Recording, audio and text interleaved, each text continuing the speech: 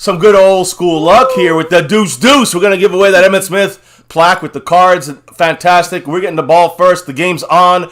Good luck. Go Cowboys! Fuck the Washington football fucks. And it's on like Donkey Kong. By the way, by the way, number 16 is in there, which is actually Johnson. Looks like he's off the COVID list, and Liram is not going to play this game. Here we go. Who's running this back? Corey Clement, like our simulation yesterday. Throwing this out there. Darrell, thank you. Washington won the coin toss. They deferred, so our offense does take the field first. So. Oh, did I say that we were kicking off first? Oops, sorry. It's okay. Yeah, I fucked that all up. It's okay. So either way, Corey Clement. I know I'm ready for this. I'm kind of like trying to finish the last setup. Cowboys. As I'm watching this, Dak's up. Cowboys are out. We got two receivers on this play. I don't see CD on this one, so we're going with 12 personnel. It looks like with two tight ends and a staggered kind of receiver on the left side. We got that's Williams. Connor Williams, the fullback. That's the extra player there. Zeke following the offensive line to the left side. That's Connor McGovern. That's Tyron Smith. He got 4 solid yards. Easy. He wasn't even touched. He was 3 or 4 yards down the field. He might have got pulled off 5 there. McGovern started. That was Gallup and Cooper. Yes, as on the left. McGovern started at the left guard, like we talked about all week. Kind of wanted that switch. Lel Collins starting at the right tackle. No switches there. That's the best move, I believe, for our team. But in the end, I don't care because they're close enough. Let's go Cowboys. 2nd and 6, a 4-yard game for Zeke on first down. Let's go Cowboys. Shotgun for Dak, looking right, throws it down to Dalton Schultz. We saw a lot of those passes in the simulation. Unfortunately, he had 16 of those passes, Schultz. But the thing is, whether or not we use it 16 times, it's going to be used a lot by Dak. That was a nice little 4 or 5 yard dump down. Guys, into what, 3rd and 1? 3rd and 1. That 3rd and 1, 3rd and 2 at the most. But listen, 3rd and 2. This is Skeptical, I think, who yesterday said he's like, I don't care how we do it, just get us 3-4 yards every time, and we'll figure out the rest. Let's get the 4 yards here. Daniel Wise it looks like he's active. But again, we're running the ball up the middle with Zeke. Gets the first. We do get it, but I don't like it. He slides through. It's okay. They're saying no, 4th down. The Washington's saying 4th down, but unless they marked us the wrong direction, Zeke definitely got the 1st down. 4th down? Are you kidding me? What? It's a 1st down, guys. Yeah. Can we measure that? They're saying 4th down. The Fox NFL's fucking. There's no way it's 4th down. It's a okay, thank you. Yeah, they switched it. They keep fucking Fox News. Fuck you. Oh man. You all right, baby? Yeah. So here we go. We got Zeke out of the backfield to the left side. Quick throw. Oh, no. All right, that CeeDee Lamb got to get the fuck out of his ass because he has been dropping a couple passes here. Just dropped another one that almost led to a pick 6. And Landon Collins would have taken it back the other way. So I want to see that. CeeDee Lamb looking right at the sun. I don't give a goddamn. I hit him right in the hands. I was going to say good pass by Dak. That was all good CD, play by Kellen Moore. CeeDee Lamb fucking up here, costing us 4 or 5 yards on 1st down. Not to stop, but now 2nd and 10. Yeah, Dak's under center. Got 3 receivers here. Zeke in the backfield, bringing Amari in from the left side. What the Cowboys are trying to do here is. He's changing the play there with Dak. Dak's running to the left. No play action. He's got CD wide open. Better catch it. There he goes. And now he gets the 1st down, makes it back. So guess what? It's okay. All good. That drop, we forgot about it. Forget about the drop. Look, 1st down Cowboys. That's kind of the point. We know we're not expecting perfection from any of our players. It does kind of hurt a little bit more, though. Like, mistakes happen on some bad plays, but that was just a straight up, like...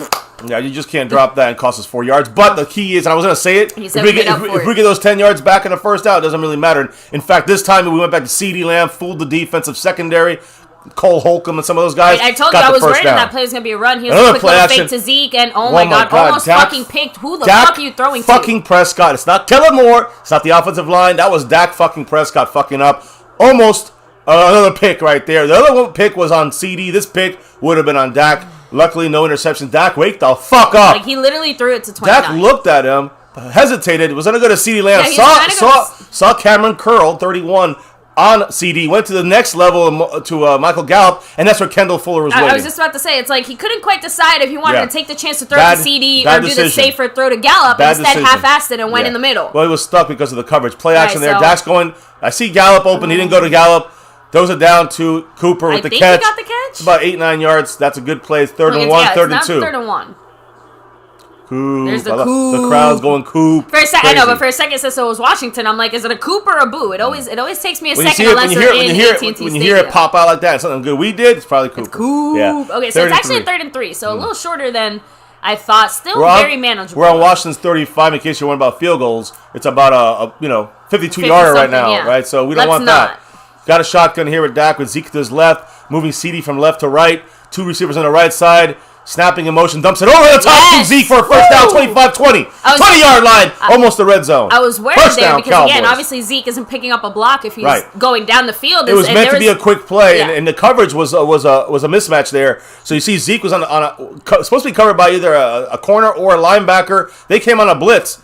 Jamin Davis came in a little too late there, the rookie, 52, step behind. And that's the key. Dak noticed that Jamin Davis was in coverage with Zeke. And he actually, Zeke went to the outside. He took a step in and boom, hit him. Dak saw that. Good awareness by Zeke, though, too. Good awareness by Dak as well. 1st and 10.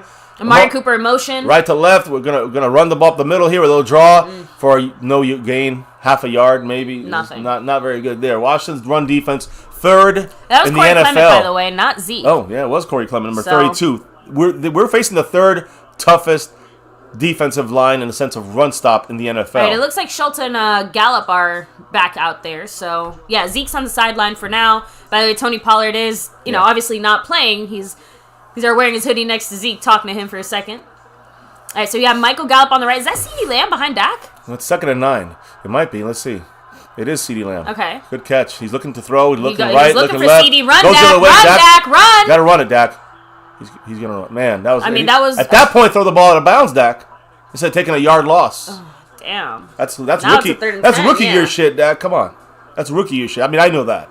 And I don't play football anymore. I'm just saying, I know. You don't take the yard loss, Dak. Come on. That yard, I wonder if that's going to cost us. It probably won't make a difference. I think Sprinkle, I'm not sure it was on the left side. The receiver. I couldn't tell. They weren't. Okay, so we thankfully didn't lose a yard. The thing I don't understand that play was why didn't the receiver block down the field? Once he saw Dak was like, it was no coverage. So 3rd and 9, we're on our own 21. Like Dak changed the play again. Haven't gotten to the red zone yet. We're in the 20-yard, 20 and a half. They're looking blitz, or they're not blitzing. Quick pass to Amari Cooper. It's not going to be a good play. He's going to be cut down here about 5 yards short of the first down, 6 yards shorter. He's kicking the field goal. Another receiver screen to the right side. But you know what? I'm going to say one thing. If we're going off yesterday's simulation, which is a total shit show. Yeah, this is better. I know, but didn't I kind of joke and say, like, maybe this just means that our first 15 scripted plays aren't going to look that great, and we're probably going to have to settle for a punt or a field goal. And again, at least we're getting points on the board.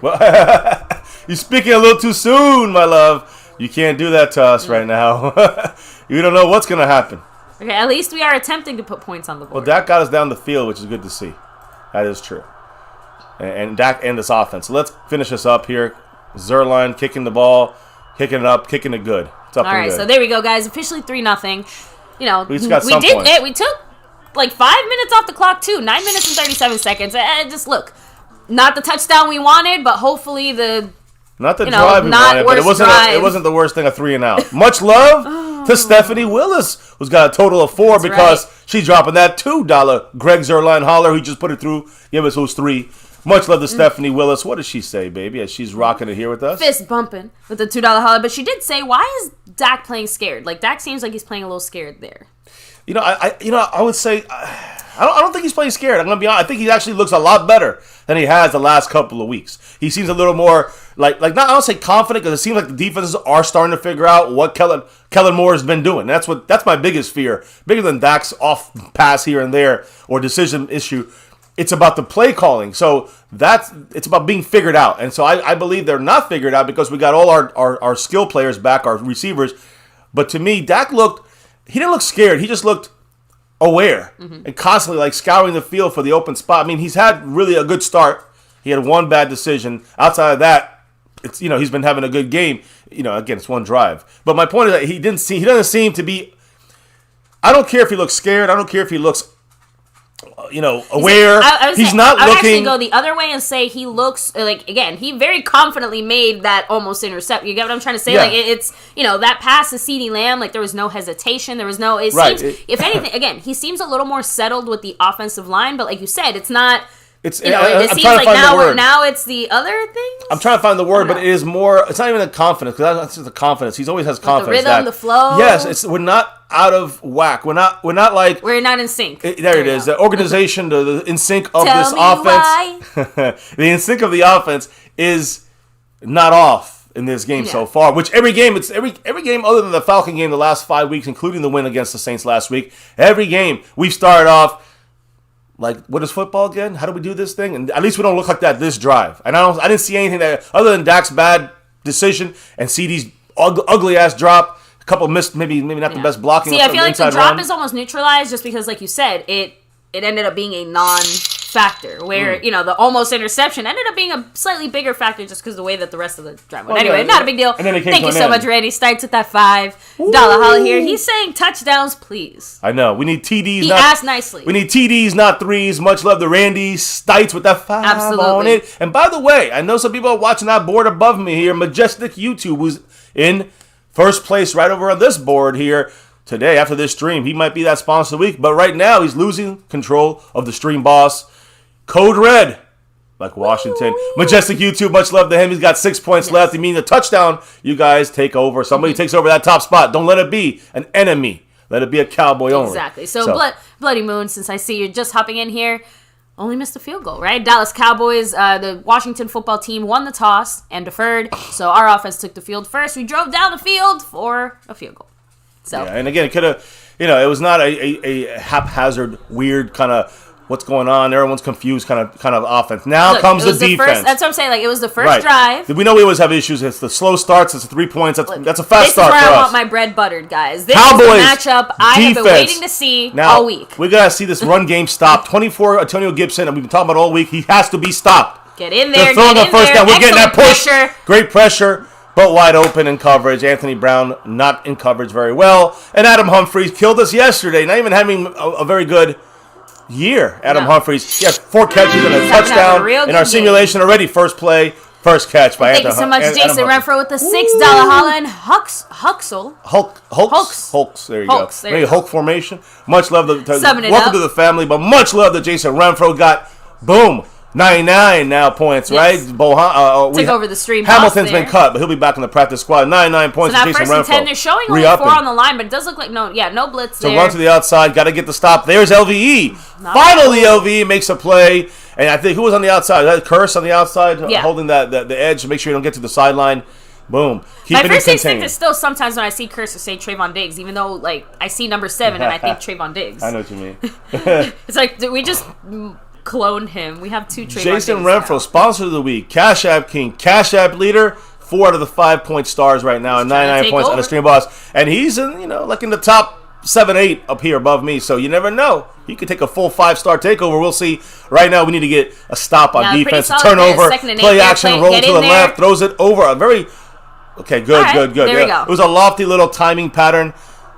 No chance to get that in time. It seems like the D-line was That's Curtis. I think that's Curtis Samuel, by the way, if I'm not mistaken, number 10, who is playing here after not really playing much the last 4 or 5 weeks.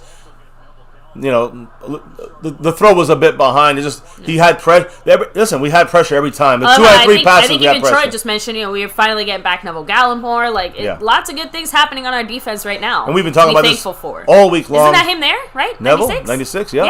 Now we got 3-man line here with Gregory standing up, and he's coming. It's a false start, Washington. There we go. Yes. So there now 3rd and 8 to a 3rd and 13. Is exactly what you want the Cowboys to do. You got this team bent hard over a fucking barrel. And get to work, Justin Cowboys. Pearl said, we got a field goal, but it was a good tone-setting drive. Yes. And let's kind of match that on the defense. And set the tone defensively as well as we, continue to hopefully work our way. That's the key. Defense got to keep doing what they're doing. The offense, though, they got to not look like they're discombobulated. And they didn't look discombobulated. It could have been a better drive, but we did not look out of whack. Thank you so much, Majestic YouTube, with the $10 Holly. Got can't 10 wait on for halftime. Everyone donate. He's going deep, guys. No way. Intercept. Anthony Brown misses the pick. Mahomes. Listen. It's okay. Once again, the pressure, under pressure. That's all you got to do, guys. And I've been saying, do not blitz, but get pressure on them. That's what we did. I think Micah came in on the left side. 3rd downs and long. It's Micah, Randy. It's Micah, Randy, and Go ahead and read Majestic's comment. It's Randy Gregory, Micah Parsons, and DeMarcus Lawrence time. When you get a 3rd and 8 or 3rd and 13, that's what you're going to be seeing all night long. Much love to Majestic YouTube. Yes, he said, can't wait for halftime. Everybody donate $10, and you're entered for this drawing at halftime. Again, I think we close it off. For this week, but we're carrying it over for next week's raffle coming. Almost blocked. Did he hit him? They hit him. Unless it's a hold. I saw it come out early. Well, there's Cedric Wilson taking the punt return. I don't know what we're doing here, playing around. It's a block in the back there by Francis Bernard. No. That horrible special have gone teams. worse, and Washington's going to get a first. It might not matter if the Washington... Yeah, now it's a running into the kicker, not roughing into the kicker. It's 5 yards, and they would re-punt. They're going to decline the penalty. If it's roughing the kicker, it's a first down. I don't think it was roughing the kicker. If anything, he bumped into him. I thought he was being held, our guys. Because we got in there... Hey, let's see what they call the penalty, but I never... Oh, my God. I mean, I'm sorry, but we... I mean, it should just be hitting the kicker. No one really touched them, guys. I'm going to be real about this, but there's a penalty on the floor. Oh. How about neither? Offsides, dumbass Cowboys. All right, so first down, penalties declined. We got to go on. We're on the 6, the 5, the what?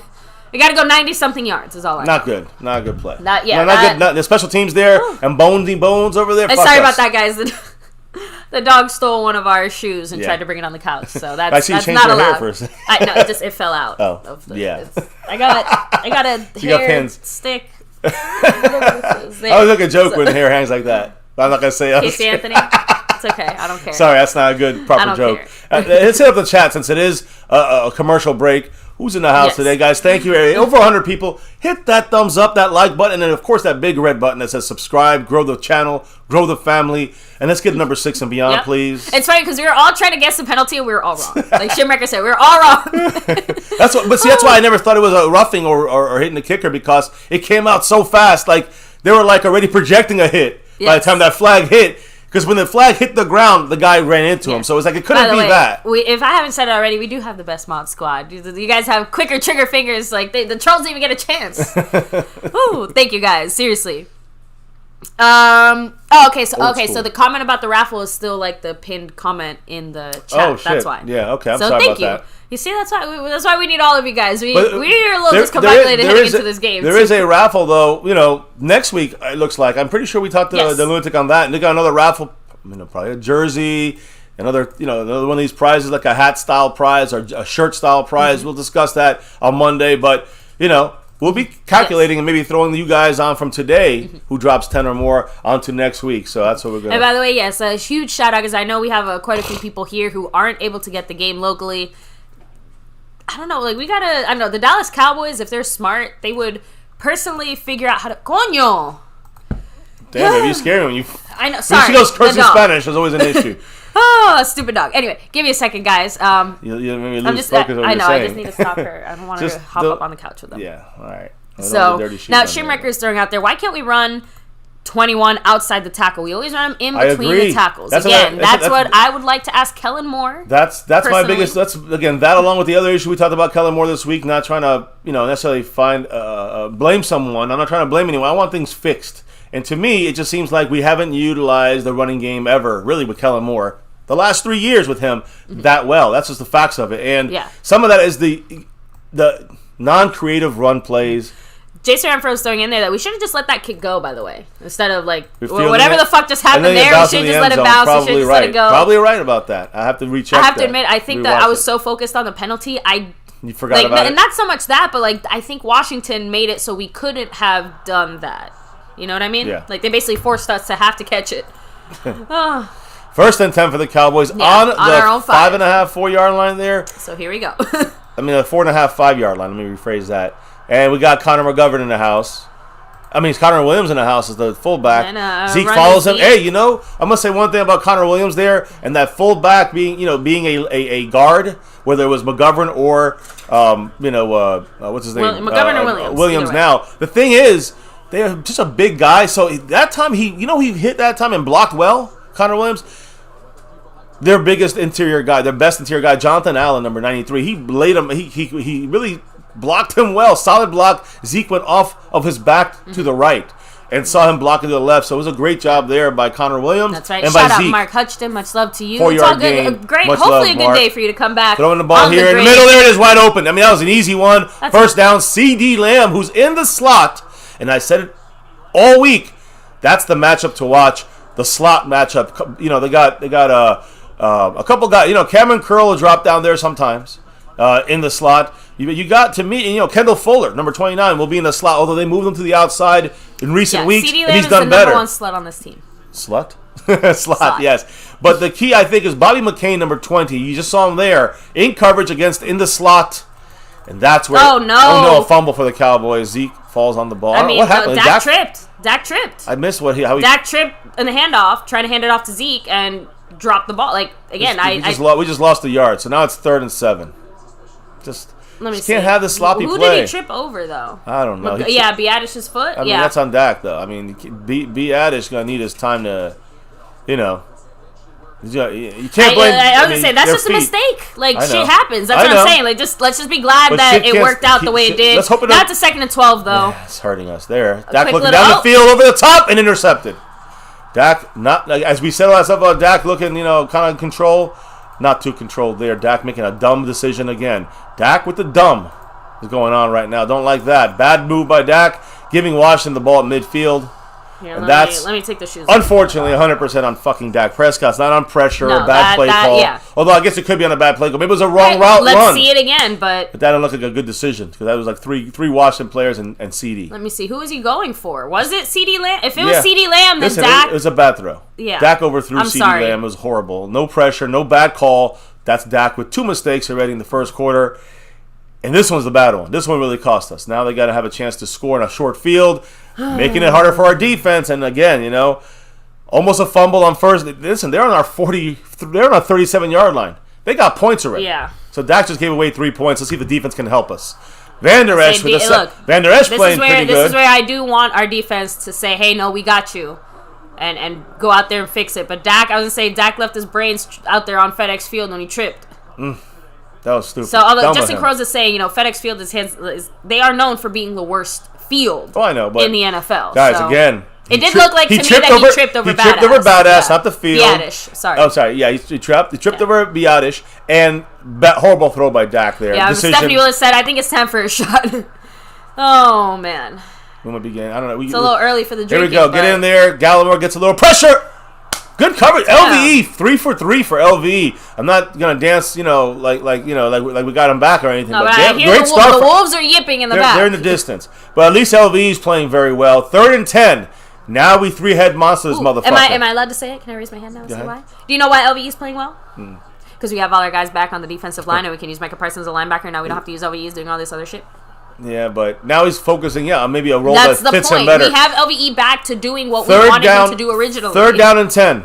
Well, we've seen him with some of that, and he hasn't done the right way. But 3rd and 10 now. We have Tyler. We have Basham in the game. We're coming with the blitz. There. It's a screen. Knockdown. Gregory interception. Run the ball. Interception. Yes. Randy Gregory. That's what I said. The Cowboys had Basham. Randy Gregory knocked the ball up in the air on the screen. Interception by Gregory on his own tip up in the air. And now the defense came up once again. Dak says thank you. Dak, now let us thank you with a touchdown or else it's on you. So defense, Randy Gregory, big play, back from that calf injury. We didn't have Tank on that play on the left side. LT, please stay. The second you can't, please stay. You come here and this is what we do, please. Yes, please. Pull back. Woo, man, what a big play by Randy Gregory. Guys, that right there is the play of the game so far. Obviously, it's still early, but wow. Huge play by Gregory. Oh, man. It's going to be hard to top that when he knocks the ball up in the air, refocuses on it, catches the pass. Yeah, catches, just put it away up in the, Oh, baby. She's going to dig through everything. Guys, that was a huge play, Randy. Just knocking the ball up and having the awareness to go and refocus, on where the ball is, see it, target it, and then go get it. And he got that pick. Ran almost for 6. Again, if this was the last drive, right, where Washington had the ball, that's a touchdown, possibly, on defense. So I said, baby, how many picks did I call for this game in my bold prediction? Was it 4? Dak, right? 4. Yeah, I called 4. For Dak? And I said, a pick 6 might be, right? There could have been it. But either way, now the Dak mistake has been nullified. Thank you to the defense. Not to Kellen Moore, not to Dak Prescott, not to the offense. The defense has to be thanked for the mistakes of the offense. I know, but I had said it the second the defense took the field.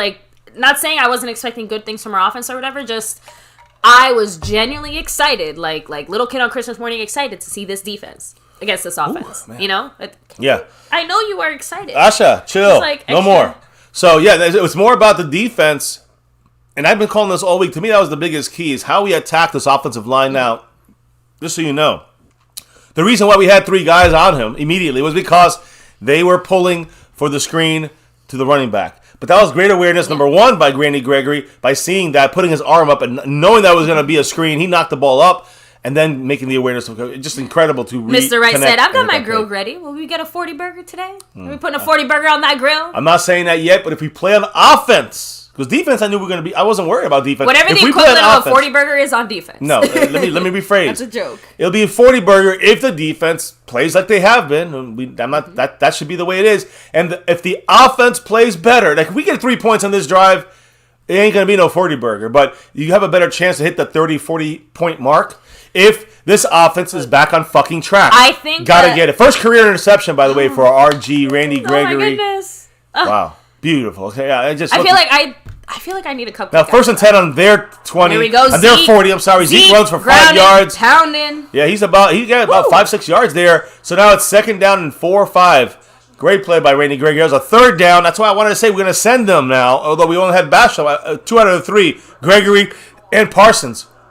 Great awareness right there. Knocked the ball up. Listen, they would have had close to a first down there. Oh, yeah.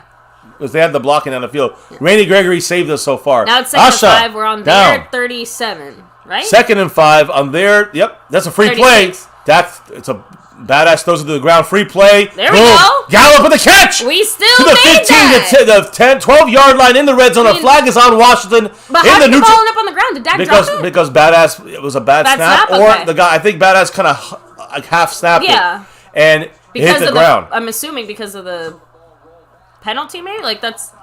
Yeah, that's what I was saying. Like, maybe he did. Yeah, I think he might have hit the ball. Either way, it's a first and 10 from the 13, and a $5 holler by Stephanie. Thank you so Willis. much, Stephanie. So yeah, that's exactly what happened. The offsides, badass basically kind of like half snapped the ball, but since the play was still going, like he wasn't expect. That's just kind of a bit of a clusterfuck. He just threw it on the ground, and but it was because of the offsides. But the awareness from Dak there, throwing the ball down the field, making a play, got us that bigger play there. Now we're on a 10. There we go. 8, Zeke with another 5-6 yards. Zeke chomping. Zeke eating in memory of the great. Now let me go ahead and now EMMITT give the proper credit here. Stephanie Willis with the $5 holler, pumping it up, saying "Keep it up, Cowboys." Get that touchdown. YouTube with the $2 Majestic with the drop. He's dropping his final score 35-17. That means Alpha's going to come back to it, right? Yes. Majestic with the 2 on it. Much love to you, sir. Yeah, that's part of the whole thing here, guys. I agree. Now here we go, guys. 2nd and 5. Can we get in there? Can we get there? I believe we can. All right, so who was that? Schultz and I know emotion. Fake pitch outside. Drop the. What the fuck? That's a fumble, but that's not a fumble. It should be incompletion, right? It's a forward pass. It should be incompletion. I mean, they're still saying 2nd and 5, but just stupid, dumb shit. There's a flag. And who's that on? It's on us. Kellen Moore. I mean, Zeke's got to catch that. It should be. What's the flag? Illegal formation, maybe? That'll be on us. That's an incompletion. Told you. On us. So they'll yeah, it looks like Tyron Smith wasn't on the line of scrimmage. It's an incompletion, so they'll probably take the penalty. Oh, shit. Zach Martin is hurt on the ground. Not good. We got to see him out. Connor Williams in the game. That's amazing. He's grabbing his left leg. And his he's kind thigh. of looking in the air. That's not a good look right there. Fuck. That could be the killer right there. So now we got Zach Martin hurt on a dumbass fucking play. Yeah, exactly, Scorpio. I would say my initial thought is hamstring. Watching him, he was grabbing his left thigh. So, which for Zach Martin, my first thought at first was the knee. I know he had a bit of a knee issue for a while there. A hamstring is obviously a little bit more. It could kind of go either way. He'll be out for a while. That's what I'm saying. Like he's either going to be a little bit banged up, a little sore, or he's going to be missing a few weeks because he's missing this game. That's unfortunate. If it's related to the hamstring and he's truly tweaked it, he's not coming back this game, and that's a major issue for this team. Now we're in trouble in that sense, and that's the interior where that's their best is left right now. They have no Chase Young. They got they lost the other guy COVID and Montez Sweat to COVID. Yeah, Justin Crow said a quarterback should never just toss it in front of him like that. Sniper says stupid dumb shit we're doing. Oh man, getting hurt on a dumb play call, just fire that idiot. Kellen Moore, gotta get cute, getting cute. Damn, that just took all the wind out of my sails. It's not the injury. I'm not going to blame it on Kellen Moore and the play call. It's silly, but if your player gets hurt on a big play or on a reasonable play, obviously no one's saying it makes sense that they got hurt, but it's easier to accept when your player gets hurt, fucking shit up. I mean, just no. You know what I mean? You might as well just lay down and just take a second, regroup, and figure out what the fuck you're doing wrong with yourself. See, my issue with these plays is also, again, I'm not going to focus on the injury because that is catastrophe right there for the rest of this 5 games and the playoffs. So, hopefully, knocking on wood, that Zach Martin's okay because he's, best offensive. We just talked about his grades this year. Shimrecker agrees with you. As each week goes by, I'm getting less thrilled with Kellen Moore. Teams are figuring him out, and Moore tries to play Pop Warner plays. And I've been saying this since he's been figured out against the Broncos. And a couple weeks later, I was thinking, if we are truly figured out, it's not the players that are being figured out, it's the coaching. And it's the game plan. And that is, that could be everybody. You could say McCarthy has a hand in that. McAdoo has a fucking hand in that. But the biggest hand is Kellen Moore. And so that's my issue. Doing this fucking bullshit. Look, Zach Martin standing up on the sideline. Yeah. He's looking like he's okay. He's pointing to it. I think Scorpion said that looks like he might have just fallen on his knee. So hopefully he just needs a bit of a break. But Cap 52 also saying that was an option play. Injuries happen. That could have gone either way. I agree with that, but you can't. And it's not about the injury. To me, it's about the play call. It's over the top to Zeke. Zeke couldn't find the ball in the air, like Randy Gregory did, but Zeke couldn't. Unbelievable. Zeke's not ready. He's not able to fight off. What's his face? Cole Holcomb is okay. Zach Martin's back. But my point about that play, like I said, wasn't about the injury as much. I know. Here's the decision? It's not on Dak either. It's the fucking play call. It's the play call inside. It's the play call. If you did that on the 50, it's one thing. Not that I love it. So now but you're doing it on the goal on the 10-yard line. Out there, by the way. 3rd and 10. It's gonna be tough. We gotta get the end zone here probably. 3rd and 10 from the 13. Boom. Come on. Short to Amari. Go.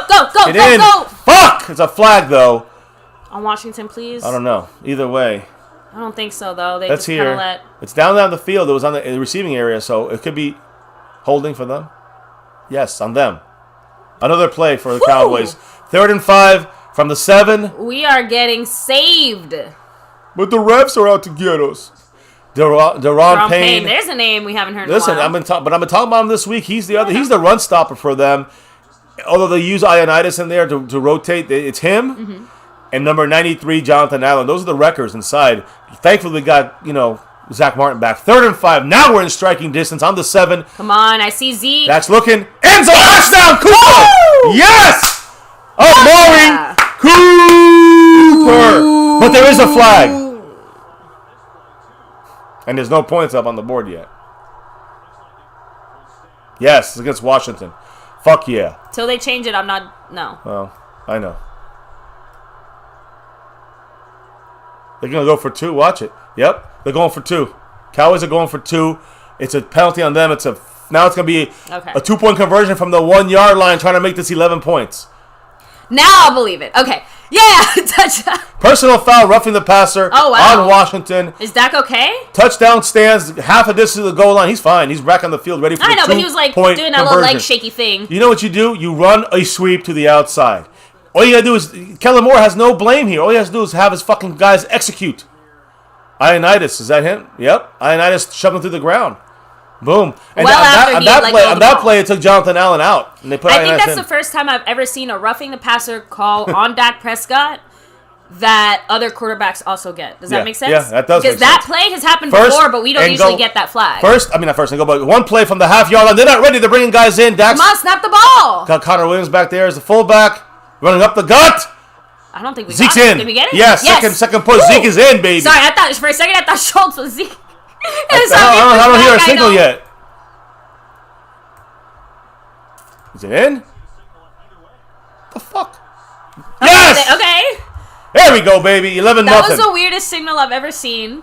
So now we're getting closer. I'm going back to my original score prediction, which was, what was it again? 26-17 or something? Yeah, 26-17. I was 31-16. There you go. Stephanie Willis with that $2. Thank you so much, Stephanie. Woo! Got you on that board as well. You're moving on up. We went for 2 and we got the 2 and we're on it. Up by there you go. 11. We're up Micah Parson to nothing now. Now, all right. Question though, because Shim in the chat, right? He said, look, go back to last week. We did the same shit. And we didn't get the points, and that, they were basically, it was last week before. Do you understand why I say it? Dak had 2 bad plays in this first quarter. Outside of that, he's playing fantastic. A lot better than last game. For as much as I didn't like his decision making when that interception was made, I loved his decision making 3 plays later, basically, when he did that quick play to Michael Gallup. And that's what I'm saying. Like, for every bad play that Dak gives us, decision making wise, he could make. But I gotta say this again: up 11-0 is not pro Dak or anti. It's about the fact that Dak. It's not only on Dak, so it's not the Dak Cowboys, it's the Dallas Cowboys. I feel like at this point, I have to agree with you, baby, and give it to Kellen Moore as far as the responsibility for why things are not quite going right on offense. But here's the thing I'm trying to say. Forget Kellen Moore now. Now I'm going to go to the offensive players on the field. As we kick off, they get it on the inside the goal line. They take it out to the 20, 25, 27-yard line or 28-yard line for them. Decent return. But here's the thing, baby. I want to say... Is a flag on the field as well. Here's the thing, guys. Listen to me. How does this offense look? And not just Dak Prescott, because it's not just Dak. How does the offense look compared to last week? The efficiency, the on the same page. So to me, the 2-point conversion, it worked because this team is more together. It feels like it's game. Flowing better, even with those little. Yes, even with the Kellen Moore crazy fuck up plays, and I do put that mainly on Kellen Moore. The team on the field looks more confident and look more on the same page. Now give me a second. Let me hear what the flag is. Sorry. Shit. I knew it. Oh, Taunton on Washington as well. So the offset, we just say they would have been on the damn 50-yard line. I want to see the taunting because I swear I saw the face. I told you, I swear I saw the face mask. I said, like, that seemed very unnecessary, Cowboys. We got through that one, luckily, there. Kansas City looks like they're about to lay the beat down on the Raiders. They're up 14-0. In the first quarter. We're up 11-0 in the first quarter. Again, the team is supposed to be the next best thing in the NFC East. So far, not so much. Again, largest deficit for Washington. Listen to this, baby. This is 11 points is the largest deficit since Week 7 against Green Bay. So we already feels like we broke their streak. We're getting them out of whack. That's the key here. See, to me, they look out of whack, right? And we look on track. Even with the hiccups, even with Dak's bad 2 plays, even with Kellen Moore's, overly dumb fucking play calls, our offense still is on the same page enough, and we're looking smooth. I'm a little confused. What's going on? The refs blew the whistle. It's not a timeout. They're like talking and doing something, but everybody looks confused on the field. So we got lucky too, by the way. I just want to say because they were on the 27, they added 15 yards to that. They would have been on the 42.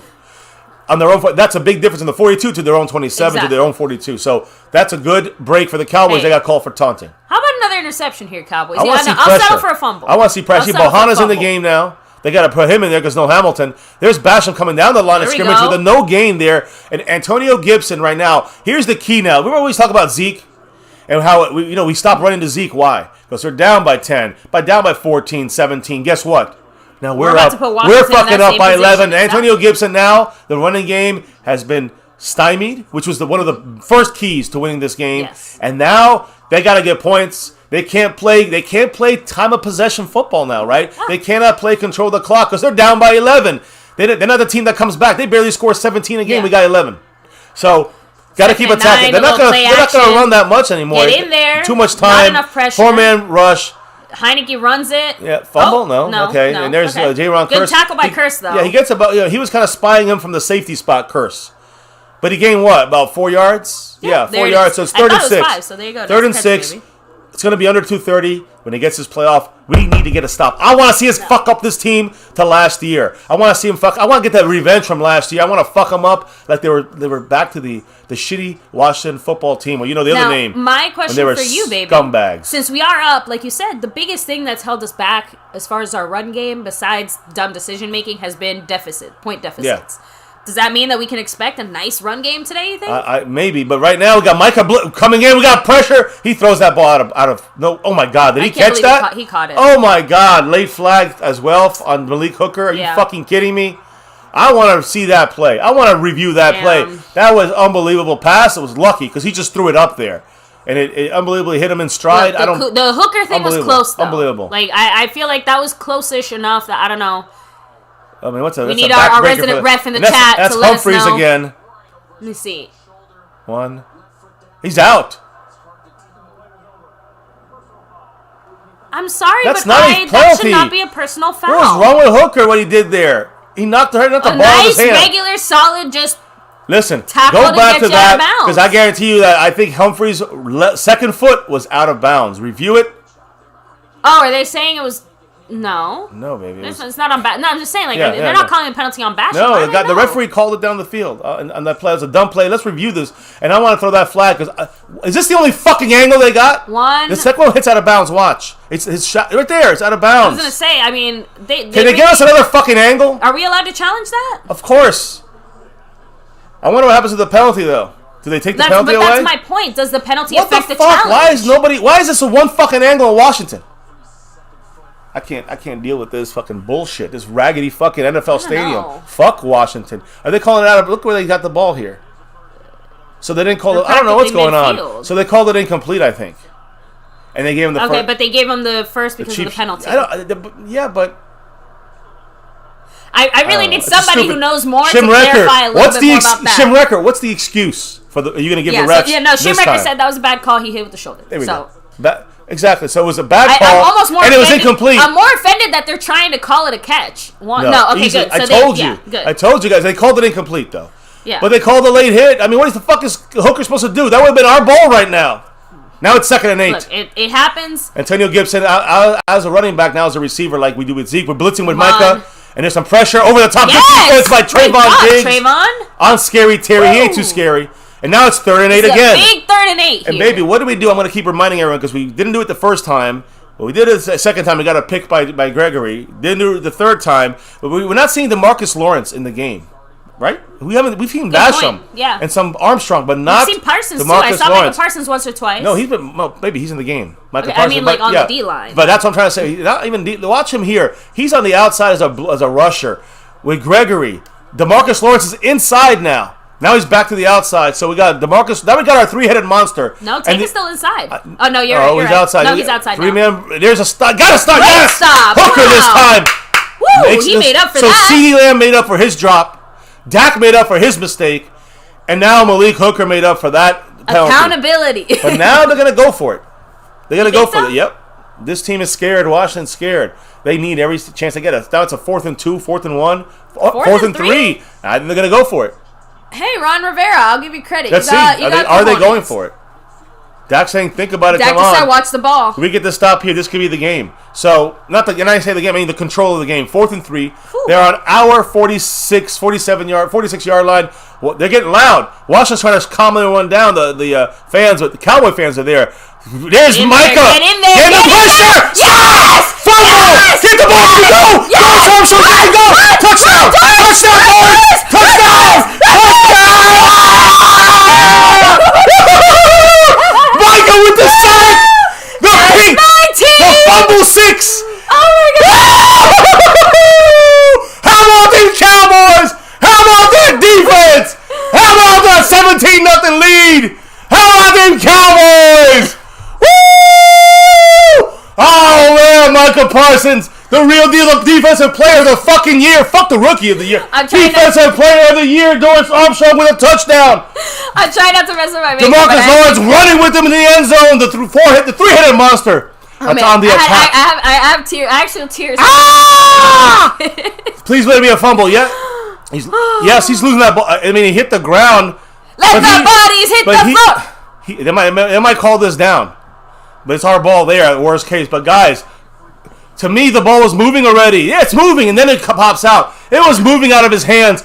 Micah Parsons doing the LT reenactment right there. The ball's out of his hand. He does not have control. He never regained control. That's a touchdown, Cowboys. I'm going fuck crazy, yeah. Let me read some comments here. Cat52 said that was the slowest touchdown I've ever seen. No, at the end, even the Washington team was just like, okay, just fucking score. So, but Cab's also adding there's not enough there to overturn it. Even if you thought the other way, there's not enough to overturn it. So, good play for Dallas and Pizza Beans. Dallas Sports 77. Dallas Cowboys crushing the football team.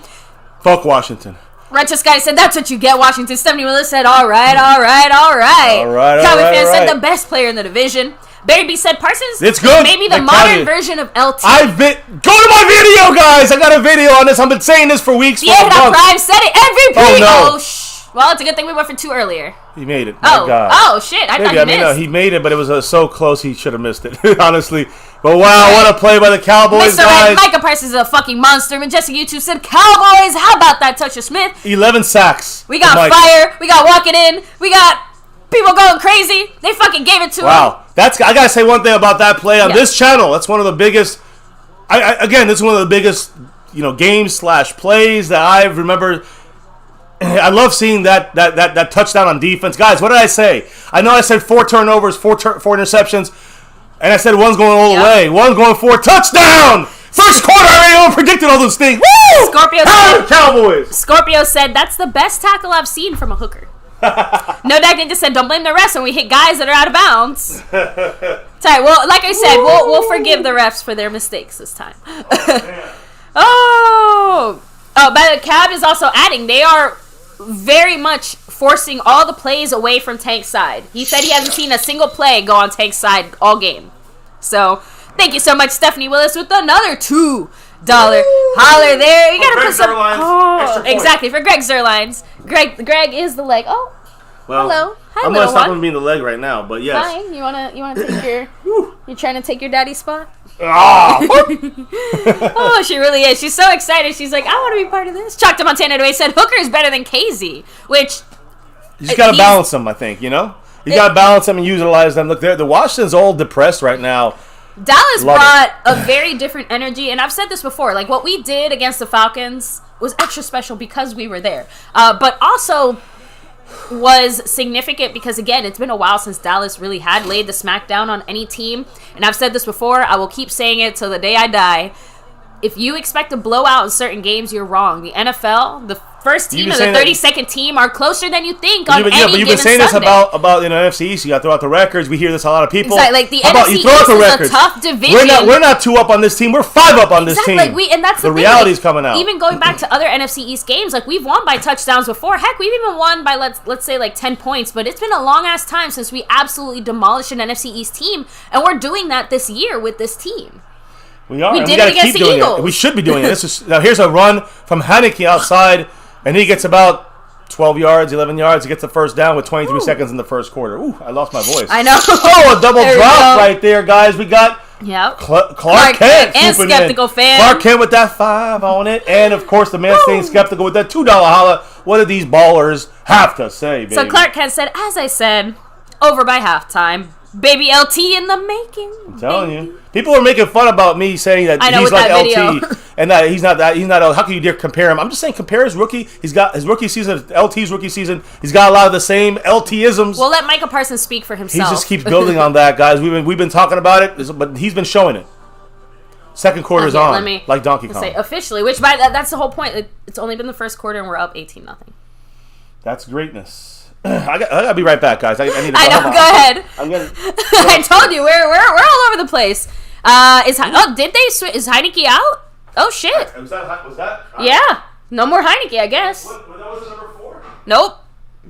Everyone in the chat, they're saying it. They're like, oh shit, here we go.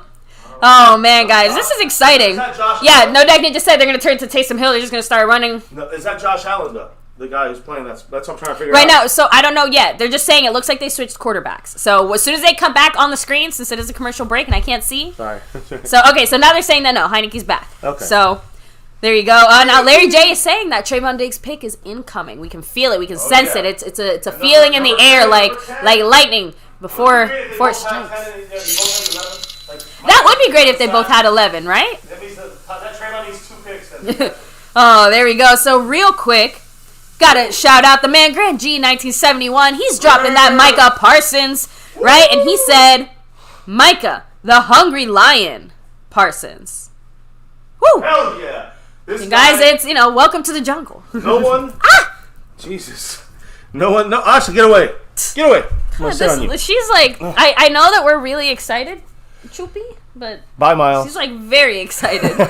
Oh, so yeah, guys, no spamming in the chat. I don't care if you say Washington, just don't spam it. Yeah, no spamming. Come on, guys, come on. So Bill Bates said, "I remember LT. We can't do that yet. Like we're building up to it, but you like I said, you can feel it." Well, my thing is this: the reason I made that video was not to say that he's LT. But the purpose of the video, and watch it, please, I beg of you guys, before you say no, how dare you, watch it. And I'm not saying he's there yet. He needs a full career to be LT. No. And LT changed the game. But Micah Parsons is doing that as a rookie. And you were seeing something we never seen a Bill guy. Bates, Bill Bates' only point is he's just saying that LT Much love to won. Bill Bates, by the way. That he single-handedly won games. LT. Yeah. Micah Parsons is on his way there. Oh yeah, he's exactly. Like, he's almost but LT there. didn't win games. LT didn't win games necessarily. In his rookie year, he had 9 sacks, right? Yeah, even LT wasn't LT as a rookie. His production wasn't even what Micah Parsons is as a rookie. But I'm not saying. I think LT will probably have a better career than Micah. I'm not comparing if he's better or if. But to me, he has a lot of the similarities. You don't see that very often. That's a generational player in Micah Parsons. That's my point. Yeah. And I'm seeing that already as a rookie. Listen, how many defensive players have done this, guys? Yes. The record is 14 for a rookie, or 14 and a half. I'm sorry, I'm going to have to interrupt you a few times today. Darren Lewis said, Adam Schefter's reporting the NFL commissioners saying that Micah Parsons at halftime should be, for league MVP. League? What? League MVP? Sorry, that don't make sense. I think he's making a joke there about it. He should announce it. But high snap, Henneke gets it to Antonio Gibson. And Gibson, nothing. Nothing, guys. Hit the volume, please. Oh, yeah, sorry. Nothing from him. Again, we are stopping the run. So important, so vital. Like the way PC76 reps that star over everything in enemy territory in Philly. PC76 dropping that 5 on it. That $5 holla, baby. What is the PC? Oh no! Oh, sorry. No. Oh yes. Let me read that. Sorry, I was trying to catch up on the news here. PC76 with the $5 holla saying this is the beginning of us taking our division next, the conference. Taking it back, yes. And think big, like this. Exactly. This is just that we're baby steps, right? Because we got to win this. The pressure. Get in there. Almost got a sack there. I mean, we got Keanu Neal running left. An interception by Anthony Brown. Drops an interception. That's his third almost interception Anthony for Brown. Anthony Brown. He's had 5 in the whole season.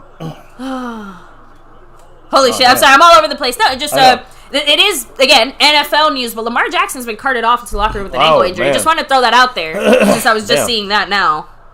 Damn. And it looks like Browns running back Kareem Hunt also going to the locker room after taking a big hit.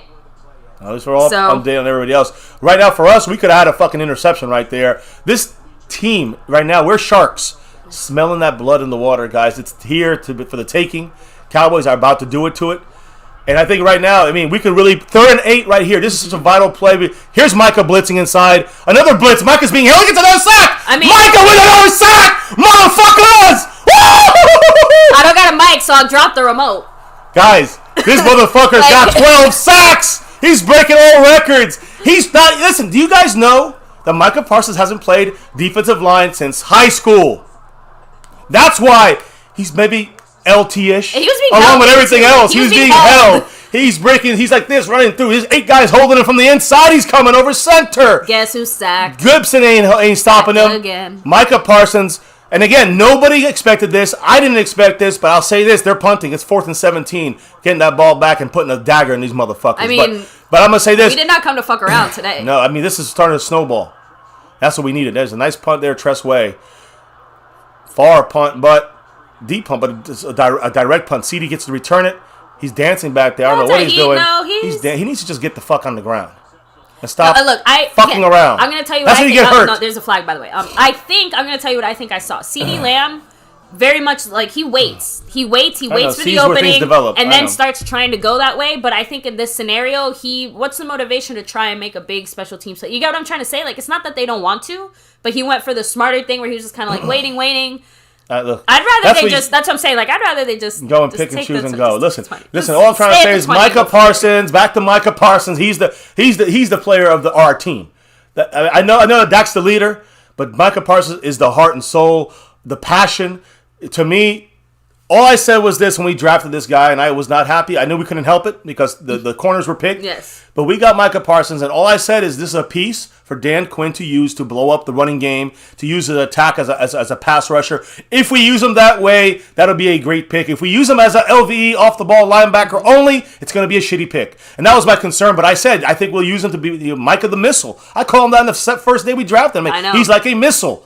And you see him here exploding in the backfield on every single offense, especially the Washington team in the first fucking quarter, second quarter now. Yeah. My goodness.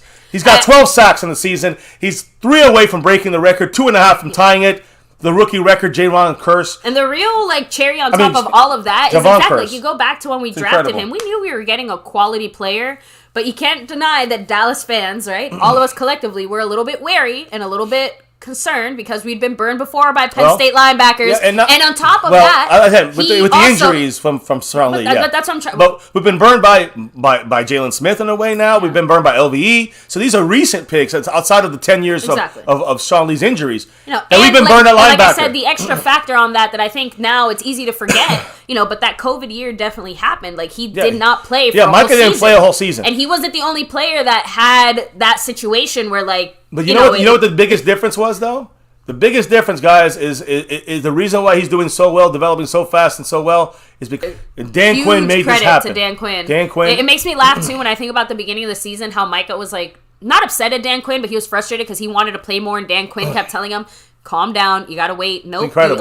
Limited snap count. He didn't play at all last year in college. He didn't play defensive pass rush. No. Ooh, Dak gets out of a sack. Throws it down the field across his body. Almost dropped there by Michael Gallup. Sorry, that was Cooper almost made a catch behind him. I mean, I could have been picked and changed the game again. But again, I know. That wouldn't be on Dak. Dak got out of that one. It's more, why couldn't Gallup catch the fucking pass? I appreciate Dak making something there. And again, he did put it in a perfect spot where only Gallup could have gotten that. Yeah. The danger was in Gallup, obviously kind of tipping it. The one thing I'm going to say about this game is 18-0, we're winning. We should get 40 points, right? Cowboys got to stay on it. And not necessarily, with risky plays. I think the Cowboys need to just kind of, get some time off the clock. And I only say that because I don't want to. There's still a lot of time. There's still basically 3 quarters. There we go. Corey Clement with the nice little 4-yard run. Yeah, a little run there. Is this the first time that, usually when Dak wears sleeves, Zeke wears sleeves too? I don't know. I don't follow that like you follow it. I only just noticed it now because I happened to see Zeke standing there and I saw his Ohio tattoo and I was like, it's been a while since we've seen it. Bright. I don't know. And I see Dak with his sleeves. Now I'm all confused. I don't know. Very random. Doesn't matter. Cleveland's winning 17-0, I think, against the There you go. So now it's 36 for our Cowboys. Can we get a first here? They got 4 guys. They're bringing 5. They're bringing 5 guys. Somebody should be open. Dak's looking, throwing over the top. Got him open. Gallup makes the catch. Down the field, makes up for his drop. That was, a 30-40 yard pass? Yeah. Guys, made up for Gallup's drop. Gallup made up for it as a fucking flag. Hopefully on them, but it might have been hold.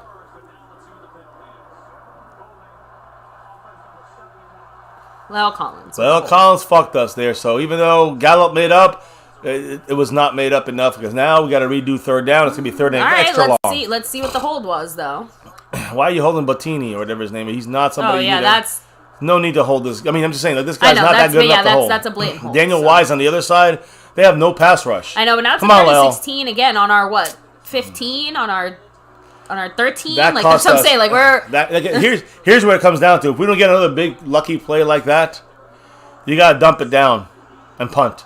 I know it sounds fucked up, but Malik Turner's in the game. I mean, look, we're up enough that we can afford to punt on this play. What Dak cannot do is try to make something out of nothing. That's my point. We can't afford stupid mistakes now. If he squeezes the ball in there and it's going to get picked, so he's got to not get intercepted here, let them back in the game. That's Cedric Wilson in motion. Going like you said, Lamb just dumps it down the receiver screen.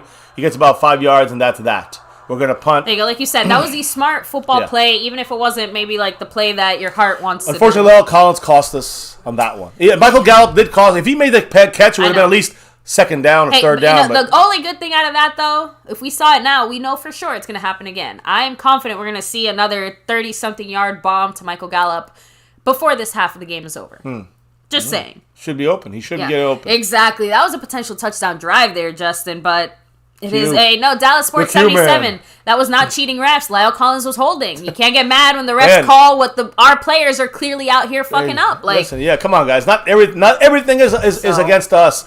Sometimes we hold. Lyle Collins held that play. That's just the way it is. It's not a bullshit call. And sometimes Fantasy Football Show. What's up, guys? Much love. Make sure to check him out for all your fantasy football needs, guys. Real quick, wanted to say Bill Bates is saying this is the best Cowboy linebacker I've seen since Hollywood Henderson in '79. And that's the other comparison I was going to make to this style of linebacker we have with Micah Parsons. He does remind me of Hollywood Henderson. He's so athletic. He's able. Hollywood Henderson ran back a kickoff return. You guys know that, right? That Hollywood Henderson. One of the again, him like LT had the same problem. You know what I mean? Yeah. When it comes to, you don't know. They had the same problem, Hollywood Henderson. You still don't know. And LT. But the key is that, LT to me, he's the top of the top at this kind of linebacker. That's what Micah is in that same vein. He's got some LT-isms, but he's not LT yet. But he's got some similarities, and I do believe he's there with Thomas Hollywood Henderson. I agree. He does remind me of him. But I don't want to say it because maybe it's sacrilege. But I feel like Micah is something that a player on defense that we've never had in our history.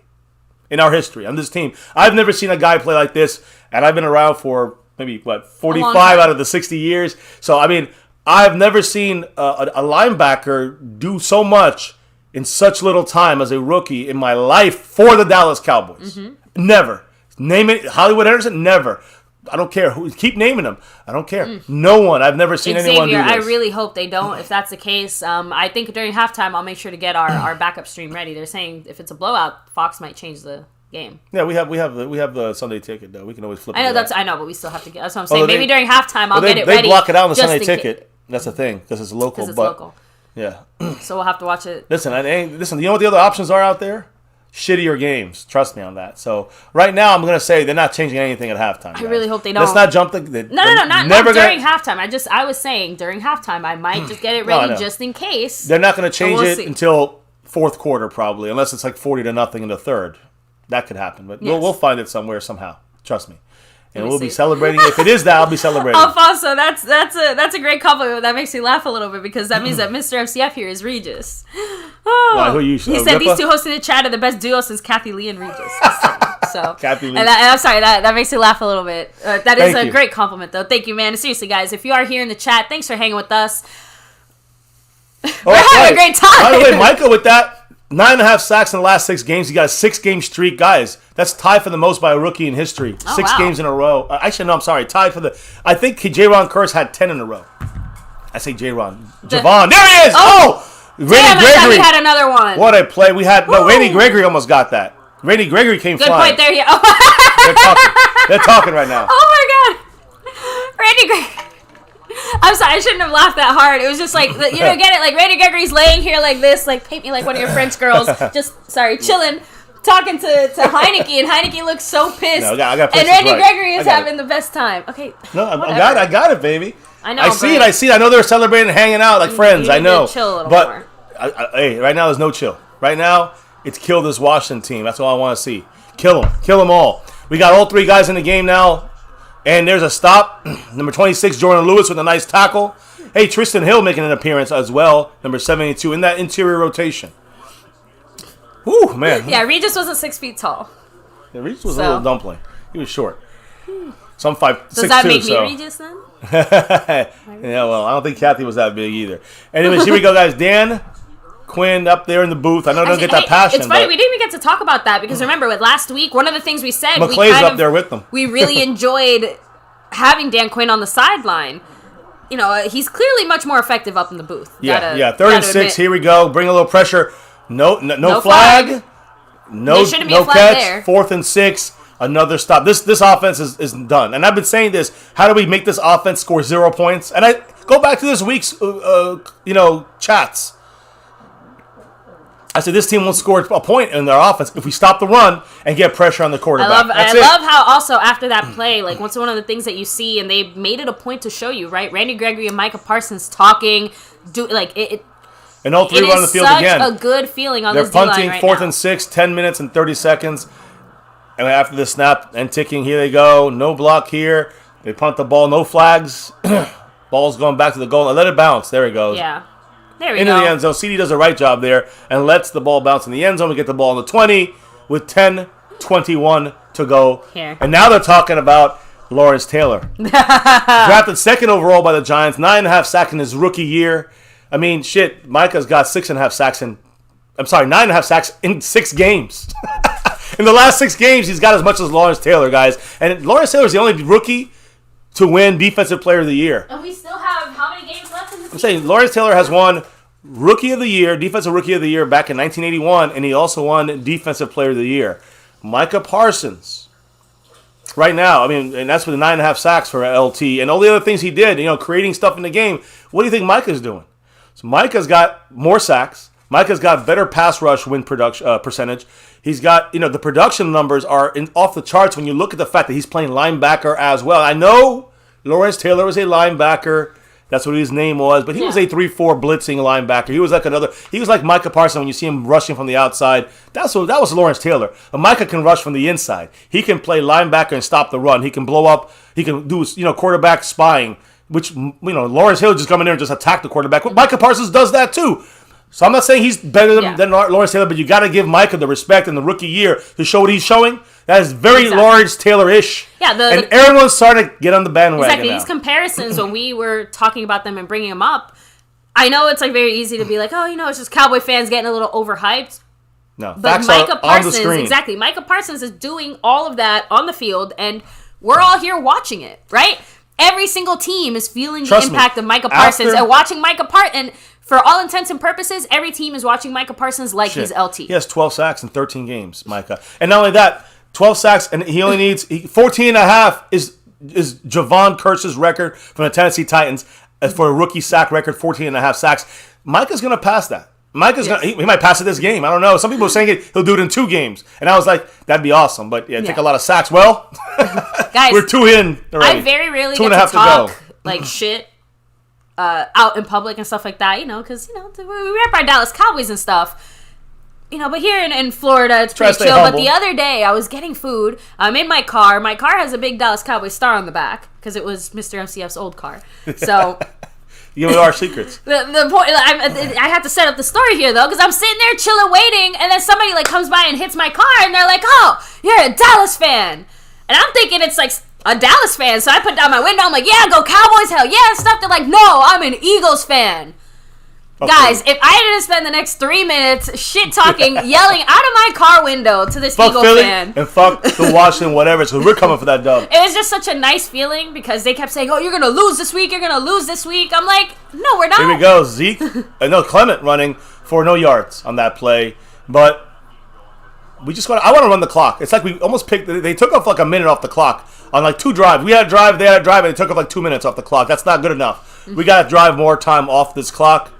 So I want to see that going under 10 minutes. I would personally like to see us run the ball. So Corey Clement, listen, I just said it. I think the Cowboys are trying to, because we have the lead, and this is what I've been saying all year, the Cowboys could do this if we get big leads in the beginning. We can rest our players throughout, towards the third and fourth quarter. Right now we're resting Zeke, honestly. CD gets the catch, no gain. So 2 plays, no fucking yards. Although resting Zeke during the second quarter is pretty standard Cowboy stuff still. We just usually don't do it with an 18-point lead. Oh, Jesus. CD ran into the ref there. Ooh. Sorry, for a second I thought you meant that he got run into it or something. Keep running the clock, but right now it's a 3rd and 10, and I've got to say this again. We're very good on third downs. They're not. But with an 18-point lead, do you want to risk a tight window throw? No. But they're playing back. They're kind of going to blitz a little bit. You can hit them on the soft area in the middle of their defense here with someone. Let's see. No, going to CD, going to the screen. CD. Receiver screen, one tackle break and get that first down. Yes, CD did it all himself there. Ooh. First down. Hungry. Extra shit for that first down. Guys, I know we got a hungry lion on defense, but we got the whole safari out here. CD Lamb is a galloping gazelle right now, but he was a powerhouse right there. You see him run. He used his moves, his speed, and his acceleration, but also that power at the end to get that first down. Those added 10 pounds of muscle. Bam! Right to your face, Kendall Fuller. We had a lot of players with dreads and braids this season. Now that I think about it. Let's win it. Let's win. If that's what wins, then let's win with braids. Everyone get braids. I want to see Blake Jarwin with braids. Let's go. Got Zeke back in the game. No, that's Corey Clement. I'm sorry. I thought it was Zeke. I saw it too. Corey Clement's running back, single back. We got to snap the ball. We do run to the left. Go, Corey. Corey gets about 2 yards. Hey, that's fine. It's all right. We keep the clock rolling and rolling. But I will say, something about Corey Clement does, again, for a second, you just kind of forget that there's not Zeke out there. So you just you're expecting to see Zeke when you see Corey Clement. That's my point. Not to say that he is Zeke. Versus the Blitz, Dak Prescott, 16 touchdowns. That leads the NFL. Of course, we know, Lel Collins is hurt. So the Terrence Steele people, they're going to get Terrence Steele in the house now. Which is a good backup to have, obviously. Shit, but hurt again. Is he hurt way Zach Martin was banged up and hurt? His right knee, right? If I recall that correctly, I saw when they showed him. His right knee was stretching out a little bit. It didn't look like it was a. All right, maybe just a little bump, a tweak. Yeah. Either way, he's gonna have to come out. Come off. I try to say out and off at the same time. He has to come off the field for at least the play. Jack Del Rio is their defensive coordinator again. He's a former. Played for the Cowboys for a year, I think. But anyways, Saints are up 10-3 on the Jets, in case you're wondering, but we don't care because we beat the Saints already. I know it's kind of random, but how do you feel about Greg Olsen? I think he's actually done an okay job so far. Yeah, he knows his football. I haven't been able to.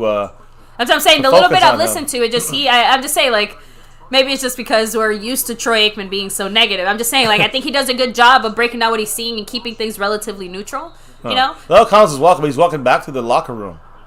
That's not good. I'll go ahead and double check what's going on with that. You make sure to see what's going on the field. On the right tackle, we got Connor Williams here as a fullback, and we got play action going on here. Dak's looking deep. So Corey, he's gonna run, slide, Dak, slide, bitch, slide. Man, what is he? That wasn't even a slide. That was a plonk. Dak has been falling. I know this field's bad.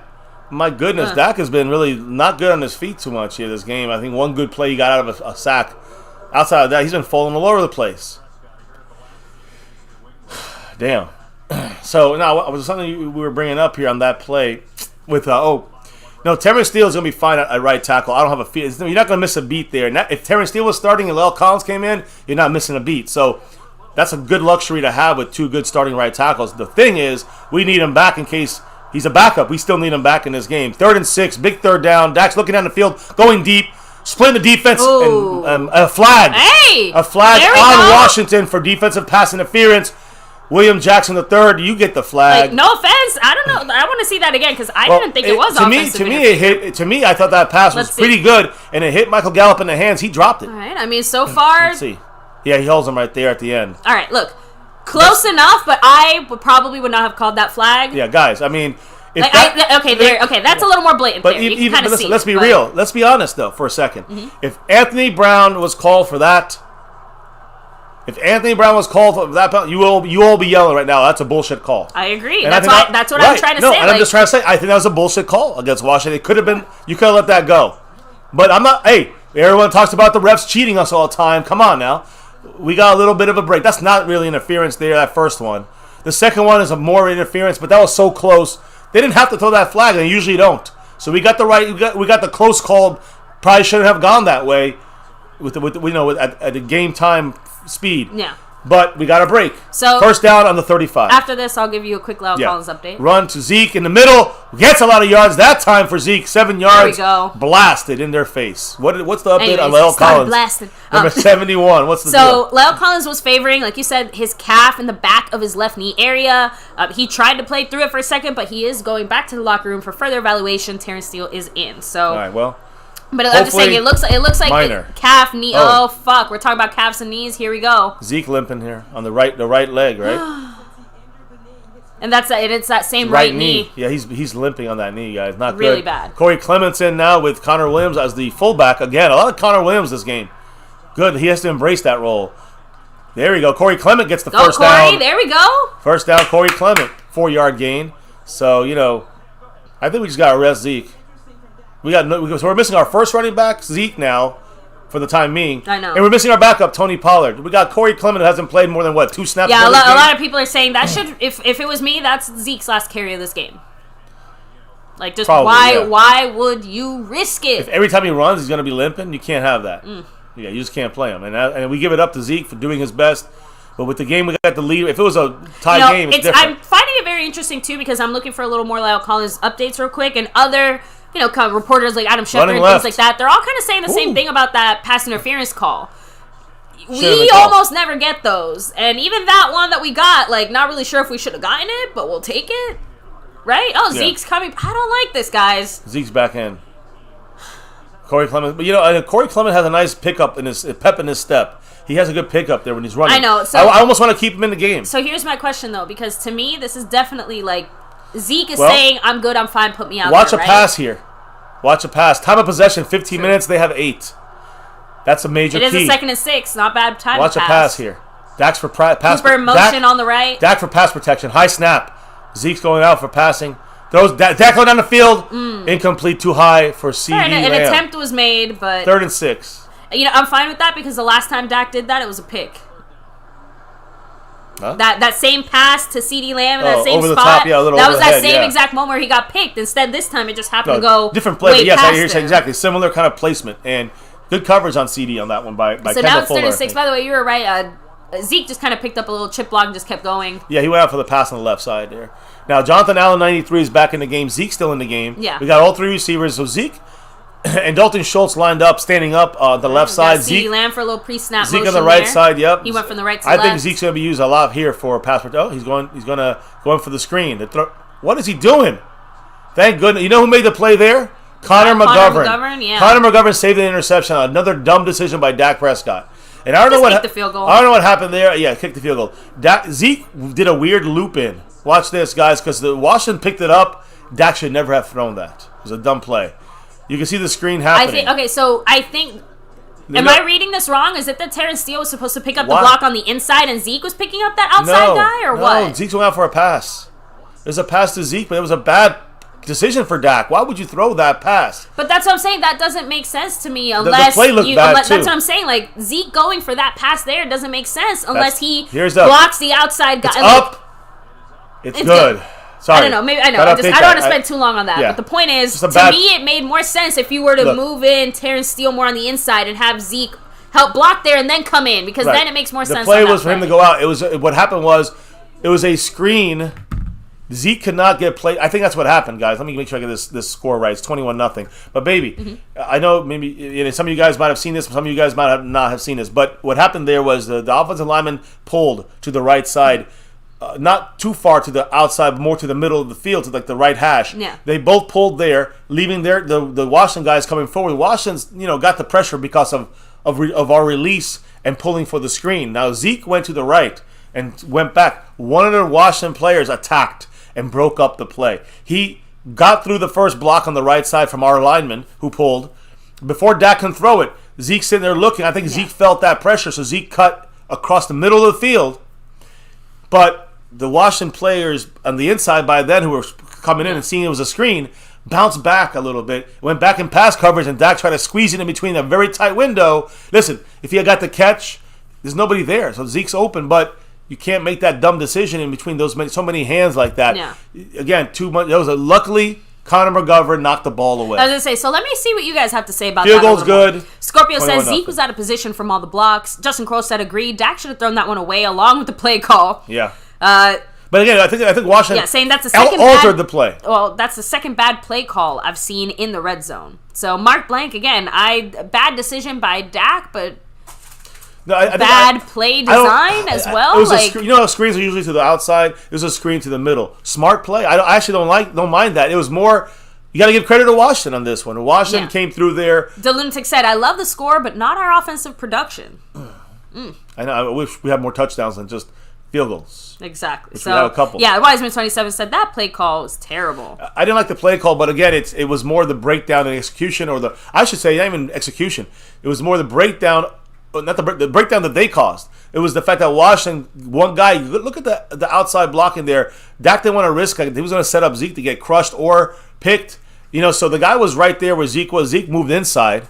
I don't think here's what I'm trying to say. That wasn't the play design. Yeah. Zeke moving inside was because he moved away from the spot where the guy was right there in front of him. Justin Crows just doesn't like that play in the red zone. Yeah, I hear him. Like that's his biggest thing. The screens aren't bad because you get that completion of Zeke and that guy doesn't break up the play. That's probably a first down. But I hear what you're saying. It's more like instead of attacking down the field, we're dinking and dunking a little bit and hoping that it's perfect execution.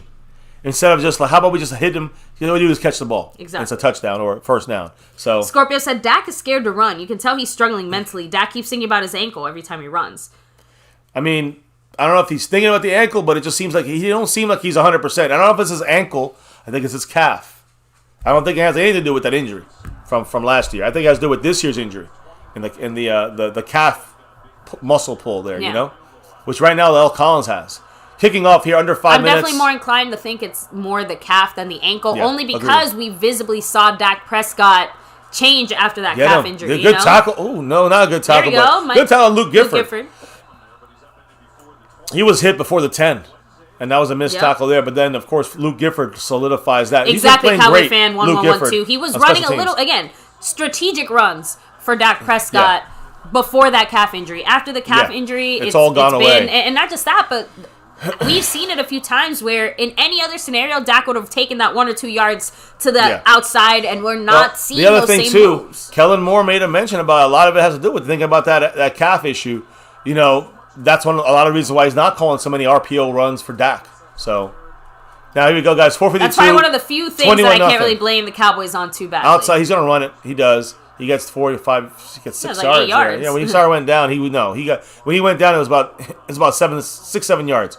So good play by them for a first down. But listen, minimal yardage keeps the clock going.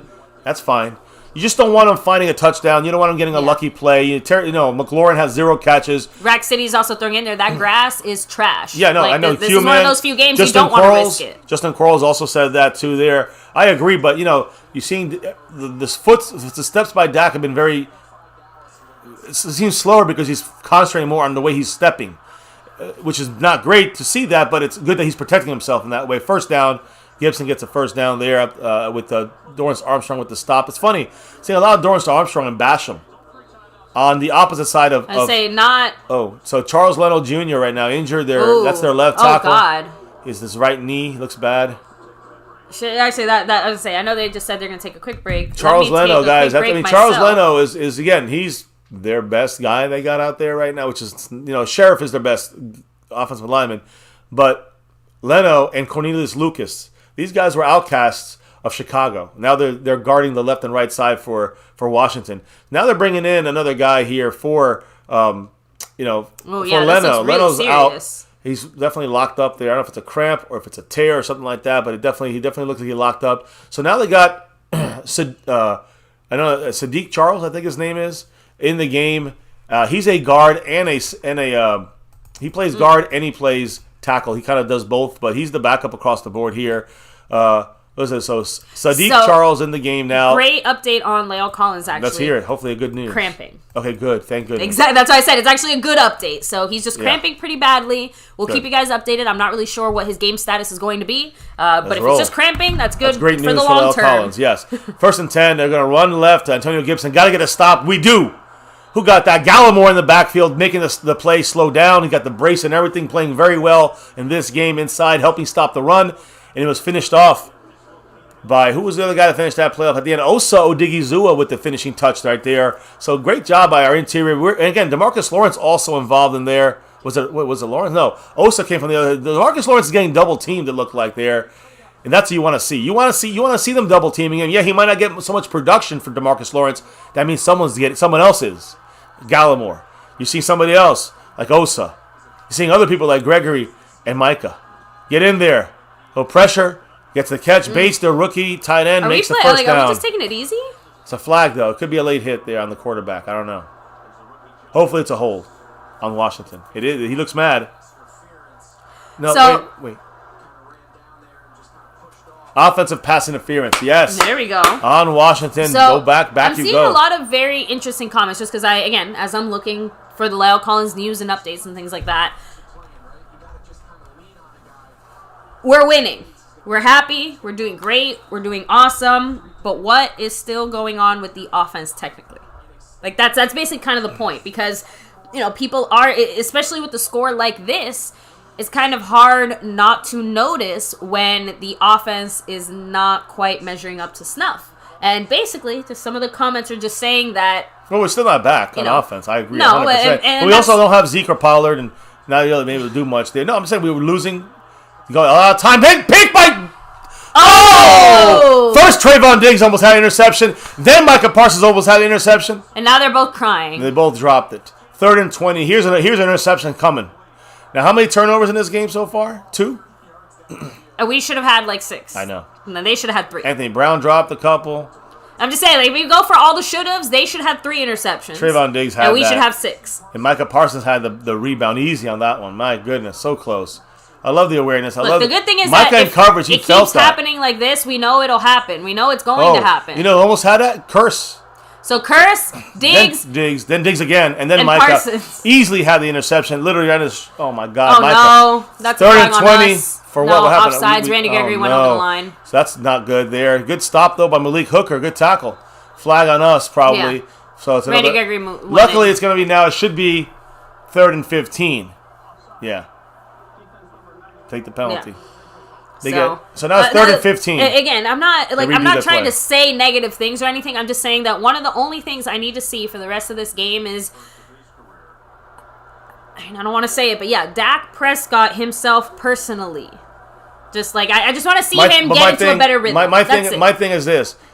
They're not going. We don't have the full lineup out there, okay, on offense. I'm not trying to make an excuse, but the bigger thing is this: the need to have to go and throw crazy. It's not going to happen. So don't expect anything from this offense anymore. But that's what I'm saying. I don't need crazy throws. I don't need No. I mean, we're not going to throw that much. I need consistency from Okay. Dak But you're Prescott gonna see mainly making runs. consistently good decisions. You're going to see probably mainly a lot of runs. So you're not going to see a lot of those answers you want for their question, in this game, in my opinion. I'm going to respectfully disagree, right. just because I don't think we're quite done yet. Oh, we're not done. Well, we probably won't see Zeke too much. Well, but I'm just trying to say we're going to see some passing, but it's not going to be like 3 touchdowns in the second half. No.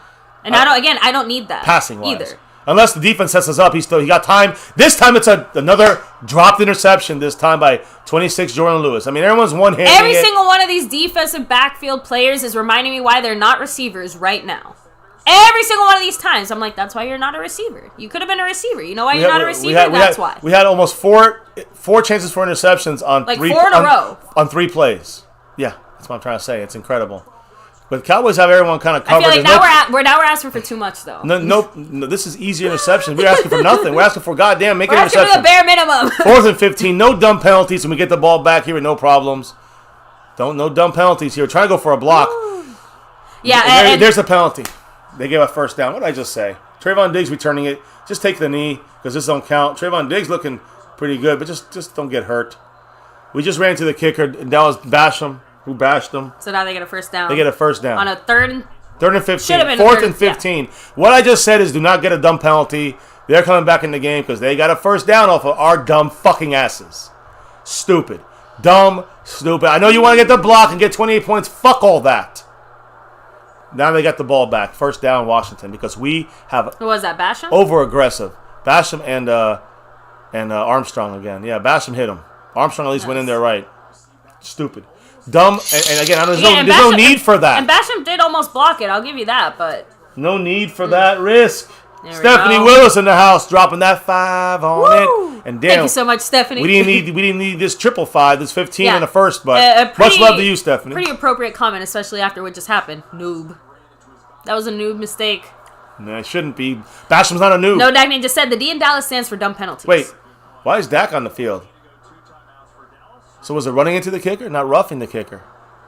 Not a first down. Okay. It's funny because they said first down. Even the ref said first down. Yeah, I think maybe they got confused themselves. Maybe they're saying the Cowboys first down. So here's my question. And again, Shim, let me know, because what is the technical difference between running into the kicker and actually like fucking him up and getting that first down? Like, what's the difference going for the leg, the one that the left leg, the planting leg? You cannot go at that leg. Oh, sorry. So it's a quick pass there in the middle for a 10-yard gain. I thought that was a replay. 9-yard gain for Amari is a flag on the field. I think it's a hold on us. With 2:10 to go in the half. But no, and Shim will probably back this up. It's on us, guys. False start. So here's the thing. I think it's 1st and 15 now. I know that. But I think that it's when you hit the punters. Terrence Steele, by the way, with the false start. He's not having a good game right now. The left leg, the planted leg of the punter, if you hit that, that's at 15 yards for sure. Or if you just wreck him. This wasn't as bad as I thought when I first saw it, but he did run into him. And that's roughing the kicker. Thank goodness we get the ball back and keep it. We go back yardage there on roughing the kicker. They take it on the. Oh my God, we're done again. Dak looking like shit. Very bad pass for Dak. I'm just gonna say it. I'm gonna say it, and it's unfortunate. No, he's just. He's doing. Mike is doing the push-ups because he dropped the interception. Good. 2-minute warning. Let's hit up the chat here because hey, by the way, halftime is the raffle time, guys. Right here in My Cowboys Family. Should be 5 picks this game. All right, I'm again. Here we go. So Shimrecker said, "Answer as a back judge, I wouldn't be making that call. That's a white hat call." So There you go. So that's out of their hands. Justin Quarles just said, "Fucking unbelievable." Grant G said, "Running into the kicker." Snapper 1234 said, "Too many flags." No Dak just said, "No discipline in Dallas." I've been saying it for years. I mean, everything he said, everything's being said. Every single comment being said right now that you just read, 100% right. Even though we got lucked out on that. On that roughing the kicker. No, Dak just said it, agreeing with you. Like, there was no need to go that aggressively in that moment. If you need that change of emotion, you need that momentum swing, you need that pickup, you do it. You risk it, but you don't do it. You're up 21-0, and you can now put a nail in their coffin and make it 28. Cassie Stewart, what's up? Marcus Kersey saying the offense is struggling. Yeah, now we can't put that nail in the coffin because now we're on our own 10. It's one of those things where a lot of people will say, oh, the stats don't actually show the reality of the team or whatever. Well, right now, this statistic is not really showing the reality of our offense. We're not there yet. And we started off in the first quarter. Did we start off really better? Like, we started off on the same page. Those first 15 plays actually seem to work this time. It's weird. It usually doesn't. But the last 15 plays haven't worked that well. Let me see. So by Kellen Moore, but by the offense performing as well. We should have 3 more picks right now. Yep. Cat52 said, "What the fuck, Dak? Who the fuck is this imposter wearing number 4?" Just not a good game for him. And it's, Cassie Stewart, that's right. I'm so glad that you're safe. Again, that horrible tornado that ripped crazy. through quite a few states. Oklahoma, Unfortunately, Kentucky, I know. man, a lot of places. I'm glad you're doing okay. She finally has power and electricity and internet and all that good stuff. So hopefully just in time to watch our Cowboys and get your mind off things for a little bit there. So Stephanie Willis. So a noob is basically like a newbie. Yeah. So it's like a rookie. Yeah, a rookie. But yeah, Basham should know better. Anyways, listen, it's more less on Basham. I think it's more on the aggressive play call by the coaching staff, which is specifically Bones, John Fossil, in that situation, in that play. Anyways, I'll give. So William, it's funny because we back when we still coached, we would actually have our kids do push-ups if they drop. And again, only for if you should have had it. And that's a catch on offense or a drop, and we had a lot of drops on defense, and they would do push-ups on the field. We have video of that. You could go back to our MCF coaching days. Exactly. We were undefeated. We allowed. But it's not, we're not slave drivers, but it's about that. Exactly, it's about that standard that you set for yourself. Well, we did that in practice. We hold ourselves to a higher standard. We did that in practice. The kids did that on their own on the field. We didn't have to tell them to do it. Dak's going back, passing, dumps it down to Cedric Wilson. There we go, Cedric. 15-yard gain. He wasn't touched until he got past the first down. Okay. So that should be a first down. They're going to mark it short. It should be a first, but either way, 3rd and 1. Quick I think play. it's because his knee hit. No, but he wasn't touched. The knee can hit. 3rd and 2, they call it. Right. I think it was close to a first down. But if he was touched, then he would be down. Don't rush the play, Dak. Here we go. A quick run to Zeke. First down. I thought it was Corey Clement. That's smart, though. Smart to run that on that play, spreading everyone out. Because everyone, they're tired, and they're expecting you to throw, but you don't need to throw. Now the Cowboys have to go, Yeah, we're doing our hurry-up offense. Dak wants a touchdown here. You got the 2s here. We got 2 timeouts. We got 2 prizes coming up at halftime for a lucky winner. We got 2 timeouts left. Dak goes back. Under 2 minutes. A minute 15. Catch to Mari Cooper. First down, it looks like. Although he went out of bounds a little early, I think. He caught it over the line, though. Yeah, but he went backwards and came back, so he could call him short. Either way, I don't care. Seems like they are marking it 1st and 10. 2nd and 1 or 1st and 10, it's more important as the time. 1-1-1. In fact, 1 minute and Micah Parsons seconds to go. Yes, 1:11 to go in the half. And Justin, Dak, we are absolutely lucky to have him. He is absolutely all those good things. Yes. He's having a rough stretch, though. 2nd and 1, by the way, I was right. And there's Mari Cooper with the catch. Another first down. Ooh. See what I said? It would have been a first down anyways. We're going back on the line of scrimmage. Hitting a minute to go. Yeah. Dak's moving inside the field. This is the best of Dak that you'll see. I believe, I've always said this, you got to unfurl Dak. You got to let him go, let him loose. And he's out here kind of moving and grooving. That's when he finds the best. Look, As I say that, he throws a horrible pass. No, I sympathize with Dak because I work best under deadlines and pressure, too. I know, but, the Dak Prescott, he was off there. It also could have been that the receiver was miscommunication there. I see nobody was in the area. Randy starts with the $2 holla saying that Washington defense is getting tired. Yeah, got to keep rolling them. And that's why we can't, we just have to keep it simple. I'm not saying don't try to make something happen, but I don't think we need to go out of our way to get too cute currently in this 2nd and 10 on our own. On their 42, Dak's looking. No one's open. Dak's looking. Good job by Dak to get him the jump. Gets about a first down. Boom for Dak. Runs 10 yards out of bounds. And that's what I'm trying to say. It's not Dak, like... The Dak, what is that called? The extras. The intangibles? Yes. The intangible Dak using his... sorry, it took me a second to figure out. The way Dak kind of controls the field there, even though he's having a bad game. Great job there once again, and he gets I think that was the first down. But all right, I'm sorry. I know I kind of No, all good. No, it just my whole point is just that again, the flow of Dak Prescott is what's off. Does that make sense? That's Dak Prescott himself is fine. You get Dak's going back, looking, dumps it down. There we go. Mari Cooper, 25, 15, and that's 10, yard line. Call a timeout. Cowboys should call a timeout here. Yes.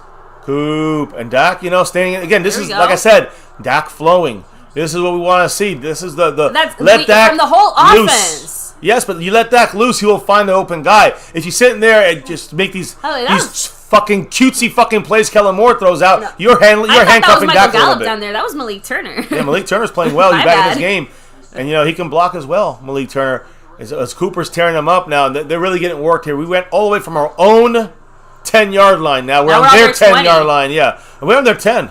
Sure? Yep. We got Darren Posey in the house. Thank you so much, Darren. He's dropping that star. He was a Navy Blue 2 months in a row. Now a star level member. Much love to Darren Posey. 3 months total. He said this is the same field that basically finished RG3's career. Gotta be, again, you guys, that's a third comment about the field. So agreed. 1st and 10 on the 11. Dak's looking. To Zeke? No. No place to go. Rolls out. Gets sacked. He gets sacked, loses 9 yards. Unacceptable, Dak. Randy Stites drops that $2. Unfortunate timing with that one, Randy Stites, because he said it's not all on Dak. You're right. No, that one was. That one was, though. Yeah. And Dak, unfortunately, my whole point is that Dak Prescott, you can see him making some not good decisions in certain moments, but the entire flow of the offense has been a little off. Damn, Terrence Steele getting shoved up on people. And we're starting, and that's my point. Like, we're starting to finally roll, and then unfortunately, like, we get a blip like this on the radar. Just don't fall on Dak's ankle, please. Terrence Steele almost fell on his ankle. They can't both things be true at once. Can't Dak Prescott make a few mistakes and also still be a really good, great, fantastic quarterback? Of course. Like, He's made. That's my whole point. He's made more mistakes than he should make, and he usually makes in this first half. We know that's a fact. That's a lot of reasons, but it's on Dak as well. Dak throwing us out here, boom, quick catch. It's all right. 2nd and 18 turns into a 3rd and 9. Okay, that was funny. If you guys were watching that, like, the game on the screen, the Washington football cheerleaders, because Gallup obviously went to the sideline there, he spooked them, and they knocked call him over. Out of bounds? They didn't call it completion? Really? Yeah, they didn't call an easier catch for Gallup, and he can't make it. So Gallup fucked that up. So unfortunately, see, it's not always on Dak on that. I mean, that would have brought us to at least a manageable attempt for a touchdown. I wish they would have shown the other foot, though. Forget the touchdown now, guys. I don't see it happening, although I would love it, but it ain't. We're taking a shot down the field here. He's going for the end zone, and it's overthrown. No flag, no nothing. No, so we're taking it 3 points. Hopefully it'll be 24-0 heading into halftime. 19 seconds left. Look, not the touchdown we wanted, but the field goal we're getting. Much love, by the way. Stephanie Willis with that dollar. A holla right here. What did she say, baby? She said, no, she'd bring the popcorn. Get your popcorn ready. That's what she's saying. Get your popcorn ready. So, exactly. And there you go. Justin Crow's up. He said it's another drop by our wide receiver. Another incompletion, that's what I'm trying to guess. say. But Dak has some blame on this drive, and so do other guys. That's why it's not. People say it's always on Dak. It's on Dak and other guys. It's on everyone when the offense fucks up and sputters out on the field. It's on Kellen Moore, some of the play calls. Hey, Greg Zuerlein hits a bunch of field goals this game. 24-0, guys, as we head into halftime. Yeah, it's because we saved that extra point. Hey, we still got 15 seconds before halftime. We're going to do that raffle, guys. You know the deal right here. Yeah, My Cowboys Justin family. Cole said it. Another drive wasted by drop passes and penalties. I'll take the 3 points, though. Yeah, and a bad decision by Dak. Yeah. Also recalling that... We got to include that, too. We got to be fair across that. We cannot avoid... Justin, I say this to everybody. We all love Dak, but we can't just be afraid because we think, oh, the Dak haters are going to come here and say, see, he sucks. I don't get fazed by that. I don't care. I care about Dak playing well, and he has played a good first quarter, a poor second quarter, and that's on Dak, too, along with the penalties and the dumb miscommunications by the receivers or the drops by the receivers. Like it's I said, on everyone, including Dak. Kellen Moore is certainly leaving a lot to be... For sure. Kellen Moore has got a major... He's the most in the issues here. Play calls in the red zone. That's the one that is really He keeps faltering. Not just that, but when we're talking about mistakes, like Kellen Moore has shown a lot of growth and improvement in a lot of different areas, and this is still the one that I think we're basically... just the same as we were in like even 2018. It feels running like. the ball creatively and red zone creativity. These things are not there for Kellen Moore yet. And how that affected Dak, I'm not giving Dak an excuse, but I'm explaining the facts. That Dak Prescott having no one open, that's why he had to take that sack. He has to do something out of nothing because there's no one open because the red zone calls are shit by Kellen Moore. But... go back a play or two, whatever, here and there. You see Dak making mistakes, throwing the wrong spot, overthrowing. I wouldn't take any quarterback over Dak Prescott. No quarterback. Right now. I would take Dak over every quarterback. That's my quarterback. Dak is the best quarterback. And since he's my quarterback, I can talk shit about him. He gives us the best chance to win with this current team. Just kidding. No, I know. I'm just saying. Dak gives us the best chance to win with this current team. They're taking a knee. Yeah. That's the facts of the situation. It would take too much, cost too much to go get Aaron Rodgers. I don't know why I said it. Aaron Rodgers or Tom Brady. It's going to cost us too many draft picks or too much of our future is being taken up. Dak was the only answer, and I'm happy. I'm thrilled with that. But Dak is playing shitty. His rating is 72.9. Exactly. That's my quarterback. He's missed 11 passes already. Right. He got an interception. Some of these things are kind of more penalties or bad, missed blocks, execution stuff, and some of it's on Dak. So it's a group thing. The offense is sputtering. It starts with Kellen Moore being the issue, but everybody has a part to play in this. Defense is playing lights out, and we got the 24-0 halftime lead. The offensive line is finally I think that the offensive line was absolutely a huge, giant ass fucking problem, but they were able. It seems like the consistency of going out there and playing together and getting into more of a rhythm, some practice time clearly has helped this offensive line because they're playing a little more together, even with Terrence Steele having to go in there for La'el Collins with the cramping and stuff. You know what I mean? That's the thing, though. Terrence Steele, though, is picking up right where we left off with La'el Collins and vice versa. If La'el Collins was the backup... Which, again, really begs the question on how, why La'el Collins is starting. Not in a bad way, just you can see why the Cowboys are having these discussions as far as offensive line. Here's the thing. I don't want to... Because this all this does... When we talk about, you got Terrence Steele and I got La'el Collins, who gives a fuck? Let me finish what I'm saying. I'm not trying to be mean, but I'm just saying I don't care, Chocolate Montana or my love. I don't care that you feel Terrence Steele is better. And I don't care. I think La'el Collins is the better choice. It doesn't fucking matter. You know why? Because they're close. I know the reason why you're saying it, because two guys, and you go with the younger guy, the guy is cheaper, right? Because if they're that close. But my point is that we've paid La'el Collins. We got him signed, sealed, and delivered. And so right now... squeeze every usage out of every dollar that we're paying. We got to... If they're that close, I am opposite on you guys. I say you start La'el Collins because you paid him already. So, by the way, I see Retro Scotty asking, what's up with La'el Collins? There's good news. It's only cramping. Right. So, I don't know what that means as far as him coming back for this game, but it's not any kind of serious long-term injury. Well, got a head we start. might see him back in the second half. He got a head start in the locker room, but I do believe, why not play Terrence Steele? Give him more time out there. We know La'el Collins can do it. He should be the starter. Chris Lancer said it. This is a good problem to have. Right. I will take this problem every day of the week and 3 days on Sunday. And that's why I hate the narrative of let's argue about it, because that's stupid to me. Who cares? They're close enough that they're not missing a beat either way. You know what the bigger problem might be? Connor McGovern and Connor Williams. Worry about that. Let's talk about that. And let's stop talking about the right tackle spot, because we're good either way. Great. I see quite a few people are commenting that they're either at the game. I know Mackenzie 2 times is there. House Nelson just said, I'm having a great time, guys. Representing Dallas Cowboys. Everybody, man, yes. I brought that old school EMMITT, those 90s Cowboys. Look at that. Look at the silver in there. We should bring that back. Yeah, guys, this one won that 3 out of 4 years, that back-to-back Super Bowl. This is what I wanted to bring this flavor back. 24-0, bringing that motherfucking flavor back in not Big D, but in D.C. And I think the Dallas Cowboys, D.C. took over Washington. Hell yeah, we got to finish up strong. Still 30 minutes in this game on the field. Can we get to 40? That'd be nice. Yeah. But I want to get 31, 35, 38. Let's get in that range. Now, I do want to say, Mark, it's physically impossible for the defense to be responsible for incompletions on the offense. So how is that? What happened? He said 11 incompletions, not one, was because of the defense. I think he's talking about Washington's defense, baby. Oh, okay. Yeah. I was going to say, I'm like, read that wrong. I was going to say, I'm like, because that didn't make sense. Yeah, no, I got you. I got him. No, by the way, let me see here. The Buccaneers got a pick 6, it looks like. And honestly, doesn't that just fit into everything we know about this Dallas Cowboy team, though? No one can beat us more than we can beat ourselves. That's it. This bit from week 1 against Tampa all the way to week 18, 17, 23, whatever the fuck, okay? We beat ourselves, and we fuck things up for ourselves more than any team can go out there and dominate. And we can bitch about the refs, but you've seen this game's being ref pretty cool for us, right? Exactly. So, let's keep that same energy. Seattle, right? I'm looking at the Falcons are winning, I think 17-14 over Carolina. You got right now looks like Seattle's up 16-13 right now in the third quarter. So our game's a little slower than all the others. The Raiders and KC, I know KC was winning 14-0 earlier. I don't know what the score is now. But, and guys, let's hit up the chat. Last couple of comments before we get this raffle on the way here. We got to get this raffle going. We got the man Fortnite coming through in the house. Dropping his comment here. He's saying, what's up, fam? Go Cowboys. Woo! Go Cowboys! First of all, let me do a quick shout out here. Yes, thank you to all of our Navy Blue Silver Star members. Thank you to our sponsor of the week, Jason Renfro. Cash App King, Jason Renfro. Stream Boss, Jason Renfro. Take over. He's got the lead. Although Majestic YouTube's trying to take over. But Jason Renfro also has the 4th for Dak.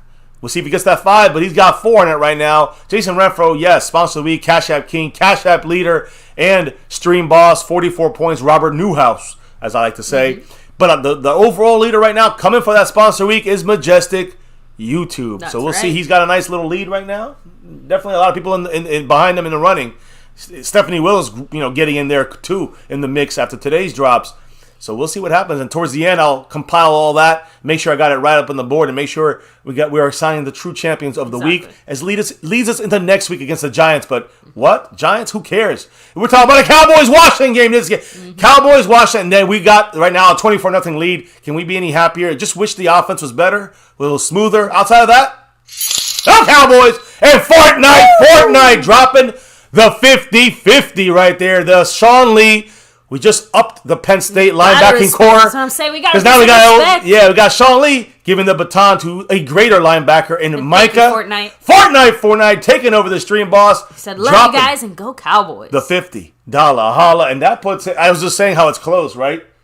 It's closer now because of Fortnite. I think he jumps up to second place? Yeah, he's up there, second, third place. I'm going to double check Yeah. it. Much love to Fortnite as always. Exactly. One of the OGs here. You guys know the records are being set by guys like Siri Cupid, Fortnite. These are the OGs of this channel, guys. Thank you, guys. Nothing without them starting off. So much love to you guys on all fronts. Fortnite, stream boss, Thor Thunder God dropping that Canadian $2 holla. Thank you so much. He said, "I want the shutout more than I want the 40." More than I want the 40 burger. I want to keep this Washington team to 0 points. A big old goose egg. I want them crying to their moms. I would love that.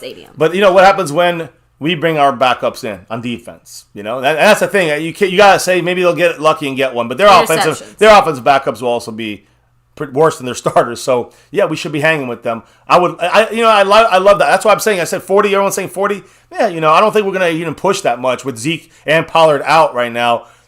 Lel Collins out. I'm just saying, let's take this as a bye week for the guys that are banged up on offense. On defense, let's go all out. It feels like the tone of this game has been set by the defense, and that the offense will do some stuff, get a few more field goals, maybe even another touchdown. But for the most part, the defense will probably get a few turnovers that really lead to any kind. You know what I mean? Like we're not going to overexert ourselves. I don't think.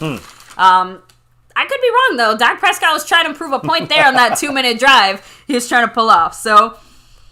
Let me see. Oh man, Retro Scotty, that's a good feeling. So Stephanie Willis said, "I love Dak too. That's why I talk shit with love and from love." Yeah, exactly. We want to see him be the love. Perfect quarterback out there. We know he's not going to be, but we also cannot not criticize him when he does something wrong, right? But doing a couple plays wrong here and there, exactly, and being a shitty quarterback, people are yelling because they care more about his money than about what he means to this team and the choices we had because of Jerry Jones in the front office. We're not getting into that. That's where it gets a little frustrating as a Cowboy fan. People only want to see it as hating Dak, not critical critiques. Plus, there was some news about a week or two ago, if I'm not mistaken. I can't remember the exact number, but we already know that the salary cap for next year's, we're going to be fine. It's going to be, $230 million? For the salary cap, I don't remember. Look, off the top of my head, I don't remember the exact number. I just know that the salary cap is already being predicted to be at the level that is needed, if not more so, for sustainability in the NFL, right? Like this COVID year that we took a hit, every team took a hit and didn't have enough money this year. That won't be the case next year. So if anything, expect a more aggressive free agent market as teams have the money to spend and are looking at their teams saying, holy shit, we need players. Holy shit. I'm doing it. I love your comment. But Fortnite's comment is another Sean Lee $50 holla. The torch is passed to the better Penn State linebacker, Micah Parsons. Fortnite dropping that 50 on it. Am I first now? He's in first place now. I was going to say he was about 40 back. Now he's about 10-15 up on Majestic YouTube. Fortnite coming with the takeover right now. Leader on the overall board and his stream boss 100 points fully loaded. Much love. Hats off to the OG Fortnite. We're about to do the raffle here in a second. I have 2 more comments I want to read real quick. So 3 actually. Darren Lewis said the happiest person in the world right now is Micah Parsons' agent. Hell yeah. Cat 52 said we have to keep the foot on the gas. We're only up by 24 points. 24 is a lot, but it can also be quite little. If we score 24 points in a half, they shouldn't. They barely score over 20 points, but in a game, but they could score 24 points if we're not careful. So hey, if we can do it, anyone could do it at any point in the season, in any game. And Jason Renfro, all he wants for Christmas is a 40 burger and a shutout. He's like, can we get both? Why not both? Los dos. What if it's 40 to nothing? Now, let's not jump the gun. Let's get the secure win. And what's even more important than the 40 burger, or more important than the 0 points, holding the goose egg. You know what's more important than all those things? What? The health of our team. I'd rather not get the 40 burger and not get a shutout as long as everyone stays healthy. Again, as of now, knock on wood, we are looking like we're managed to avoid any serious Zach Martin and Lyle Collins, long-term. They got banged up. So we don't want to see any of that shit happening, right? So that's very major. All the way from Brazil. Much love. Thor Thunder God said, "Fuck a foot on the gas. Put that foot directly on their throats." Yes, I don't want a nice shot. I want the defense to snap their necks. That's what I want. I want those 2 other turnovers. I called 4 turnovers. I said interceptions, but I said a pick 6. We got a fumble 6. Yeah. I'm halfway there, guys. I'm actually like 60% out of my 5 like. I want to be as happy as Chase Claypool was after that 9-yard reception. With the time running and down by 8. Yes, there was no timeout. I'm sorry. I'm still. For some reason, it popped into my head the little like all the memes and the dancing and all that. So yes, I love it. It was funny. They're gonna enjoy Straight Arrow said playoffs this year. We have to just keep doing our jobs. So I'm saying, offense got to get better, though. I can't remember who it was. There's just a lot of comments here. I'm sorry, but I do want to give credit to you because someone said, yeah, okay, great, we're winning now, but this is not a team that looks like they'll be winning playoff games if the offense is playing like this. Like we still have a few things to clean up. Defense is playing so well, but the chat, exactly. The chat kind of said it. One game at a time. Like let's just, we won't get to the playoffs if we don't beat Washington. We don't get there if we don't beat the Cardinals. Again, remember what the narrative was about Washington, that they're so good. And again, I'm not saying they haven't played well in the last 4 games, but I feel like I was worried the other way. Washington, in reality, is actually so bad that if we lose to them, we are worse than even as bad as we thought we were. I agree. It would have been a bigger letdown than if we beat them like this. Than if they beat us by 1, it would have been a bigger letdown for us. But here's the thing.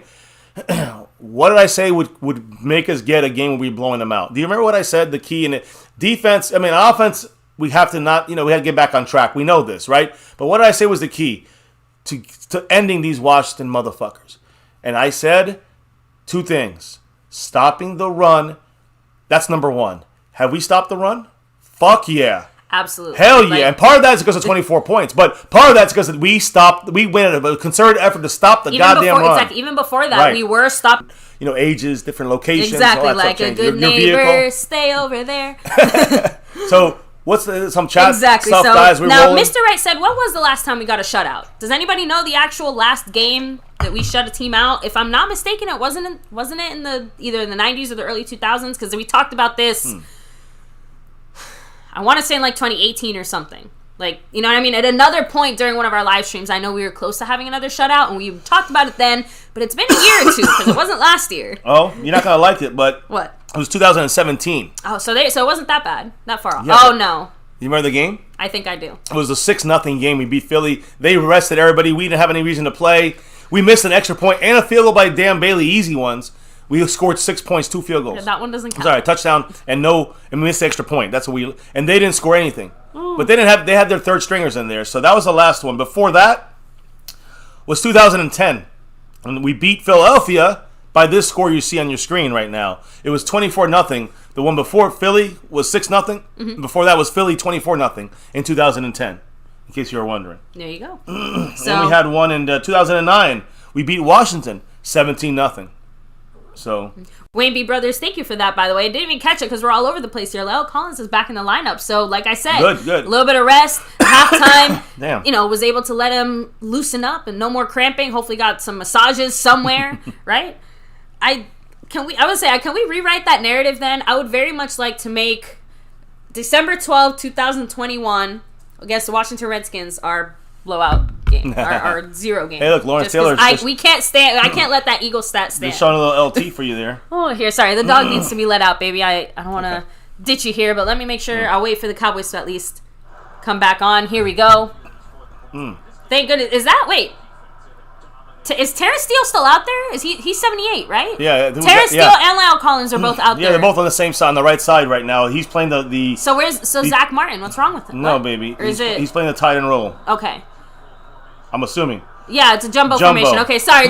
It scared me for a second just because we were just talking about this, and I feel like we're in the twilight zone here. So it's a CD outside. Outside C-gap gets a 10, 15-yard gain. CeeDee Lamb running the ball. I like the one thing I will give Kellen Moore credit for. I love the creative way we've always used CeeDee Lamb. No, I would say even utilize our players. When we have a guy go down, he's good at fixing that issue with maybe fullback. We're putting in a lineman. Running back, we don't really have, we have Corey Clement right now. CD with some extra running plays. I like that part of Kellen Moore. Our record and our He's team this year way. does stand by one fact. As much as we bitched a lot about these coaches, they've done a very good job of the next player up scenarios that have presented themselves. And that's from Dan Quinn, Kellen Moore, Mike McCarthy. Yeah, exactly. He's almost like a Pollard look, right? Exactly. Yeah. Thank you, Scorpio. Anyway, so let me take the dog There we go. out. Now we got Zeke back in there. Dak in a shotgun. 1 second. We snap it high. Dak looks left. We gotta get those snaps goes back to the middle. CeeDee Lamb with the catch. First down, Cowboys. And it was a flag there, so I don't know if it's going to happen. It looks like it's maybe a hold on the Cowboys, unfortunately. But Loud Collins, probably. I can't hear. They announced it. Oh, they did. I know they did. All right. It doesn't look good for the Cowboys. They keep showing CeeDee Lamb. Is it on him? Oh, it's on the defense. Yes. Yay! Not sure what it was. Might have been defensive holding. Yeah, have you guys noticed those snaps have been... Sorry, while the dog is out there, but have you noticed the snaps have been, again, there's been 2 or 3 high snaps. A few high ones, Don't like I won't count that weird one where he put it on the ground because that was offsides. Right, that's why it happened. And Dak made a great play throwing it down the field, right? Exactly. But here we go, guys. 1st and 10 at the Washington territory. Throws a slant. Easy money. Easy pickings right there. Cedric Wilson, first down.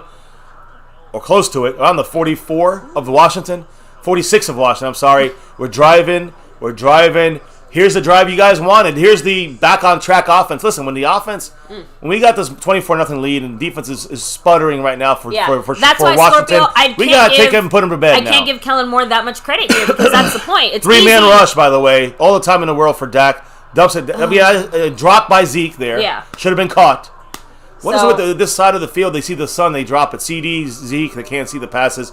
Dak could have ran it, but again, Dak could have ran. I know. Didn't run. Is that the calf?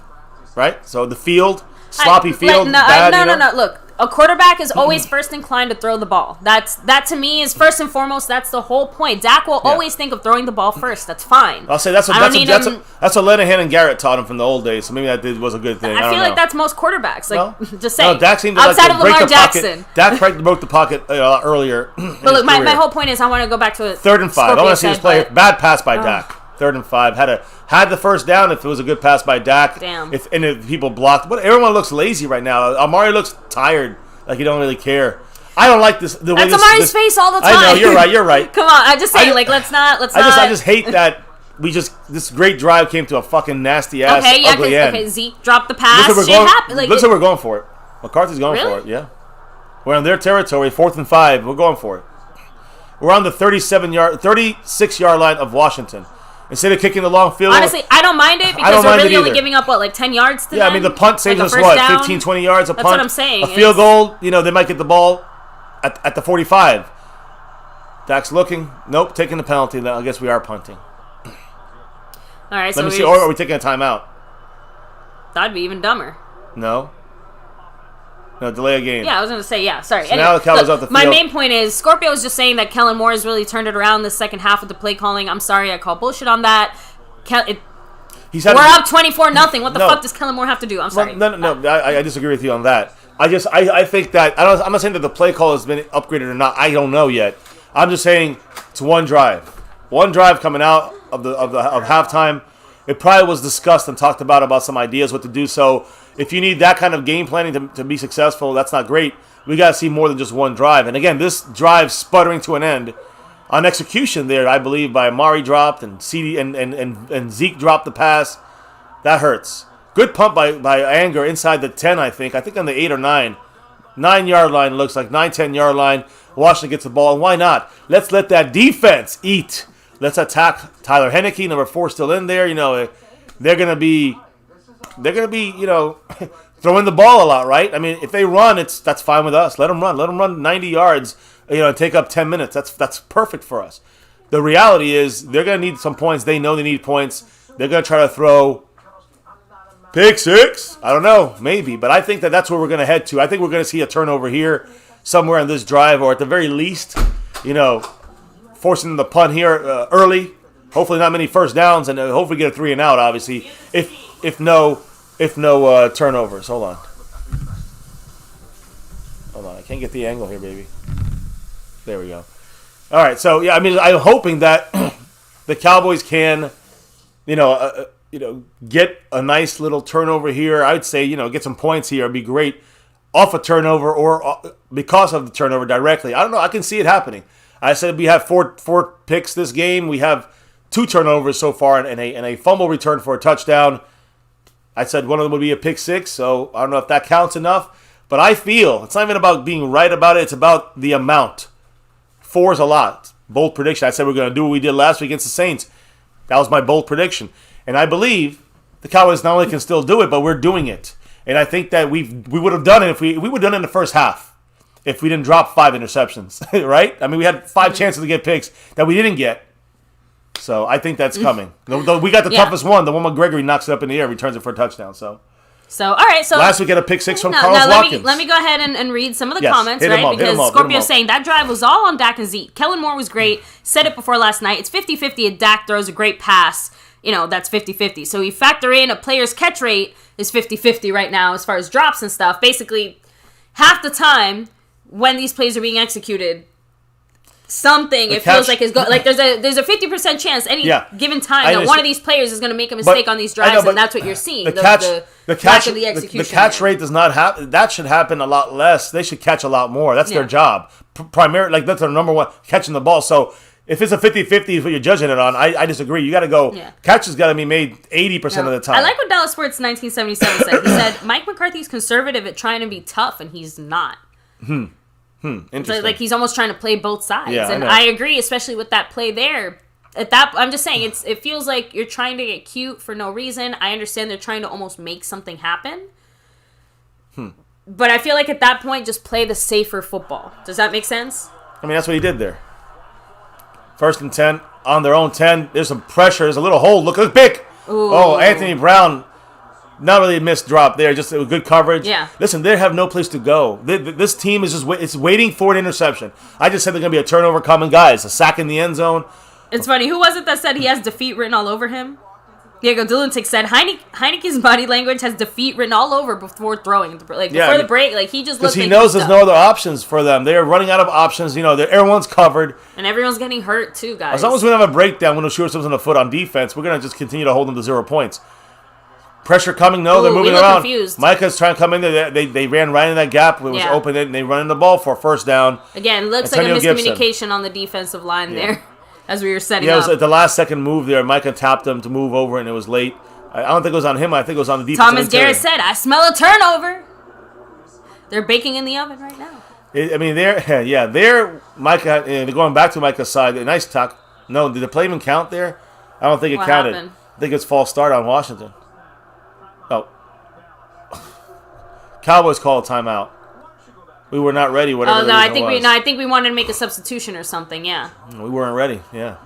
Here we weren't ready either. That's when we moved. That's where they ran. That's the crazy thing. We had the wrong defensive read on that. That's more on the play call though.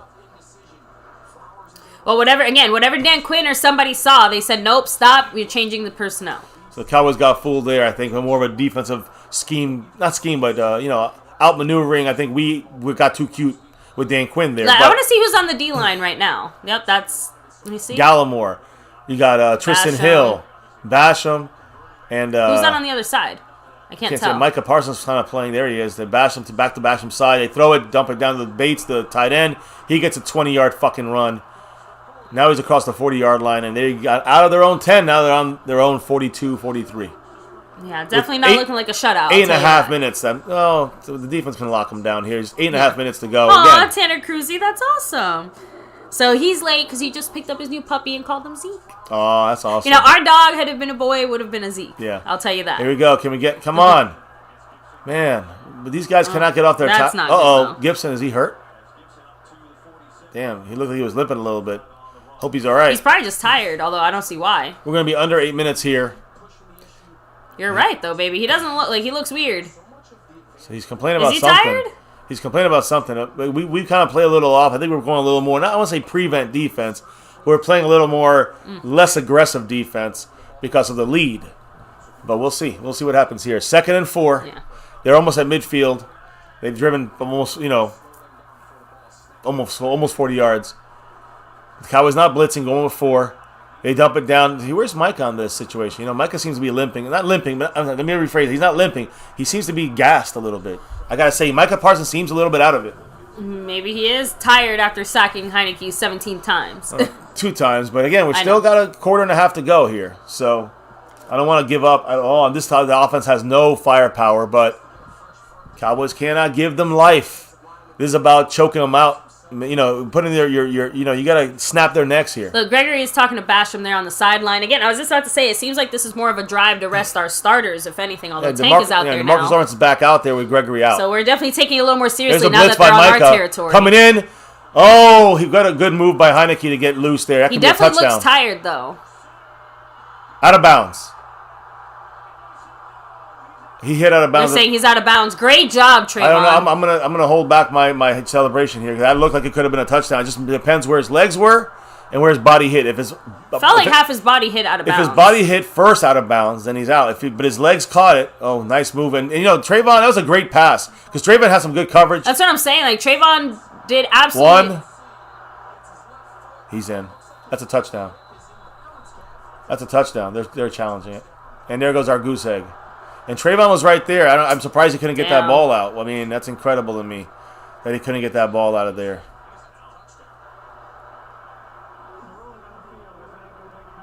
One. Let's see. This is it. This will be the replay. The knee hits. Yeah. That's a touchdown. It's a touchdown. Damn. His knee hit, guys, inside, and that's a touchdown. Yeah. So there it is, guys. Unfortunately, not the shutout we wanted. And we got ourselves. I'm gonna say it to spark it up again. Guess what we got now? With the offense on our side sputtering, we got a game again.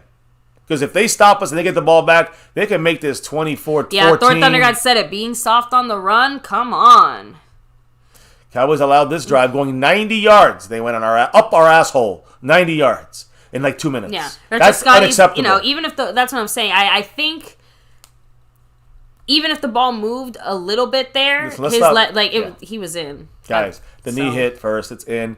Yeah. Our defense absolutely has played great now. But here's the question, though. That's the point. Now that the defense has done absolutely everything possible for our offense to be able to succeed, can our offense actually just get a regular, normal touchdown? They got to be a normal touchdown. When you get a drive-going offense, and that goes to Kellen Moore, Dak Prescott, whoever the fuck is the running back, the fucking offensive line, the fucking wide receivers make the fucking catches, tight end, Dalton Schultz, make the blocks and the catch. Everybody, Dak, be accurate. Everybody, get your shit together because this is what we're talking about. If you can't get it together, I don't care if we win or lose this game. In reality, when it comes to the playoffs, winning this game, we want to win every game. But for the playoffs, it means fuck shit. We're not going to do anything if this offense cannot get going. The defense will keep us in games, and the offense will lose the games. Exactly. Can't do that. Can't do it. I'm going to put the 6 up. Yeah, so it looks like they're ruling it a touchdown. Yeah, I'm putting it up. Yeah. Because I'm not surprised about that. Yeah, so Cowboys reporters are saying that it looks like they're ruling it a touchdown. Wayne B. Brothers said this has to wake the team up. Mark Clark said it. No shutout now. Yep. So now Cat 52 is saying, though, you know, did he maintain possession? Scorpius saying his elbow went outside the line. Again, I think we're nitpicking, guys. Yeah. It's a touchdown. That's the rule. His knee hit. He kept possession. It's a touchdown. And if I would have reversed that, let's say it was, I don't know, Michael Gallup making that catch and one of their corners doing that, I would look at that objectively and say that should be a Cowboy touchdown. Correct. It's not that we were trying to say, that should be a Washington touchdown, unfortunately. That is it's going to be a Washington touchdown. It should be. It's a touchdown. I think that's the most heartbreaking part about being a cornerback because you can't tell me that Trayvon Diggs didn't have some amazing coverage there, had some great coverage there. He had the hand behind the football pulling it out, and he still, Cam Sims was able to pull it in. What can you say? It's a touchdown, guys. And a lot of Cowboy fans are being non-biased, but the truth is... Yeah, and even if the ball did move, again... It's a touchdown. That's a touchdown. Guys, come on. You know that's a touchdown for the Cowboys. Well, you kind of see the ball move there a bit, but still. It's a touchdown. They're going for 2, by the way. So it'd be nice to get a stop here, but they're trying to get 3 touchdowns and 3 2-point conversions. There's DeMarcus Lawrence. Kill him. God damn it, Tank. Come on. Motherfucker. DeMarcus Lawrence not playing his best game. Damn. They're down by 16. I mean, they just said it. They got a little juice here. I don't want them to have any juice. Dry as the Sahara. What has been going on all year by our fucking Cowboy team? We get we had the control, which we sucked all the juice out, and then we gave Washington life to get back in the division. Back in the division. Now we're doing the same thing in this fucking game. I am having a hard time though getting mad at our defense because Washington just scored their first 8 points of the game, and they're halfway through the third quarter. So has the defense done their job? Absolutely. I agree. I can't Did they blow it here? Sure, but I know. Offense, it's time for you to step up. That's my point. We gotta get shit together. I'm frustrated. I don't want that to happen. Watch for an onside kick. They'll get these. But there's a reason shutouts don't really happen very often too. Listen, forget the shutout, guys. Fuck it. Who cares? It's about about getting this win. It's not over yet. I mean, I've been saying it. We gave them life the way we gave them life the whole fucking season. We're good because I believe in our team. And I believe in our team too. But the reality is we're not showing qualities of a Super Bowl run type team. That's all. I'm going to leave it at that. We can be confident we won this team. Yeah, Scorpio said, you got to keep kicking them when they're down. We're not there yet. Justin Quarles sees things from my point of view here. What is that about kicking them when they're down? What? No, Scorpio said we got to kick them when they're down. Washington. Yeah, and Justin Quarles, just about my comment as far as the defense has done their fucking job. 100%. It's time for the offense. The defense blew that one, but you can't really play. Trayvon Diggs couldn't have done anything better. So I can't even get mad. I'm just mad that I'm frustrated with this whole situation, and a lot of that, most of that, is because of the offense. Even that, it's not DeMarcus Lawrence jumping up for that. He was about to throw it. It's not. I know he stopped the play. He just isn't fast enough to catch up to Heineke. But he's just not having. He's not having as good of a game. This game, and the first two, the Buccaneers game, and the Saints game. Yeah. Running the ball here, Corey Clement breaks it inside. That's what we need, maybe. First down, Corey Clement. There we go. Good start for Corey. And not to stop, but how good does it feel to get a nice run game going with someone that isn't Zeke or Pollard? Yeah, it's a mix of Tony Pollard and Zeke. It's funny. He's got a bit more speed, but he's still got some power. Didn't I say he had a little pep in his step from the beginning? He wants something to prove out here, right? He's hungry. He's doing it, guys. So 1st and 10 and again. Also, it's always tough coming in as a running back for Dallas, especially with Ezekiel Elliott, just because those are some big shoes to fill that cannot be filled usually. Zeke's on the sideline standing there watching. They're not putting him in. We got Connor Williams as the fullback. We're going left. Nice block by Connor Williams. Connor Williams is a great block, right? I mean, right now, I'm loving the Kellen Moore utilization of this guard fullback, right? The guard, these are guards. Connor McGovern first, now Connor Williams. They're doing great blocking in the run game. I'll have to watch film afterwards to see what the blocking on the second level looked like for McGovern, because that was the biggest complaint. You know what I mean? That's...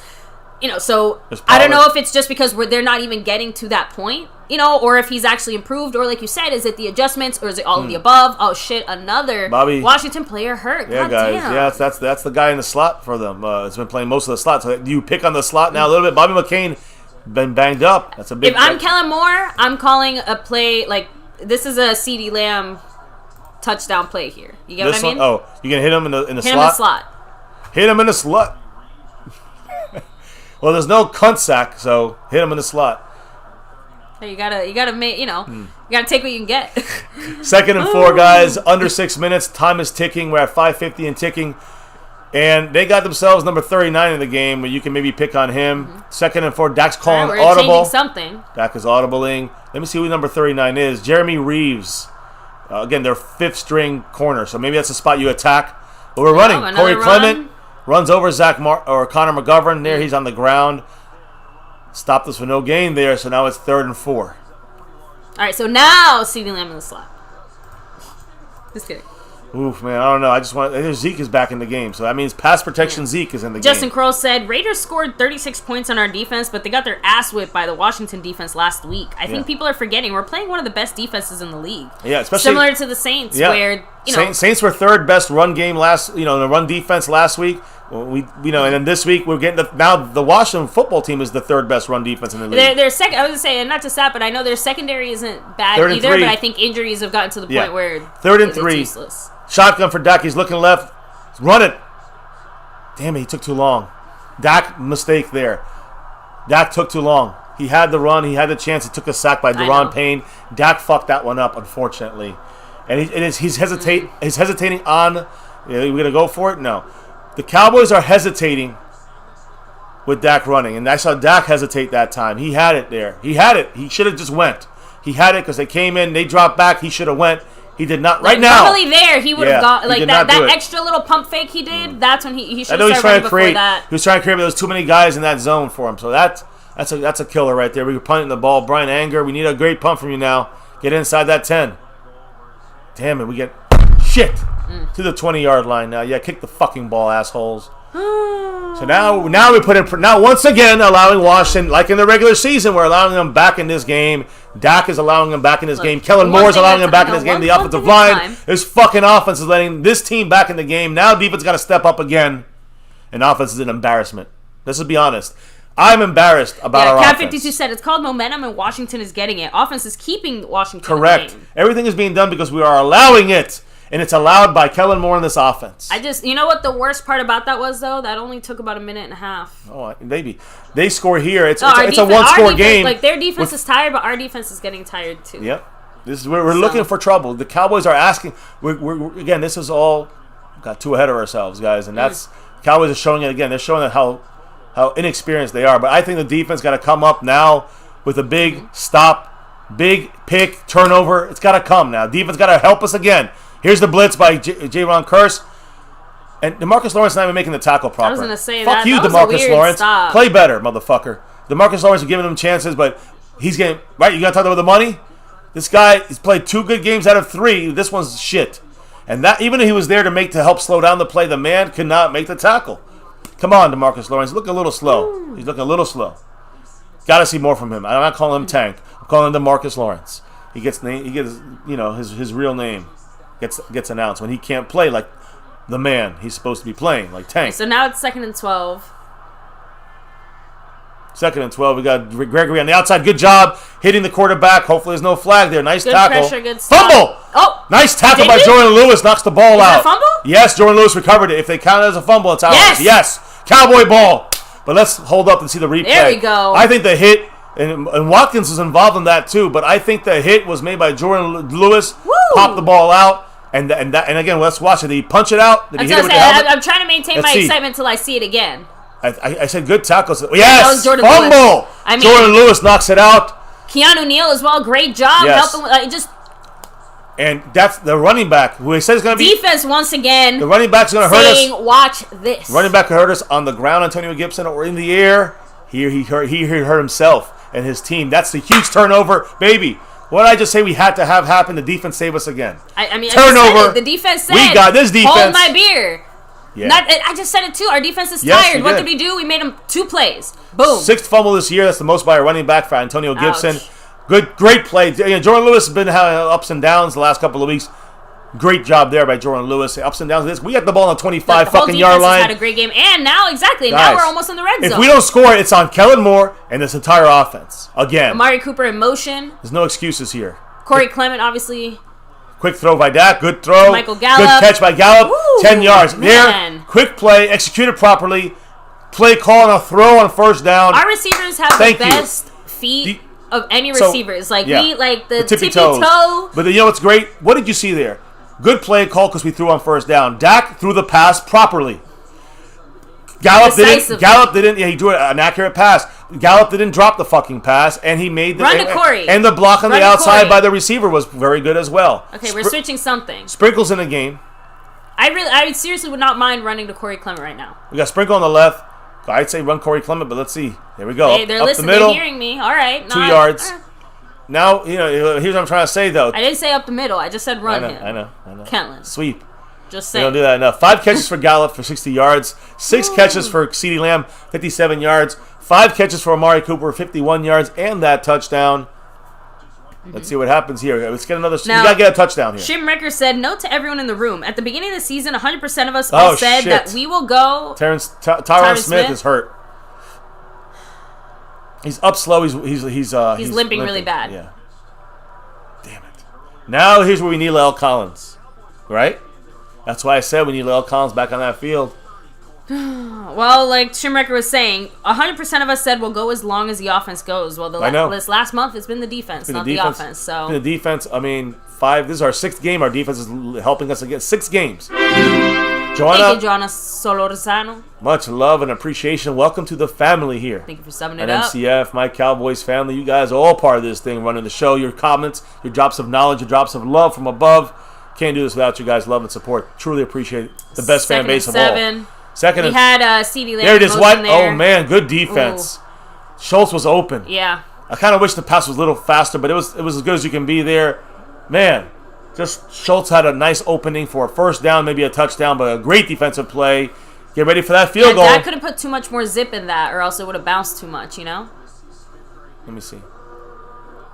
I hope it's not an M or an ACL. His right knee. They're checking him out right now, but if it was something that serious, he would have been back in the locker room already. First you got to check him. You know, if it was extreme, yeah, I agree with you. No, I'm just saying, like, it's, shotgun, you know. Dak's looking, throwing. It's going to be short. Come on. Corey Clement short. So we're going to kick another fucking field goal. I mean. That's our offense shit in the bed. There's a flag. There's a flag. I mean, Watch it be on us. You're going to rely on flags all the time? No. My thing is this. Offense sucks. Case closed.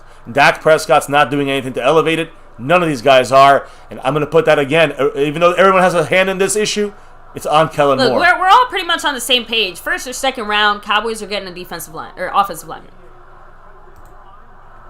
CeeDee Lamb. Gerald Garcia, part of the familia here on MCF, my Cowboys family. Much love to you, brother, and welcome to the house. Yeah, I have to admit, I very concerned about the fact that did we even score once in the red zone? Did we score an offensive touchdown? We have one with Amari Cooper. But I don't think True. That wasn't. I don't think that was red zone, was it?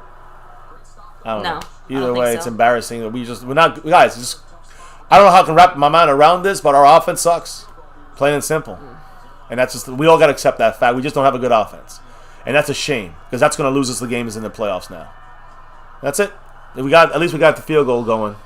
But look, he could be Greg the Leg today. This motherfucker's the only one Janelle doing shit. Melendez. Thank you for subscribing. In the house. Appreciate you and welcome to the family here. My Cowboys family. 27-8 lead in the third quarter. Playing like shit, honestly, this second half. I'm not very happy with this offense. The defense I can't be happier about. But the offense I can't be happy about this offense at all. Even if you tell me, oh, look at a good run by Zeke or a good block by Zach or a good throw by Dak. There's so many negatives by all those guys and Kellen Moore. I just not going to blow smoke up your guys' asses. It's time to accept that our offense is average. That's it. And it's very, very concerning. Yeah, and unfortunately, the penalties is not anything new. This is the penalty issue has been so long in Dallas. It's just part of our identity now. We are the team that gets penalized like crazy. The first third of the year, we overcame the penalties, the issues, the injuries, all that shit. COVID. We can't expect to keep overcoming all of our problems. We're overcoming. Every single week. Defense is overcoming our offense's issues over and over again, like Nelly said. So I'm just saying. The offense Justin Crowe said the biggest problem on offense is the penalties. Like that's it hurts more than anything. The penalties. It hurts, but then you got a sack because Dak doesn't find anybody, or he's late. Hold on, he's late on running.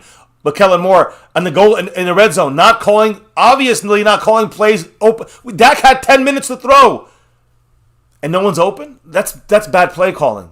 I'm just saying that is holding down our offense in general. The big umbrella of issues starts with that. I'm gonna double check on Tyron Smith real quick just to see. Yeah, the kickoff in the end zone, touchback, 1:35 in the third. A minute, 35 seconds in the third quarter. Washington gets the ball on the 25. They are down now at least 19 points, which at least means they got to score 3 times. But so, and it's funny too because here's the question that I'm defense. Here's a question that's actually again really interesting. So if you have all your starters out there and you are this much up on a team, why are we not being more aggressive? That's the point. You either one or the other. You either take it easy with some of your backups and just roll with it, right? Or you go all out. Yeah. Why are we half-assing it with our starters? Because our offense is not that good. That's why. That's the point. It's a hold. He's held. Tristan Hill was thrown to the ground. They called the flag. Just no dumb flags here. They called it. Good job there. Hey, listen, you know what? I mean, you take the flag because it puts them at 1st and 20, but they gained a yard. I mean, Tristan Hill was taken and thrown to the fucking ground. He got up and was like, what the fuck? You can only do so much. All right, so guys, Eric Flowers with the hold. Even more important, Tyron Smith is walking around on the sideline. He's getting into pass blocking stance with trainers. He is holding his helmet. So I mean, even if Tyron Smith hasn't played like Tyron Smith, we need Tyron Smith out there like nobody's business. And again, we have Lyle Collins and we have Terrence Steele, so that can help you know, that's again, it's kind of like we're so lucky to have a problem at right tackle. Everyone wants to complain and argue about. Terry McLaurin is out due to a concussion. Oh, so it was a concussion. It was a concussion, wow. baby. Great catch there. There you go. I got lucky. I got one thing right. Well, I'm assuming his head took a hit run, because his arm couldn't catch him, you know? Yeah, well, he hit the ground. That's what I'm saying. Whether his head hit or he kept himself from hitting the ground, he could have concussed himself in the air. Kind of. That's why his arm went limp. I was like, that looked painful. Yeah, guys. So a run, by the way, for like 2 yards, 3 yards. Not so great update on Tyron Smith. So he is trying to do some pass sets, but you can tell he's in a lot of pain while doing it. So he's definitely, I don't think he'll be back. They're trying. Lyle Collins on the right and Terrence Steele on the left. That's what I'm thinking is going to happen the rest of this game. Oh, so also kind of an interesting comment Randy here. Stites with that too. Dollar Hollers, we get a pass. Yes! DeMarcus Lawrence heard me. DeMarcus Lawrence heard me talking shit. Woo! Tank, I'm going to call you Tank. You got a sack. That's three. And Randy starts at the $2 holler saying Washington run game is done. And that's because we got the points on them. Defense mainly the reason of that. We stopped the run, and then we got points on them. Now it's starting 26. That was crucial. It stops this. So, look at that great pass rush set there by DeMarcus Lawrence, Tank, D-Law, whatever you want to call him, got a sack. And now I'll say it, playing more like the Tank we want to see out there. Obviously now it's kind of a moot point with Tyron Smith hurt. But basically, one of the reasons that we did see Lyle Collins start is because Terrence Steele was on the COVID list not that long ago, and the Cowboys just wanted to make sure he could have some extra time, extra rest, extra reps type of thing. Like I said, it's a moot point now, but just, I don't know, something to, I guess, consider in the future, although Tyron Smith is making sure we don't even have this possibility of considering anything. Let me see. I'm just trying to update the board. I'm sorry. But yeah, no, I mean, I listen, that's why I don't want to talk about. That's why I kind of get tired of talking about who should start at right tackle when we have so much greatness there, and that's in that sense. And I'm not saying a lot for Terrence Steele, his big upgrade from last year. But now that we can have him as left or right, that's major. I don't want to restart this whole discussion, but we do still have a whole quarter to go, and I'm hoping Dak Prescott steps it up a little more. But even David Hellman is saying here too, something about Dak Prescott has looked just a little bit off the last 4 or 5 weeks. Thank you, Stephanie Willis, with the $2 holler there. Love. Appreciate you. Much love. She's moving up this board quick, guys. Let me put because you never know. Someone could always take over the stream, boss. Fortnite's got the lead right now, and everyone saw those 2 drops. That's the goal, I guess, if you want to pass them up. But Stephanie Willis is creeping up the board. And let me update that right now. We just have too many weapons when it comes to our defensive line. Is that a lemon head right there?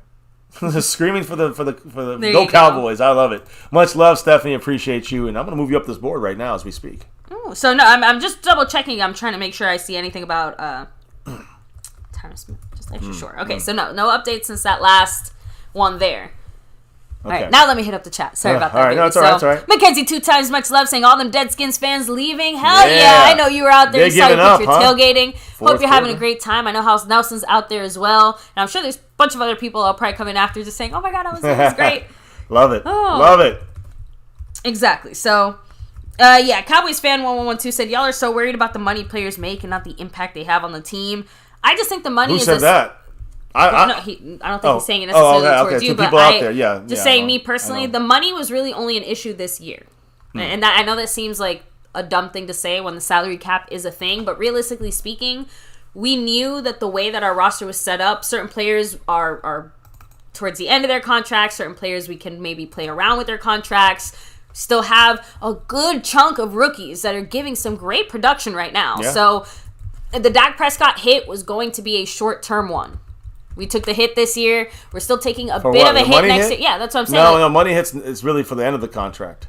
It's more because we just didn't have money. Yeah, well, that's the whole point. This year, we do not have that money. We got 2 pennies left over, rubbing them together, trying to make something happen. But it's not just us. It's the entire NFL. Yeah. That's my whole point. Next year is going to be very different. No flag, 4th down now, 4th and 15. They're punting. Get the ball back and let's put that let's stab this vampire with that fucking steak and end them right now. Randy Stites dropping the $20 holla. One of our big winners from today. Washington football team are toast. The New York stinking Giants. The defense is coming for you. They're next. But I want to get one more touchdown. I want to end this powerfully. You know what I'm saying? I'm almost worried at the kind of defensive stats we'll be able to put up against that Giants offense. Ooh, man. On to the, what, 38? Yeah, well, that's a good spot to be in. Sorry, I was watching that. I got distracted. Back to my point, like, just because I know the Washington football team has not the greatest offense, but if we're putting all our cards on the table, don't the Giants have a worse offense? Yeah, oh, yeah.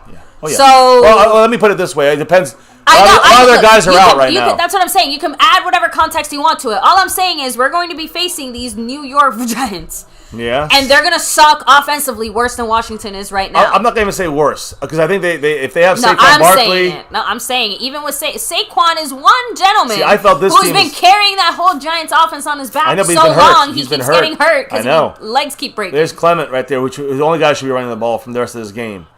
By the way, I just did the numbers, baby. I'm just throwing that out there. I just did the numbers. Randy Stites moves up into third place with that drop. Love Randy.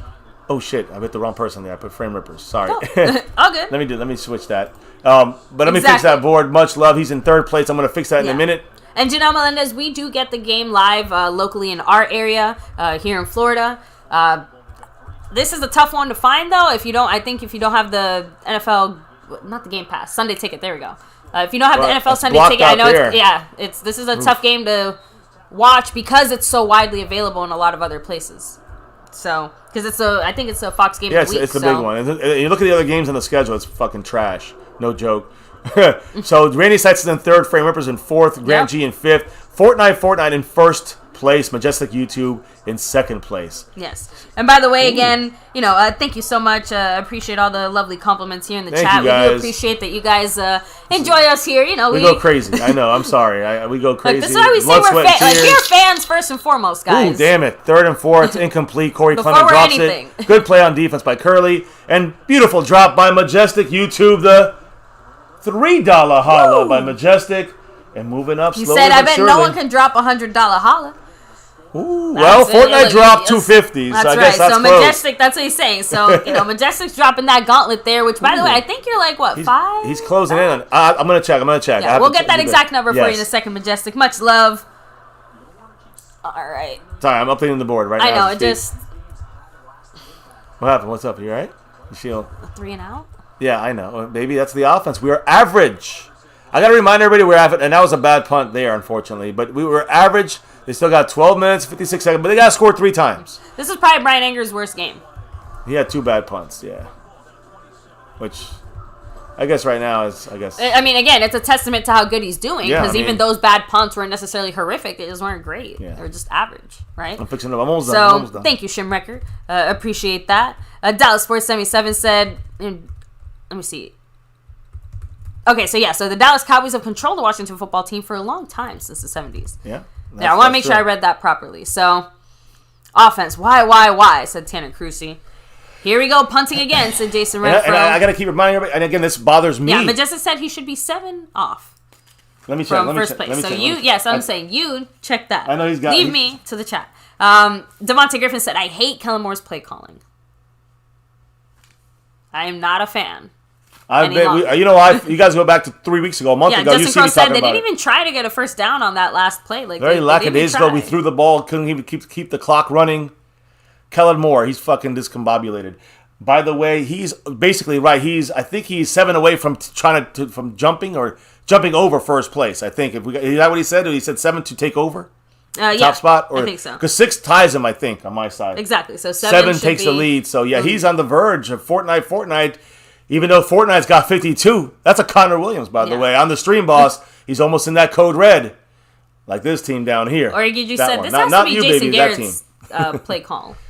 Well, I will say there's a little breaking news. I just saw it right now come up on our screen. Okay. Breaking news, guys, that he was spotted. After that Duke hiring. Yeah.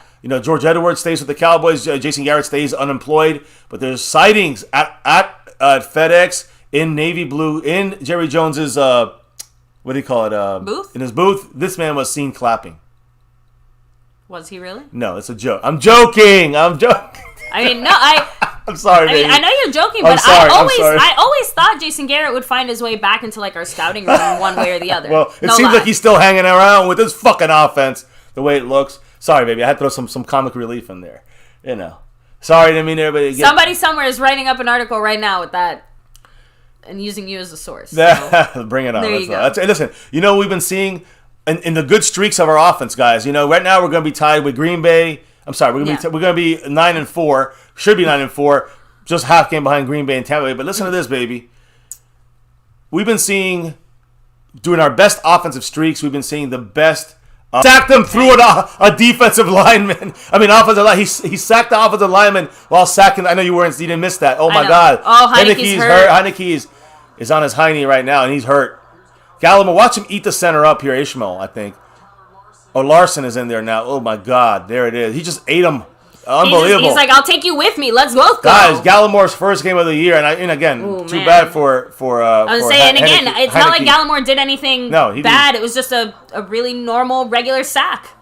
Gallimore clean, right above the knee level. Like, seeing this out there, that's the Gallimore pose right there. Oh shit, Larson's hurt too. Jesus fucking Christ. He was hurt, and he just got back out on the field. Ishmael's going to come on the field now. Heineke, they're both down. Their center and quarterback are down, and this was a one-man wrecking crew called Neville Gallimore, and I'm not laughing at it at all, man. It looks bad. No, that's what I'm saying. Like it doesn't even feel good to feel good about that sack because it's like you just saw Gallimore. He just ran. It's like I don't want to say anything bad about tornadoes. You know what I'm saying? But he was like a tornado. He just left a path of destruction.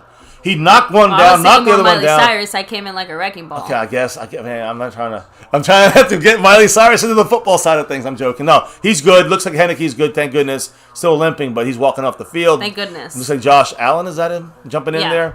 So Josh Allen going in now. Let me make sure it's Josh Allen. Kyle Allen. He just picked up scissors off the fucking field. Imagine if they just got left there. Kyle Allen is the quarterback now. Formerly of the Carolina Panthers also.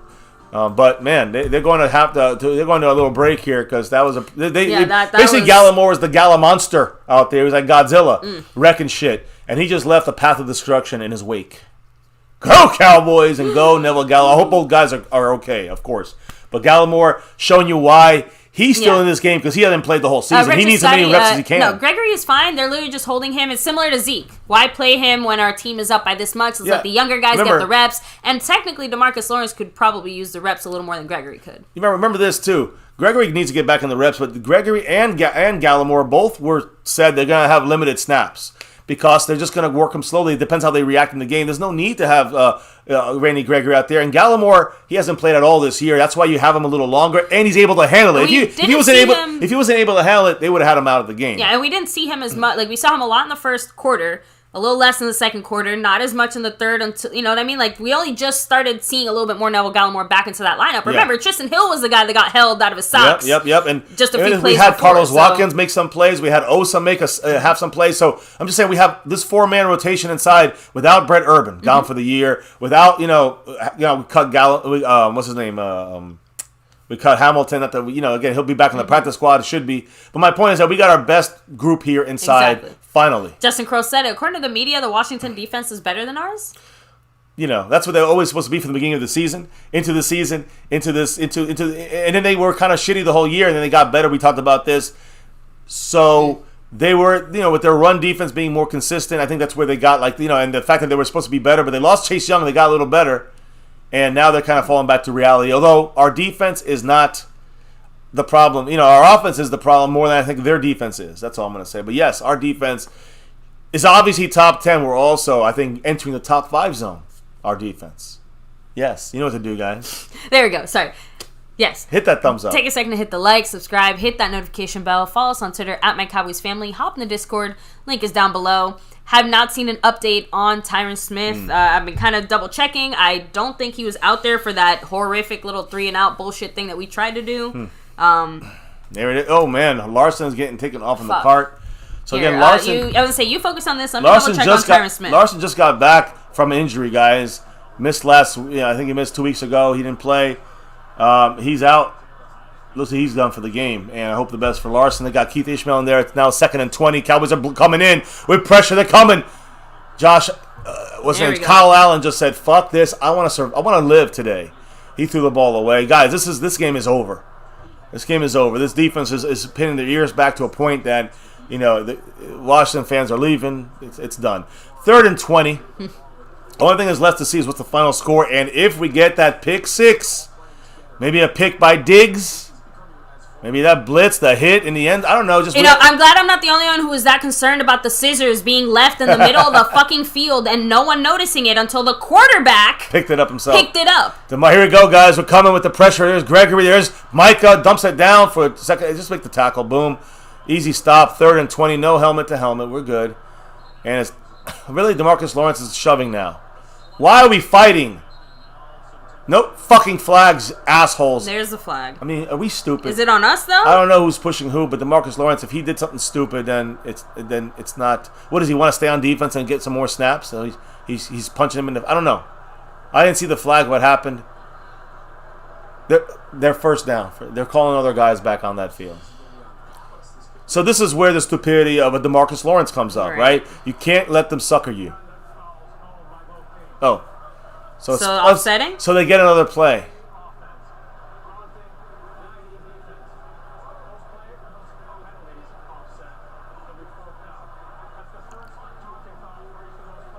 Yeah, so basically offsetting, taunting penalties. That makes no sense. So it's still 4th down, so they don't replay the play. Okay, I'll take it. Maybe because the play was over. That was weird. It could be because the play was over. So when the play ends, it's official. The next play starts at that moment, and that's when the taunting and the fight kind of happened. But I'm glad they did not give him the first. They didn't give him a 3rd down and 12 again. Yeah. Thank goodness. I don't mind them not applying the penalty. By the way, just a quick question as far as the snap, offense. Punt. Go ahead. Did we take any shots deep down the field outside of that penalty to Michael Gallup? Because outside of that, I don't think we've seen any. And everything has been, like we've had yak. And that's why I always say. But we're not stretching the field. Still obviously not. Yeah, no. Ooh, and Secchi's out there, by the way, baby. Jaquan Hardy with his first carry of the game with the goggles. No goggles. He's not wearing them today. He's got his the bubble. He's got his contact lenses in there. Damn, they got. Sorry, I did kind of want 48-9. Kansas City's destroying the Vegas Raiders. Yeah. I was gonna say I wanted more of an update on Tyron Smith, but honestly, it's the 4th quarter. I don't think he's coming back. So well, baby, I guarantee you he's not coming back. But right now, Secchi's on the left side. No La'el Collins, I'm assuming, right? I'm assuming the right tackle is Terrence Steele. He is? No, it's La'el Collins. Yeah, it's La'el Collins. Okay, so we're just not going to go. Wow, Dak's looking, he's running. He just takes a sack. I mean, this is so ugly. There's nobody open for him. A sack? I mean, I would say he's running forward. I guess maybe it's a tackle for loss. That's what I'm saying. I don't think that's a sack. I don't know. I mean, whenever it's behind the line of scrimmage and the quarterback, usually they count that as a sack. Okay. It was not a play design run for Dak. He was going to throw. He ran and he took the sack. So that's usually I call that a sack by the stats. All right. Either way, my point here is Dak Prescott. It's not on him on this, guys. It's not on the offense, even on the players. I would say this is on the coaches. This is on Kellen Moore. This what you're seeing. This bad look. Dak looking, nobody's open. Jeez, just throw it away. Throw it away. Dak's just trying to make something happen. Throw it away. Yeah, you got to throw it away. And somehow it makes the catch. Are you kidding? There's a flag. Me? Cooper with the catch. Guys, there's a fight. La'el Collins punching. Don't punch, motherfucker. Okay, but what if 56 started shit? I know, but don't listen. This is what they did. It might have been a late hit. They better call it on the right on them. La'el Collins out there shoving. And again, that's his buddy there, his best friend, Dak Prescott. Don't fuck with Dak. But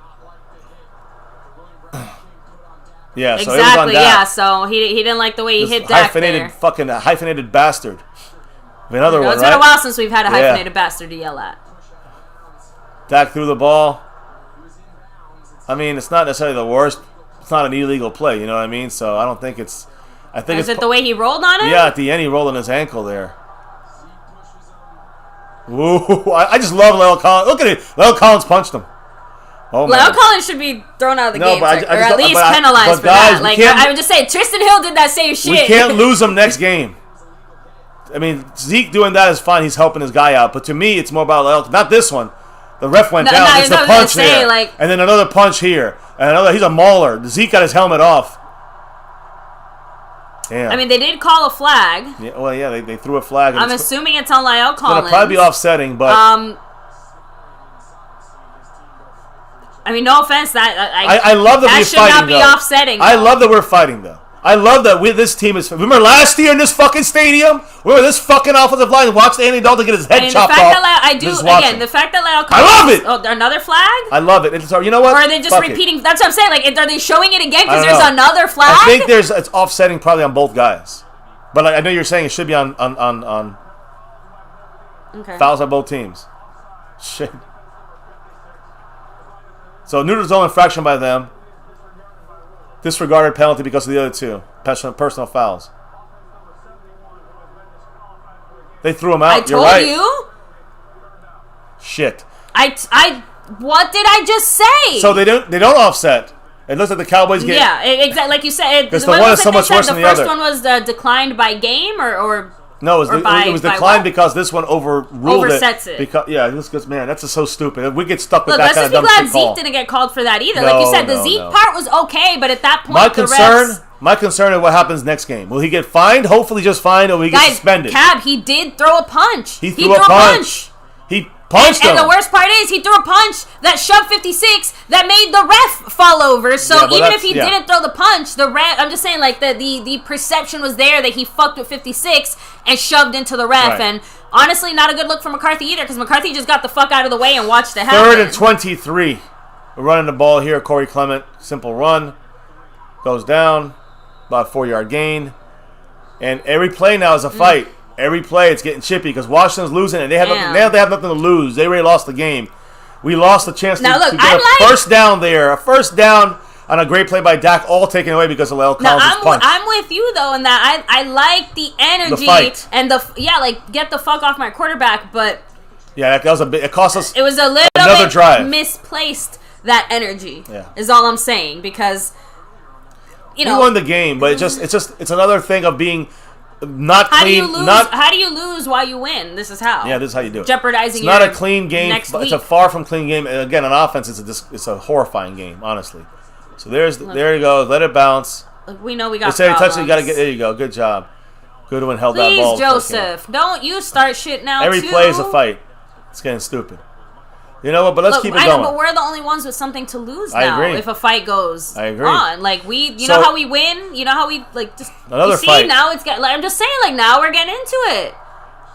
At least Trayvon seems to be defusing the situation. Who loses here? We lose because we get the guy gets suspended next game and don't play against the Giants. That costs us the game. We're playing for this is Washington. We're getting ready for the couch. They're getting ready for the couch for no playoffs. These fucking exactly. So Cat 52 is saying I think it was because the ref fell down. Because I don't think there was Schimrecker said he should only get a fine. He'll be able to play next week. I agree. I think Cowboys Abroad said stand up for each other. Fuck it. Justin Crow said LC and Zeke sent a message. It's on tape. Anyone pushes our QB like that again, get ready. Yeah, listen. And Majestic YouTube said Collins did his thing, protecting your quarterback. Nothing wrong with that. But Washington should have gotten a flag for hitting Dak out of bounds after that. I agree. But I agree. But basically, like the roll onto him seemed perfect. That's first the point. down, Like, they're saying that he run, purposely tried to roll into Dak after the play was over. I know, but and that's why Zeke and La'el Collins we're seeing what we want to see on this as well. I don't know if that really happened or not. What was intent, I can't speak.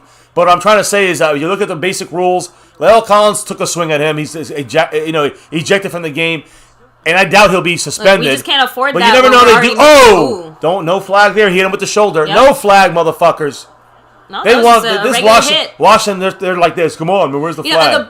J-Ron Kurtz, great tackle. The good thing is that all the injuries that have occurred, it wasn't because a Cowboy player was being too extra. Like even the two guys that went down when Gallimore was in there was not because Gallimore was being aggressive or breaking rules or anything. It was just exactly a bang bang play. Literally. I mean, that's unfortunately what football is sometimes. Guys, here we go. We're getting into that. We're so close to being. Oh, yeah. Justin Crows and Jay Duncan are saying. Jay Duncan said this fight is a result of Washington's cheap, dirty tricks last year. And too bad Jeff Bostic's not in there because he's, I think that's his name, right? He's number 53, and he's been on IR, I think. Yeah. So let me just double check him. John Bostic, number 53. Bostic, man, he reminds me of the he's a defensive player for them. It's a 3rd and 1. Oh shit. First down. McCarthy knew we weren't ready. I mean, again, you saw him there. I think he was trying. I don't think he was trying to call timeout, but no, he knew something was wrong. You saw him he saw something. He was jumping, and the second they cut back, Washington was already running the ball. Exactly. So problem is for the Cowboys is that And yeah, it was Bostic. So Bostic. Yeah. Almost got there. Almost a pick. Ooh. Good job by Keanu Neal there. Good timing on the hit, stopping him from that play. Now we're down to 2nd and 10 here. Be nice. Is the audio good, guys? Again, can you hear us? EBZ, you're the first one saying you can't hear us, and everyone else is responding to our comments. Check I think, you might want to check your volume on your side. You might have it muted or low volume. Or let us know, guys, if anything is up on the audio. We tweaked it last night a bit, so hopefully it's not as bad, but we have been screaming a lot and yelling a lot this game. Yeah, I lost my voice. Which is pretty typical. That was the play of the game was Randy Gregory. William Brady said, I think Dak needs one more scoring drive for his confidence. Darren Posey also saying, take their heart. I know. Let's do it on defense now. They got Kyle Allen back there. That should be a flag. Randy Gregory was about to kill Kyle Allen. Nice catch there. So that's a flag on them, delay a game. Second and 15. Justin Quarles is saying, we need to just milk the clock and get out of here with the win and no injuries. Like, forget trying to score again. Forget whatever. I agree with Justin. 2-man, 100% right. I hate to say it, but Lyle Collins did something even worse to us by not being in this game. We don't have Tyron Smith and Lyle Collins now. That means Terrence. Did no one even stop to think about that for a second? It's okay because we had Nseki on the left tackle. What I'm trying to say is we had Nseki at the left tackle the whole last. No. But now we still have 8 minutes of football left. But Lyle Collins on the right side. Now we just put in Terrell. I don't really see an issue with that side. The left side's still the issue. The right side is Terrence Steele. We're fine. I'm just saying. There's DeMarcus Lawrence double teamed. He has the extra time. They get the first down. So I guess we forgot how Tyron Smith isn't in the game in the first place. My whole point is that all we need is for one person to stub their toe or lose a shoe. And what the fuck? Dak's on the ground? Oh, I know. That's what I'm trying. That's all I'm trying to say. We cannot afford this. Is this a catch? Oh. It is a catch. So good catch by them. First down for Cam Sims. So it looks like our audio is all good. Yeah, good. I am going to do one thing that I almost never do. Go on. No pressure here. Fast play. Out. Great defense. LVE is having himself a great game today. LVE finally having a good game, right? A really good, solid game. I think a lot of that to me is because of we finally have our defensive line back, which means Micah Parsons is able to be the Micah Parsons we need him to be. We want him on the D-line, be on the D-line. We want him pass rushing, be a pass rusher. You want him as a linebacker, be a linebacker. You want him as a corner, be a corner. Shit. At this point, the only thing he hasn't done is play running back, which I'm still waiting for, and that's a joke. Clearly. 2nd and 10. That was a 3rd and 10 before we allowed that first down. Now it's 2nd and 10 after that first penalty. It'd be nice to get a stop here, but we don't. Yeah, we do. Marcus Lawrence getting pushed back 5 yards on his ass. I don't know what's going on with DeMarcus Lawrence. 3rd and 5. It's not looking very good out there. He's supposed to set the edge on that side. He got shoved back 5 yards and got rolled on. 3rd and 5, but damn. That's one of the reasons I said as well. I think DeMarcus Lawrence needs snaps. Micah's out of the game, not because of injury, because he has hip flare up. They're resting him this drive. Listen, they just give him a little breather here just to rest him for next game. He still has his helmet on. It's not like he's out for the game. I know, but they don't have him in 3rd and 4 here, not coming in this play. You see the pass rush. See how much different our defense is without Micah Parsons, right? Huge difference without Micah. And that's why you see him looking so antsy on the sideline, because he knows. Who you see do his job there? You see who was doing his job? LVE was blitzing, but then just the breakdown is just. It's like LV didn't even get close to being inside and getting any pressure. Look, I still say that LVE is one of those players that I could easily see coming back next year for like $5. Run play, I don't see that. Not because he had a half good game here, but he's gonna be getting more money elsewhere. We'll let him go. I don't foresee LV coming back here. Now we put Micah in, backs against the wall, 2nd and goal. Come on. And I feel like people are overestimating the market for LVE. That's my point. We'll see. Maybe. So run for a touchdown. Looks like he's gonna be the Jeff Heath of linebackers. It's short. Keep running the clock. You don't like my joke? I like it. I'm just trying. Baby, I hear you, but I just want to see this clock Thank you, Cab. That was my whole point. Tank needs reps. He's missed most of the season. Even I think Gallimore's the only guy on the defensive line that hasn't had that's had a similar number of reps because he's missed as much time. But even Gallimore out there. No, did not get in. Why are the Cowboys not trying to? They sit here with their fucking hands in the air and the guy's still moving forward. Stop the motherfucker. Fumble, Cowboys? Cowboys ball?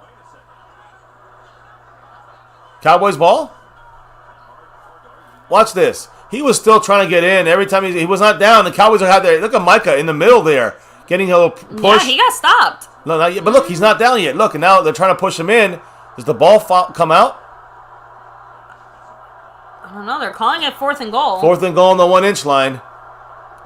Cowboy fans are getting loud as fuck. I love it. You should. I love that part of things. Much love that McKenzie 2 times. Oh, the Washington fans are like, shut up. Oh, the Cowboy fans are going crazy. They're literally on the... It's like a 4th and inch. They're like 4th 1 inch. and an inch. Look, even I have to admit, if we stop them here, that's got some balls. And if we don't stop them, I can't... They're in a shotgun. They're going to run forward. Micah was there, that's for sure, but he got a touchdown. They got it. That's a hard touchdown to stop. Yep. So it is what it is. Exactly. Thank you, Larry J. That's my whole point. LVE is going to come back as linebacker insurance, sort of like Jordan and Anthony Brown this year. Jordan Lewis, Anthony. Basically, LVE is going to be the Jordan Lewis or Anthony Brown version for the linebackers. I guess he could be, but he's been horrible the whole year, except for the games where he's got and everything's perfect. I forgot Anthony Brown was so spectacular. No, but Anthony Brown was actually out there playing. He had 2 bad games. LVE's had 2 good games.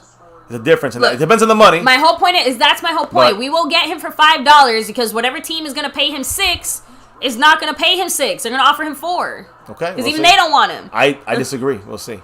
2-point conversion. I don't think we'll see LV here back next year. I don't think so. But if he is, he better be our 4th string linebacker. I like Luke Gifford better right now. 2-point conversion. They're back to throw it. Kyle Allen throw into the corner. Incomplete. Thank goodness. Thank goodness. I was going to say, I know my prediction was 26-17, and we're getting uncomfortably close to that right now. What was my prediction? It was 31-16, and it would have been that right there. It's funny for that play. You're right. And I had said different. Didn't I say, like I said 24-16, 27-16, literally there. Yeah. So there you go. There's again a banged up tight end. Now Seals Jones. I'm sorry, baby, but yes, I'm gonna gnaw my own arm off here. So I'm gonna take 30 seconds to eat the world's quickest snack. And I'll be right back. Onside kick's gonna be coming. I was trying to do it before when we had 8 minutes left.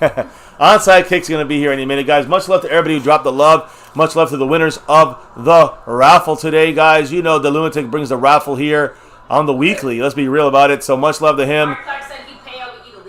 Talk about it. They're not onside kicking it. Surprising. 5 minutes to go. They got all their timeouts in a 2-minute warning. And there you go. Jaquan Hardy returning the ball. Just hold that ball right, man. Don't fumble it. Didn't really break the tackle. Gets about to the 22-yard line. Good job. It's just he was holding it like this, guys. I was getting nervous. So, great job there. Now we just got to get a couple first downs. This game is like, it's over, like officially final over. You know what I mean? Got to give a big shout out to those that are getting ready to get on next week's raffle. Thor Thunder God. Well, he was a Navy Blue crew today. He was from today. But we got Jason Renfro. The people that dropped the love today. Jason Renfro, Cowboys Abroad. Stephanie Willis, Randy Stites, Majestic YouTube, Clark Kent, Skeptical Fan, PC76, Grant G, 1971, Thor Thunder God, and our overall leader and stream boss currently, Fortnite. Much love. Here we go. Corey Clement running for about 4 yards. I see Connor Williams in the game, McGovern in the game, Biotish in the game, Terrence Steele in the game, and Inseki. So you're basically looking at either very young offensive linemen like Badass, like McGovern and Williams. I guess not. Williams is probably one of our best ones there. And then you got Terrence Steele, right tackle, and left tackle, Ty Inseki, it looks like. So it is whatever it is. We got Corey. We got basically our backups and Dak. That's my only fear, is that Dak is still in the game. Play action for Dak. He's going to look deep. He threw an interception. Oh, no. A pick 6. Touchdown. Okay, so Cole. Now it's a one-score game. Dak Prescott with another fuck-up for Dak Prescott. Why didn't we run the ball, though, Kellen Moore? Why didn't we run the ball? They just got a pick 6 on Dak Prescott. Because we are a bunch of fucking idiots led by Kellen Moore. And Dak with a horrible decision. What is he doing? He's like, here, I'm going to throw this game to you. We made this a game. Dak fucked up. Can someone tell me if this is not Dak's fault? And you can say it's Kellen Moore's decision to throw it. Why did Dak throw that pass? This is on fucking Dak Prescott. Dumb play by Dak. You made this a game, guys. It is literally going to be 21-27 now. I can't believe it. We just blew this game. Dak Prescott, you fucked up. And now you're going to be taking a lot of criticism. Deal with it, bitch. Deal with it. I don't want to hear no bitching. Dak fucked it up. And it shouldn't have been a pass. We gave this to them. They could win this game now. How do you feel, baby? How you feeling? You out the way. You should have taken that snack. I was, again, like, my stomach was talking in tongues right now. Like, yeah, my stomach is dead from this disaster. I do feel a little nauseous now. Hit the chat. I want a block kick. That could have saved the game for us. I mean, good job there. Dallas defense once again. And that wasn't defense, that's special teams. Special teams. But Dak Prescott, what the fuck is really wrong with you, Dak? Stop high-fiving everyone. He's not. And get your shit to... Stop letting Dak get a pass. He's not getting a pass. He's literally saying it was on me. That's literally what he just said. He's doing the... Good for Dak. On me. Enough of the on me shit and get the shit right, Dak Prescott, because I'm sick of your shit now. You're giving the game away. Why are you doing dumb shit, Dak? On Dak Prescott, case fucking closed. If anybody gives him a pass, you're getting a tongue lashing from me. From me. I don't care who you are. I don't blame him. The tackle was horrible by Dak, but, you know, Dak, I don't want him getting out there breaking his ankle. I don't know what the fuck is wrong with Dak Prescott and his shitty decision-making and his fucking horrible passing. Dak is fucking shit right now. Accept it, breathe it in, and hopefully he's going to rebound. Because right now, he don't look like the quarterback Dak Prescott has not looked like the Dak Prescott that we know. He's looking like shit. He's looking like shit. He's looking like shit. Since that calf injury. Since his calf injury, he's looking like shit. Say it with me. It's okay. He's got to get better. He don't like the criticism? Too bad, Dak Prescott. Get better. That's it. We say that about every player on this team and every coach on this team. Dak, get fucking better, or you're gonna cost us. Here we go. A fumble by Corey Clement. We're gonna lose this game. We're looking to lose this game. We want to lose this game. It's a group effort. But Dak has definitely given them the power. This is what we did with Washington the whole year. We gave Washington the power. Now that their fans left, but they're celebrating. Their fans are still there celebrating. What's the chat saying? I'm curious what the chat is saying, baby. Let's hear it. 4 minutes and 7 seconds. Bring it on. Let me hear a pass for Dak. Let me hear Dak get a pass on some bullshit. Stop catering to him. Be hard on him. Be real with Dak. Don't pussyfoot. All right. Larry J said, Mike McCarthy has to snatch that playbook right now. Kellen Moore is the major issue, but Dak is helping the issue, and that's a problem. Dak's under center. We're running the ball here. Now we got Zeke. Now we got our starters back. But now all it takes is one mistake by a starter. So now we're going to play our starters hard. Not the last drive. Not the drive before that. Not the drive before that. Exactly what you said. Before that. Exactly what you said. The aggressiveness was never there. You know, even in a timeout for Washington, they get the ball back, they tie the game. So what I'm trying to say is that we have literally given this game away. We took our foot off the gas, put the car in neutral, and just waited to coast down the rest of the hill. And if we had put our starters in and left them in, you go hardcore. That's what I'm saying. But then we didn't go hardcore. Then we go hardcore with our backups and throw an interception. It's stupid. It's ignorant. No, Justin Crowe said no. That was actually on Prescott that time. Yes, thank you, Justin the Crowe. linebacker didn't even know what was happening. He's just Cole like, okay. Cole Holcomb slowed down. He thought he was beat. And he just got the ball was thrown right to him. Dak was like, oh, Cole's part of our team. Zeke running the ball here, falling forward. Gets about now it's about a 3rd and 2 right now. This is the play. This is the play of the game. You want to keep this Cassie game? Stewart said it. This is why you never let up. Ever. But the Cowboys did it. Yep. That's on McCarthy, the coaches, and the fucking players. Yeah, even Montana's saying, like, what the fuck? Dak fucked up. Dak fucked us. Yeah, He shot us. by the way, he literally shot us in the foot. Yeah, Shimrecker said it. You know, this is why I like Mr. MCF, because we have similar minds when it comes to the team. Similar ways of thinking. Well, again, don't give... listen, Dak is the best option for us going forward. That still stays the same. But Dak is now having a good 6 games, and he fucked this play up right here. 3rd and 3. Dak's looking, throwing, dropped by Gallup. It was knocked up by Kendall Fuller. So it was going for it, right? Oh, are you fucking kidding me, Amy? No. Are you kidding me? What? No way in hell we're going for this. On our own 20? Baby, my love. I know you don't know. I know you know football a lot better than you used. But my God, that'd be irresponsible.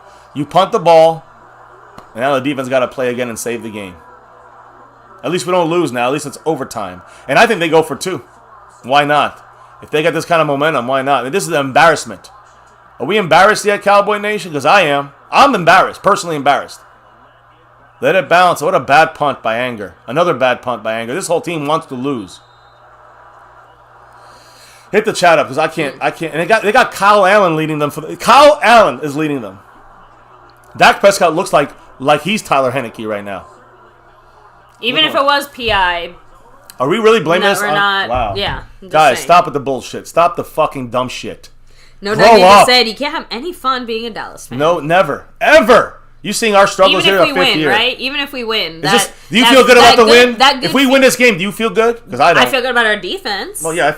No matter what happens in this game, I feel good about our defense. Do you feel good about a win here? We gave the team back at half the field. We gave them a pick 6. This is the reasons why we lose. Look at this. They're playing with a passion. This team with motivation. We're playing like we won already, and we're going to lose this game if we keep this mindset. It's almost like we don't deserve it. I almost feel we don't deserve it. Look, I'm trying to convince myself internally that the defense can. Well, the defense is the only chance, and that's my point. That's the only chance of the defense. The offense we've been counting out our defense all game. It's like he's going deep. No dumb penalties. Did he catch it? Incomplete. Thank fucking goodness, because that was wide open. Yeah. Who was burned right there? Was it Anthony Brown burned again? Like motherfucking bullshit he is. Anthony Brown looking at the play from way behind. If he didn't drop it, he should have caught it. He almost did. This he really Washington should win this game. The way it's looking now, it's incredible. We were dominating this game, 21-0. I mean, that's the point. Were we dominating this game? Our defensively, yes. This game. Our offense sucks assholes for a living, and that's going to cost us playoffs. There's the Marcus Lawrence missing. Oh, get that ball! Get the fucking ball! J-Ron Curse, get it! Thank Go! You. Did they call a whistle? Ooh. Yeah, they called it. It's still they called the whistle. They call him down. Still their ball. Yeah, 3rd and 3. It's a sack though. Oh no, it's an incompletion, isn't it? Let's see where his knee hit. Did his knee hit? No, he got away with it. Was he in the grasp? I mean, ooh. I mean, it's probably gonna be. I mean, why not challenge? Look, whatever they called, it's gonna stay. I don't want to challenge it because we're gonna need those timeouts. Don't get cute, please. Don't give McCarthy any fucking ideas. He definitely wasn't down. Was it a fumble, though? That's the key. So I trust our defense. Either way, the point is, don't get cute now.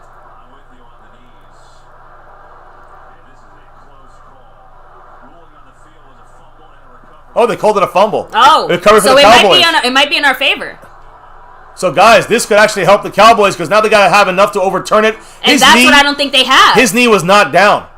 So that's a fumble. But it was the ball going forward. Are they looking at that? Let me. When he loses it, it's going backwards. It's not going forward yet. The ball's coming out. And it's still like that's a fumble. Yep, now he's going forward. That's a fumble. J-Ron Curse with the heads-up play. Gregory with the sack. And the bigger thing is, there's not enough we're seeing there to overturn it. That counts as a sack for Gregory. Second one of the game, by the way. I'm not the second one. Yeah. It is the second one. Second one of the game, first one. Great call by the refs too. I'm just saying, like if they had called it the other way, I don't know if they would have had enough to overturn. Okay, I said booth review. It's not under 2 minutes, but I forgot on turnovers you always review it. So yes, I'm sorry. I was gonna say that was scary. Oh, so here we go. 175 people in the house. Thank God for Danko's defense, Gary Stokes. You are 100 million, 10% right. The defense is the key here, and he made the right moves of moving some guys off. Making some good, bringing some guys in, and we got. This will be our 4th turnover, right? Yeah. I would have hit my 4. Because we got the pick by Gregory. We got the sack strip from Micah. We got Jordan Lewis knocking the ball out, and this will be the 4th. I called it. And one of them was a return for a touchdown. I said pick 6. We got a fumble 6. MCF with the bold prediction. If this stands. But and I also said it'd be 27-16. How about Mike McCarthy has the bold prediction? How about we just win this game? I don't care about a prediction. That was the implication. He said we're going to win this game. I'm like, can that be the bold prediction? Just don't flip it on us. If they flipped us on us, call it incomplete. It's 3rd and 2. Matt Persico said, if y'all are disappointed in this offense, hit that like button. I'm going to hit the like there. Washington scored 12 points in the 4th quarter. We scored 0. Goose egg. And the worst part, and then those 12, again, offense. Offense gave up those points. That's pick 6, and then the ball with a short field. Can't do that. This is it right here. This would, to me. Yes, Cowboys ball. Touchdown. Well, again, a dumb mistake is they get a pick 6. I guess it's not quite the game. Far from the game. The defense saved us again. 4 turnovers, and that's 4. Wake the fuck up for Dak. I love that Randy Gregory is talking all that shit. Yes, Gregory. Yes. Go ahead. Gregory, Micah, DeMarcus Lawrence, Gallimore, Osa. All our motherfuckers are tearing shit up on defense, and the coverage is doing well because the defensive front 7 are doing well. That's the game. Yeah. That's the story. That's what I've been saying is how we win this game. But our offense is literally giving the game away. So let's just run the goddamn ball and end this fucking game. Zeke runs for a yard, run the fucking clock. They're going to use their 2 timeouts. They got the 2-minute warning. We kick a field goal. The game is fucking over. Greg Zuerlein, I know you've been making them all day. Don't fucking dare miss this one, and you know we're setting up for it. Why would you even say that now? Hey, I'm balancing it out. I know. Let's hit the chat, baby, because we're gonna get timeouts over and over again. We're gonna get 2 more. We're gonna get a timeout and a 2-minute warning before we see the next play. You know, before we get to the points, if anything, the earliest points, unless we hit the end zone. Which, if we go for the end zone, I think it's stupid. I think it's a major risk. I think it's a Kellen Moore fuck up there. I think McCarthy just ripped the fucking playbook away from Kellen Moore. 2nd and 9, 2:19. Washington has 1 timeout and a 2-minute warning, and that's in 19 seconds from now. So 2nd and 9. I mean, Washington, they want to hold us. Maybe they get a turnover in these next 2 plays, hold us to a field goal, 10-point game. But they want us to miss it and get 1 more shot with 2 minutes. That's their goal. Dax now pitching to outside to CeeDee Lamb. Gets outside. Good job. Stay in bounds. He did. Stay in bounds and don't fumble. He did stay in bounds. He didn't fumble. Yeah. That's Forced the major. them to use their last timeout. There it is. Final timeout done. 2:12. 3rd down and short. We get a 1st down. The game is over. And Janelle, I'm so glad. Again, one of the reasons we did start this is because we're like, we can't be the only people this crazy that are feeling this way here in Cowboy Nation. So connect, all of us. She said, here. "I'd love you guys." Literally taking all my thoughts. I'm glad we're Cowboy fans and think the same. So, and guess what? Even if we don't think the same, because I can tell you right now, I don't agree with him because he's wrong all the time.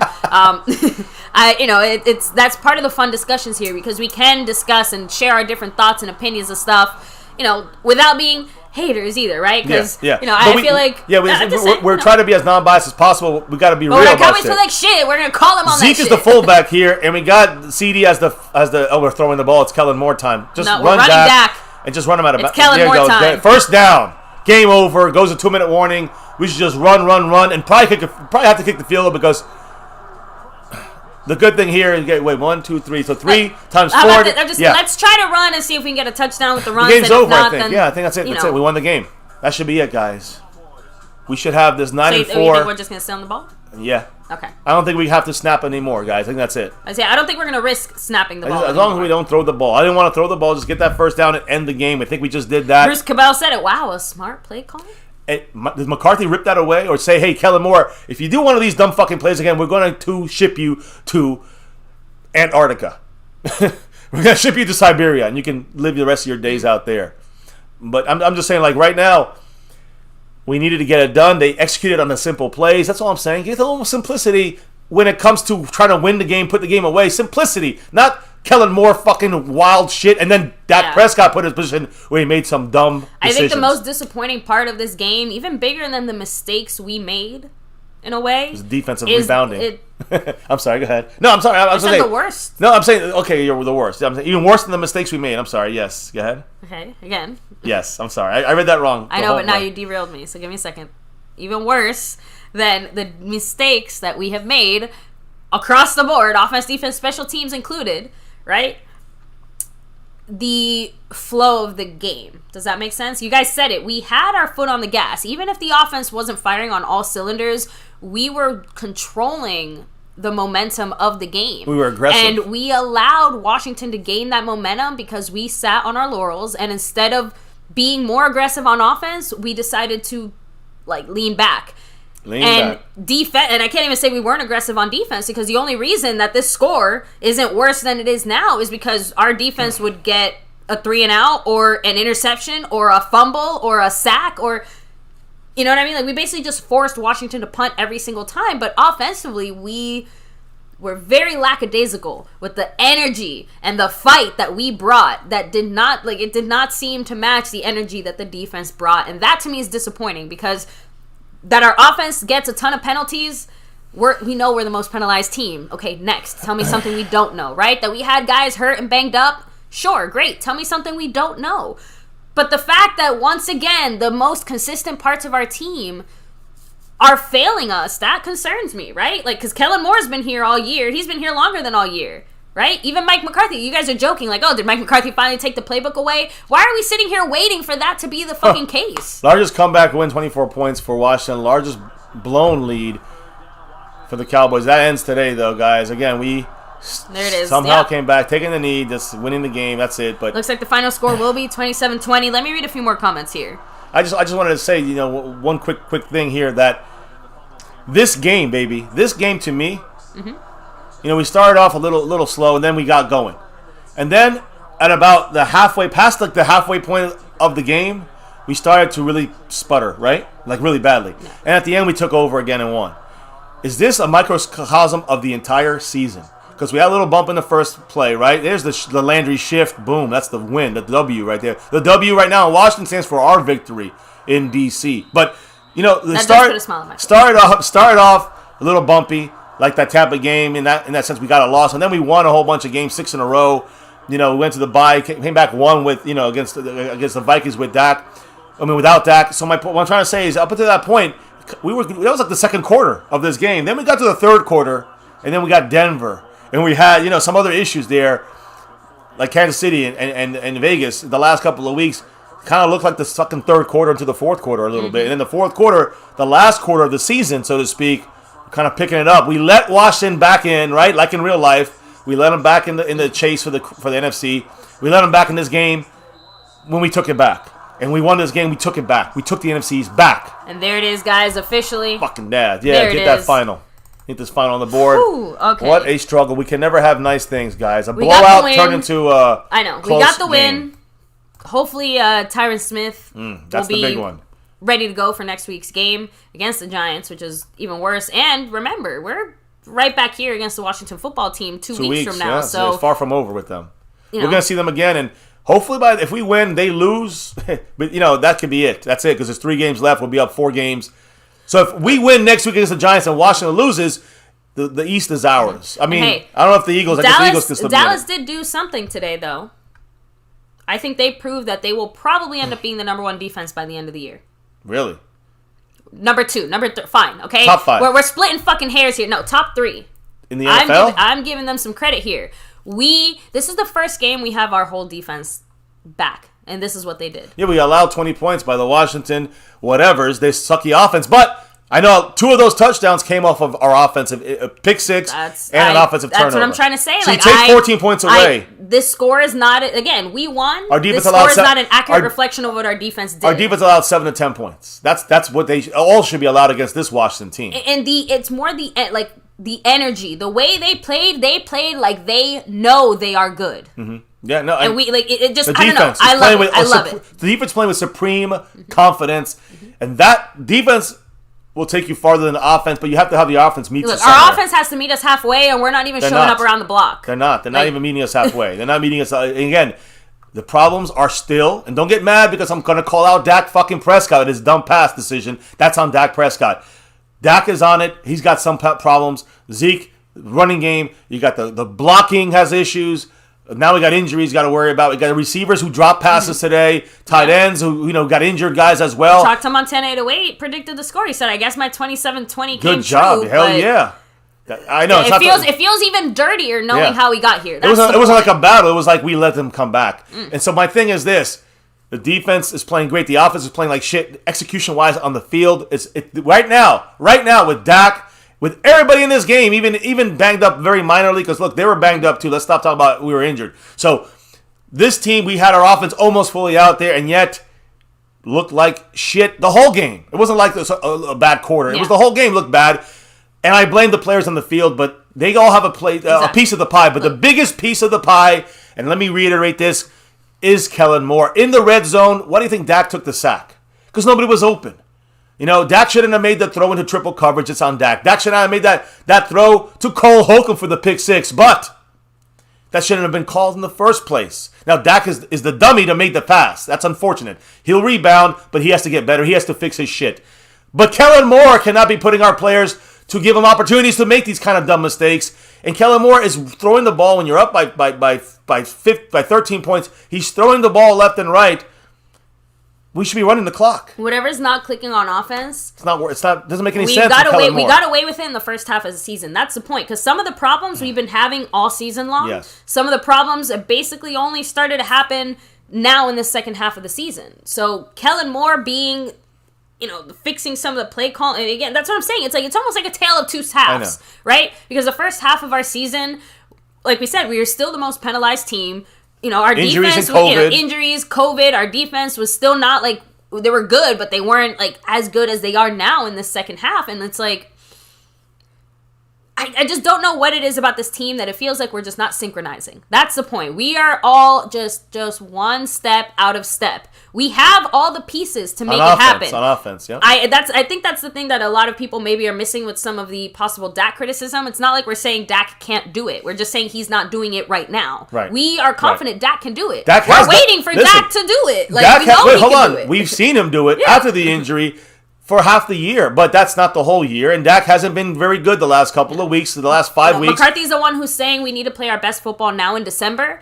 And in a lot of cases, in certain aspects, we are playing the best football. But and in a lot of other aspects, it feels like week average. 1, baby. Like, no. No, what I'm trying to say is that's what I'm saying. Like, we look like a team that is still not sure how they're supposed to play together. I just don't like that we have to, like the Terrence Steele and Lyle Collins discussion. They're both good. Who cares, And the thing is, people say is like, well, you know what? Dak Prescott, it's either like, you can't criticize him, or you got to criticize him till he's the worst thing ever because of the money. Who gives a shit? I don't give a shit. The money is going to happen. That was our best option going forward is Dak Prescott, and he still is. So let me preface this. It sucks I have to say this to make my criticism of Dak because Dak has not played well, and it's okay to criticize. Now, has there been a lot of help from Kellen Moore? The answer is fuck no. That's the bigger issue. But what I'm trying to say is we're leaving Dak out there to figure that shit out by himself, Dak basically. has to do it. I'm sorry. Good quarterbacks do that, and he hasn't done it recently. Now, has he done it most of the time? The answer is fuck yes. Because who did it in the first half of the year? Dak Prescott. Yeah. But the second half, in the last 6 games, other than the Falcon game, 5 of these games, Dak has been off. And that's to do a lot of things. I'm more with Big Boss Man, though, and this is where you and I have that split, because, again, I do give Kellen Moore responsibility. I give Dak Prescott responsibility. But to me, first, like, the way that I understand football at a fundamental level, I have to put the responsibility back to the offensive line. Like, and I'm not trying to say that they maybe didn't play good or had a good game, but the inconsistency and the lack of kind of, I don't know, the flow, the whatever you want to call it on the offensive line, it's a direct reflection on how we're seeing Dak Prescott play, and it's a direct reflection of the plays that Kellen Moore calls, because Dak does not look like he trusts his offensive line. Point blank, period. He does not feel safe anymore, and I don't blame him because our offensive line has not been safe for a long-ass time. It hasn't felt safe all season, really. Right. So, of course, and that's what I'm trying to say. It's like all these things are factors, right? And I agree 100%. And some are factors more than others in certain moments, right? Like, when we see all our players executing, and we just have a shitty play call, like, okay, it's very easy to be able to look at Kellen Moore and say, why would you call that? Or it's easy on a great play call, when you see someone drop an easy pass, it's very easy to see that the execution there maybe is the problem. But the offensive line is such an insidious kind of, like you're not looking at the offensive line every single moment, every single play, every single second. And that's what I'm trying to say. Fundamentally, at our core, this offense is wrong and bad because the offensive line is not right. And nothing will work if we can't get that shit to work. Listen, baby, nothing. I said that Dak and the receivers and the offensive line all have a blame to this, and I agree with you. I believe I agree. If I'm comparing the offensive line to Dak, I agree with you. But I'm not. I'm comparing the offensive line, and I'm comparing the offense and the coach, and that's where I see the biggest break off. I'll explain why I say in a minute. As Majestic YouTube takes over first place, basically at the buzzer here, much love, Majestic with a $7 holler. He's about to take over the top spot, jumping by 1 over Fortnite. There you go. He said he's got 44 up there. No longer tied up, because he just said, not sure if it's tied up yet or not, but how I'd be able to receive my plaque without blasting my social media on the stream. So, like we said, Majestic YouTube, you have 2 easy ways to reach out to us. So you can send us an email, mycowboysfamily@gmail.com. So all one word. Or you can hit us up on Twitter @MyCowboysFamily. So send us a private message, or just, send us a tweet saying, hey, it's me, and we'll send you a private message, or send us an email. Yeah, we'll be able to contact you that way. But we'll make sure to reach out to you that way. But just let us know as soon as possible, and that way we can get that sent out to you as soon as possible. Much love, Majestic. Now in first place, you'll see him coming across there. And Fortnite down to 44 points. As we get ready to turn the page. We missed Michael Parsons' post-game interview. It's all right. It's all right. It's okay, because we know, they just asked him, how does it feel to be the next LT? Listen, I'm going to say this, maybe, and I'm going to go back to what you're saying, and I hope everyone's still here, about the Dak Prescott criticism. But like I said, baby, It's all the different parts of the offense. But my issue is this. Well, Shame's with you a bit because he's like, it wasn't the O-line that made Dak throw that pick six. Thank you. Baby, I was about to bring that up. I've been trying to, and I know I've been stopped. But no, baby, that's what... My whole point is that... Dak lacks that confidence. Dak does not look the same. Dak doesn't look right. Why is baby, now I can talk, right? Okay, well, I'm going to. Here's the thing. Dak, I just feel a lot of the Dak supporters like myself, sometimes some of us give him an escape route. Every single play, every game. Listen, it's on Dak Prescott on that fucking interception. It's not the offensive fucking line, and it's a bad play call by Kellen Moore. Dak still is the responsible one that has to make the decision, and he made a fucking shitty one. Accept it. Breathe it in your nose. Accept it. Dak makes mistakes too. He ain't Jesus. He ain't perfect. So think about this, guys. Dak with the mistakes, he's got to get better. It's okay to criticize him, and fuck the Dak haters because they're ignorant. They don't understand the whole situation. They just see a bad play. Dak sucks. That's stupidity. I ain't talking like that. I'm talking about what we're all seeing. We all gotta agree that Dak is suffering. But I think people are misconstruing what I'm saying as well. I'm not, like I said, I'm not taking away the responsibility from Dak Prescott or Kellen Moore. My whole point is that when we are saying, why is our offense not doing well? Why does our offense look bad? The core issue, the core problem is the offensive line. And I say it's Kellen Moore. And like I said, in the first half of the season... Okay, whatever. No, baby, you said this already. Okay. I didn't get to finish my sentence, which is, yes, the offensive line might be the biggest issue on the field overall, and Dak makes a mistake and a receiver drops a pass. It's going to happen. Offensive line are going to miss blocks and have penalties. I agree with Justin Quarles. That's going to happen. But Dak is throwing into triple coverage a bad pass. It wasn't offensive line. It wasn't poor play calling. He's throwing a pick six to Cole Holcomb. That's not play calling. That's not bad. That's Dak fucking Prescott. Take up, own it. And then I'm saying this. When you compare all the guys on offense with the issues on the field, the offensive line's our biggest issue. I agree with you on that. But when you put them all together, it's all of them, and you see, is it these players that are not functioning right in the field, or is it the coaching play calls, which is the issue? It's the play call over the fucking offensive line, and I believe that because you're seeing us block down the field a lot of the times. Of course, injuries and stuff like that. We're far from consistent on the offensive line. That's really the biggest issue. It makes the whole offense inconsistent. But the part that keeps it that way, it might make it that way. What keeps it that way? It's Kellen fucking Moore. That's why we're kept inconsistent. It's nothing to do with Dak Prescott. It is the holy trifecta of what the fuck. My point is our offense is average. Dak Prescott's playing like hot garbage. Kellen Moore is calling plays like hot garbage, and our offensive line is playing like hot garbage. So again, what are we expecting from this offense when we have all three of these key core components failing? Right, and that's what I'm trying to say is that in the end... All at varying states. That's my point. Pick a game. One game it's Kellen Moore. This game it happened to be Dak. Last week it's going to be the offensive line. But it's always all of them involved. It's just sometimes one more than the other. And usually it's Kellen Moore more than everybody else. Listen, all I'm trying to say is this. The offense is average. With everything we could say about no injuries. Was this Dak's worst performance against an NFC East team? I don't know. I know he's 8-1 against Washington, but still, obviously not a very good performance for Dak. Aaron Martinez getting ready to get into next week's raffle with that $10 holla, the $10 drop by Aaron. Said, what did the man say? One pick didn't cost us a game, and we won. That's all that matters. On a good note, one word. Defense. Yes. All we needed was Diggs getting a pick, and it would have all been over, so go Cowboys. Listen, I don't want to, again, much love to Aaron, and I agree that one pick didn't cost us the game, but it hurt us. It almost threw the game out of whack, and that's what I'm trying to say.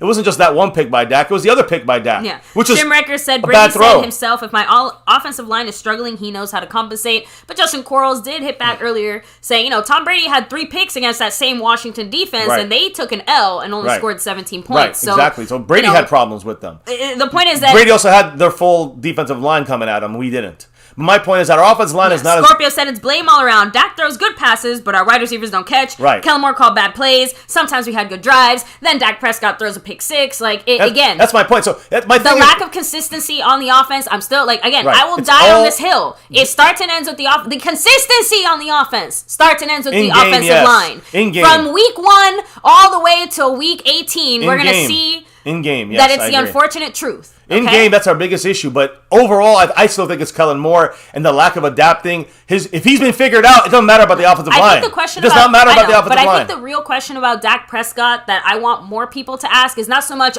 is Dak the problem? It's people ask that too much. There is something going on with Dak Prescott. We know it for a fact. We all have eyeballs here. We're all watching the same game since he got hurt.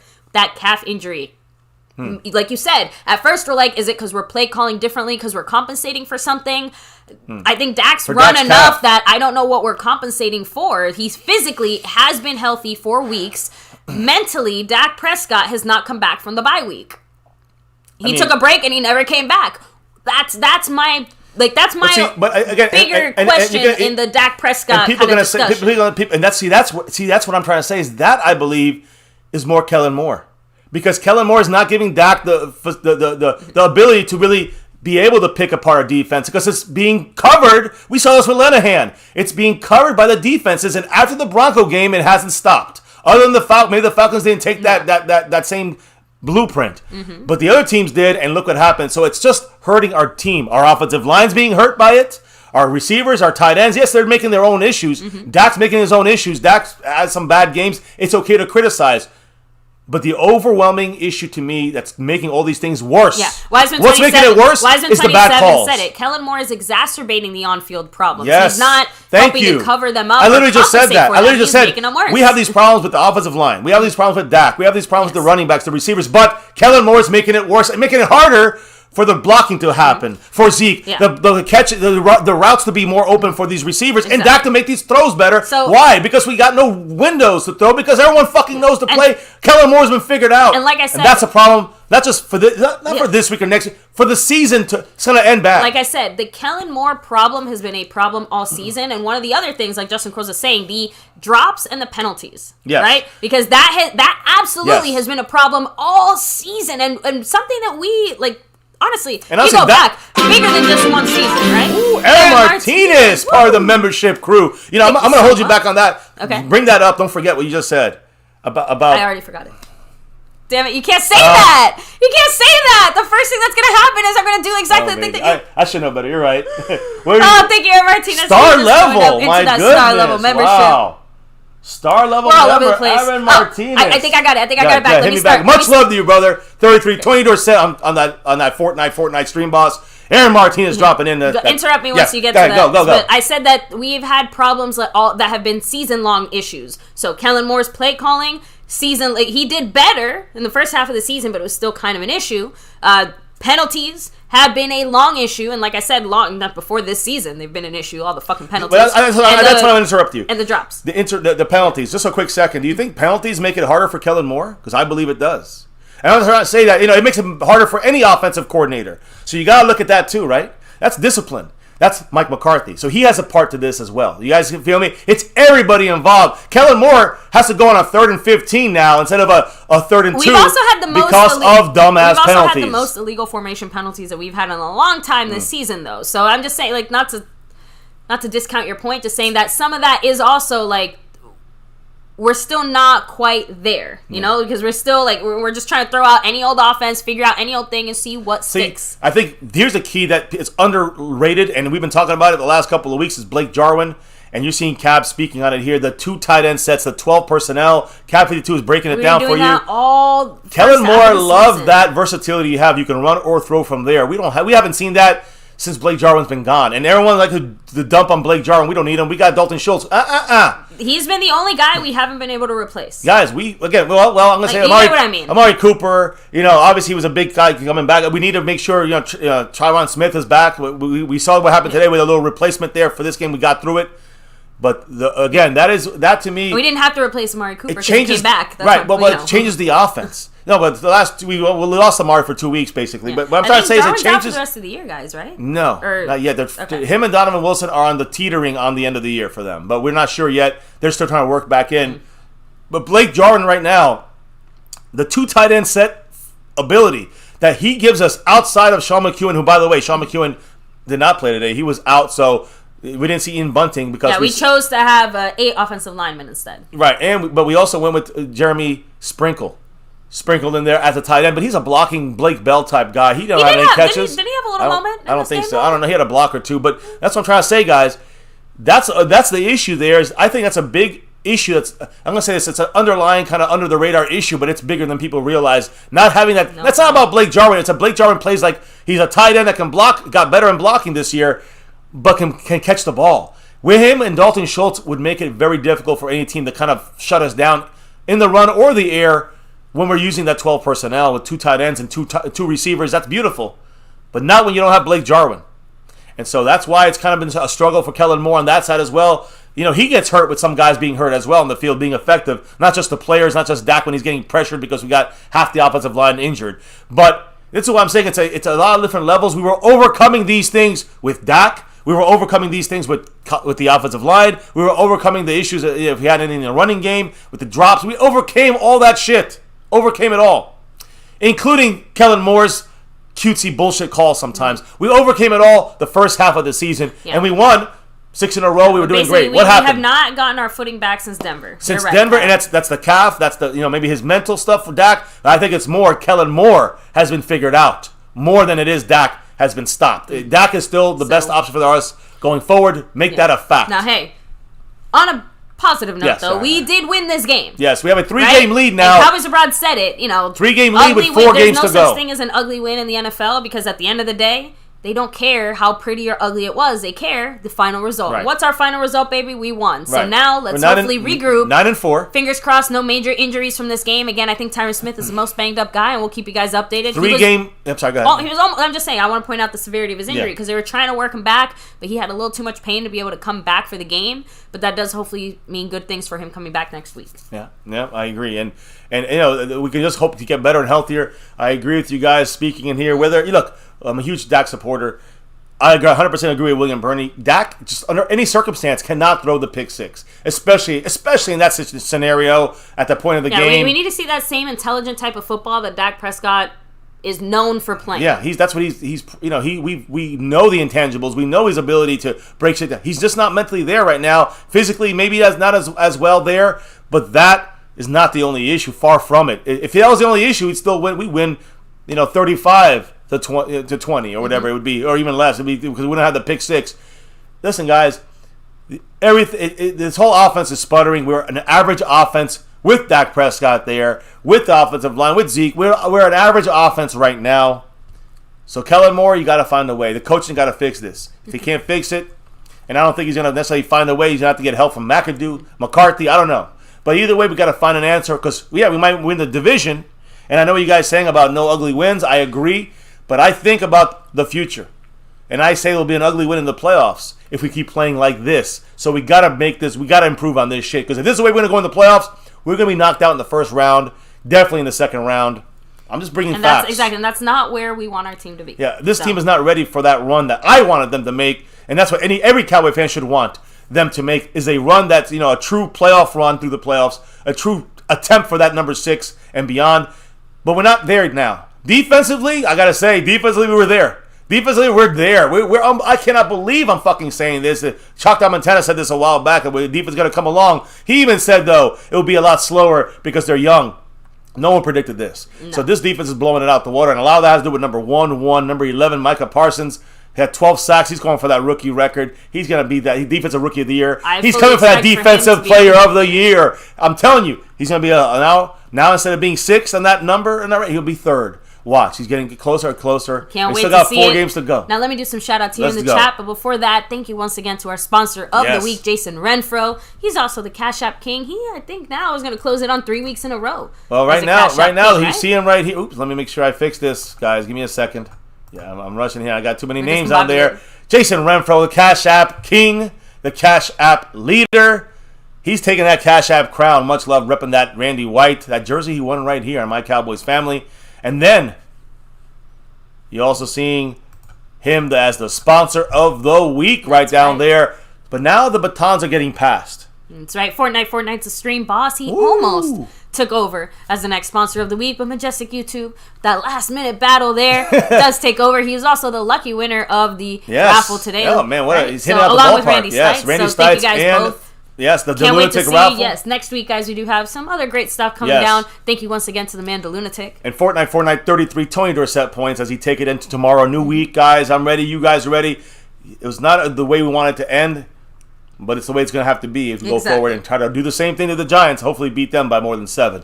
So much love to Fortnite, like you said. Majestic YouTube taking the baton, getting it passed on from the great Jason Renfro and the sponsor of the week to Majestic YouTube is going to be our sponsor. If you want anything specially written as well, let us know. We could put, any kind of business or any kind of promotion you want. We'll throw it down there. Yeah, just send us that in the email as well with your prize that you're going to, need to send it to. So much love and congrats to Majestic YouTube taking over Sponsor of the Week. Much love for a three-peat, back-to-back-to-back by Jason Renfro in the Cash App and Fortnite. Taking that 33 to tomorrow, new week. And try to focus on those Giants, right? Yes, I'm sorry. Sorry about that. No, just thank you to everybody here hanging with us in the chat who is here watching this whole game with us. Let me shout out some people here in the chat first. Cap52, Eddie Blanks, Justin Quarles, William Burney, Deontay B, Skeptical Fan, Aaron Martinez, Darren Posey. We have, let me see, Larry J. Who else is here? Scorpio, Mark Clark. Let me see. Ooh, man. Ori Guidry, Brandon Dodge, Ty Sid, of course, Aaron Martinez. We have Devontae Griffin in the house, Wiseman27, Shimwrecker. I know Cowboys Abroad was in here as well. Man for Japan. Mr. Cool, Brian Robinson, Tammy Stewart. Seriously, all of you guys, huge shout out. Bloody Moon.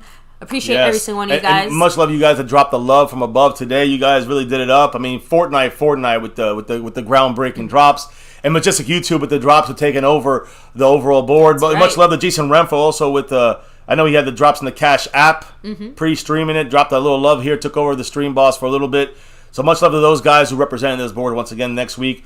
Cowboys Abroad with a drop. Thor Thunder God, Stephanie Willis, much love making that run. Randy Stites with the win today as well. Much congrats to him with that hat. Majestic, like I said, Clark Kent, Skeptical Fan, PC76, Grant G 1971, Thor Thunder God, Fortnite, and Aaron Martinez. Thank you guys. Seriously, we can't do this without your drops of knowledge and your drops of love from above. Reset the board tomorrow. New week, new prizes, new game to focus on against the Giants, and time to kick some Giant ass in New York. This is our end of our 3-game road trip here, guys. Saints, Washington, then New York Giants. Then we go back down to Dallas to take on Washington. I mean, I think we all know what the schedule is going to look like here. We got the Cardinals at home and then the Eagles to finish up the season. Yep.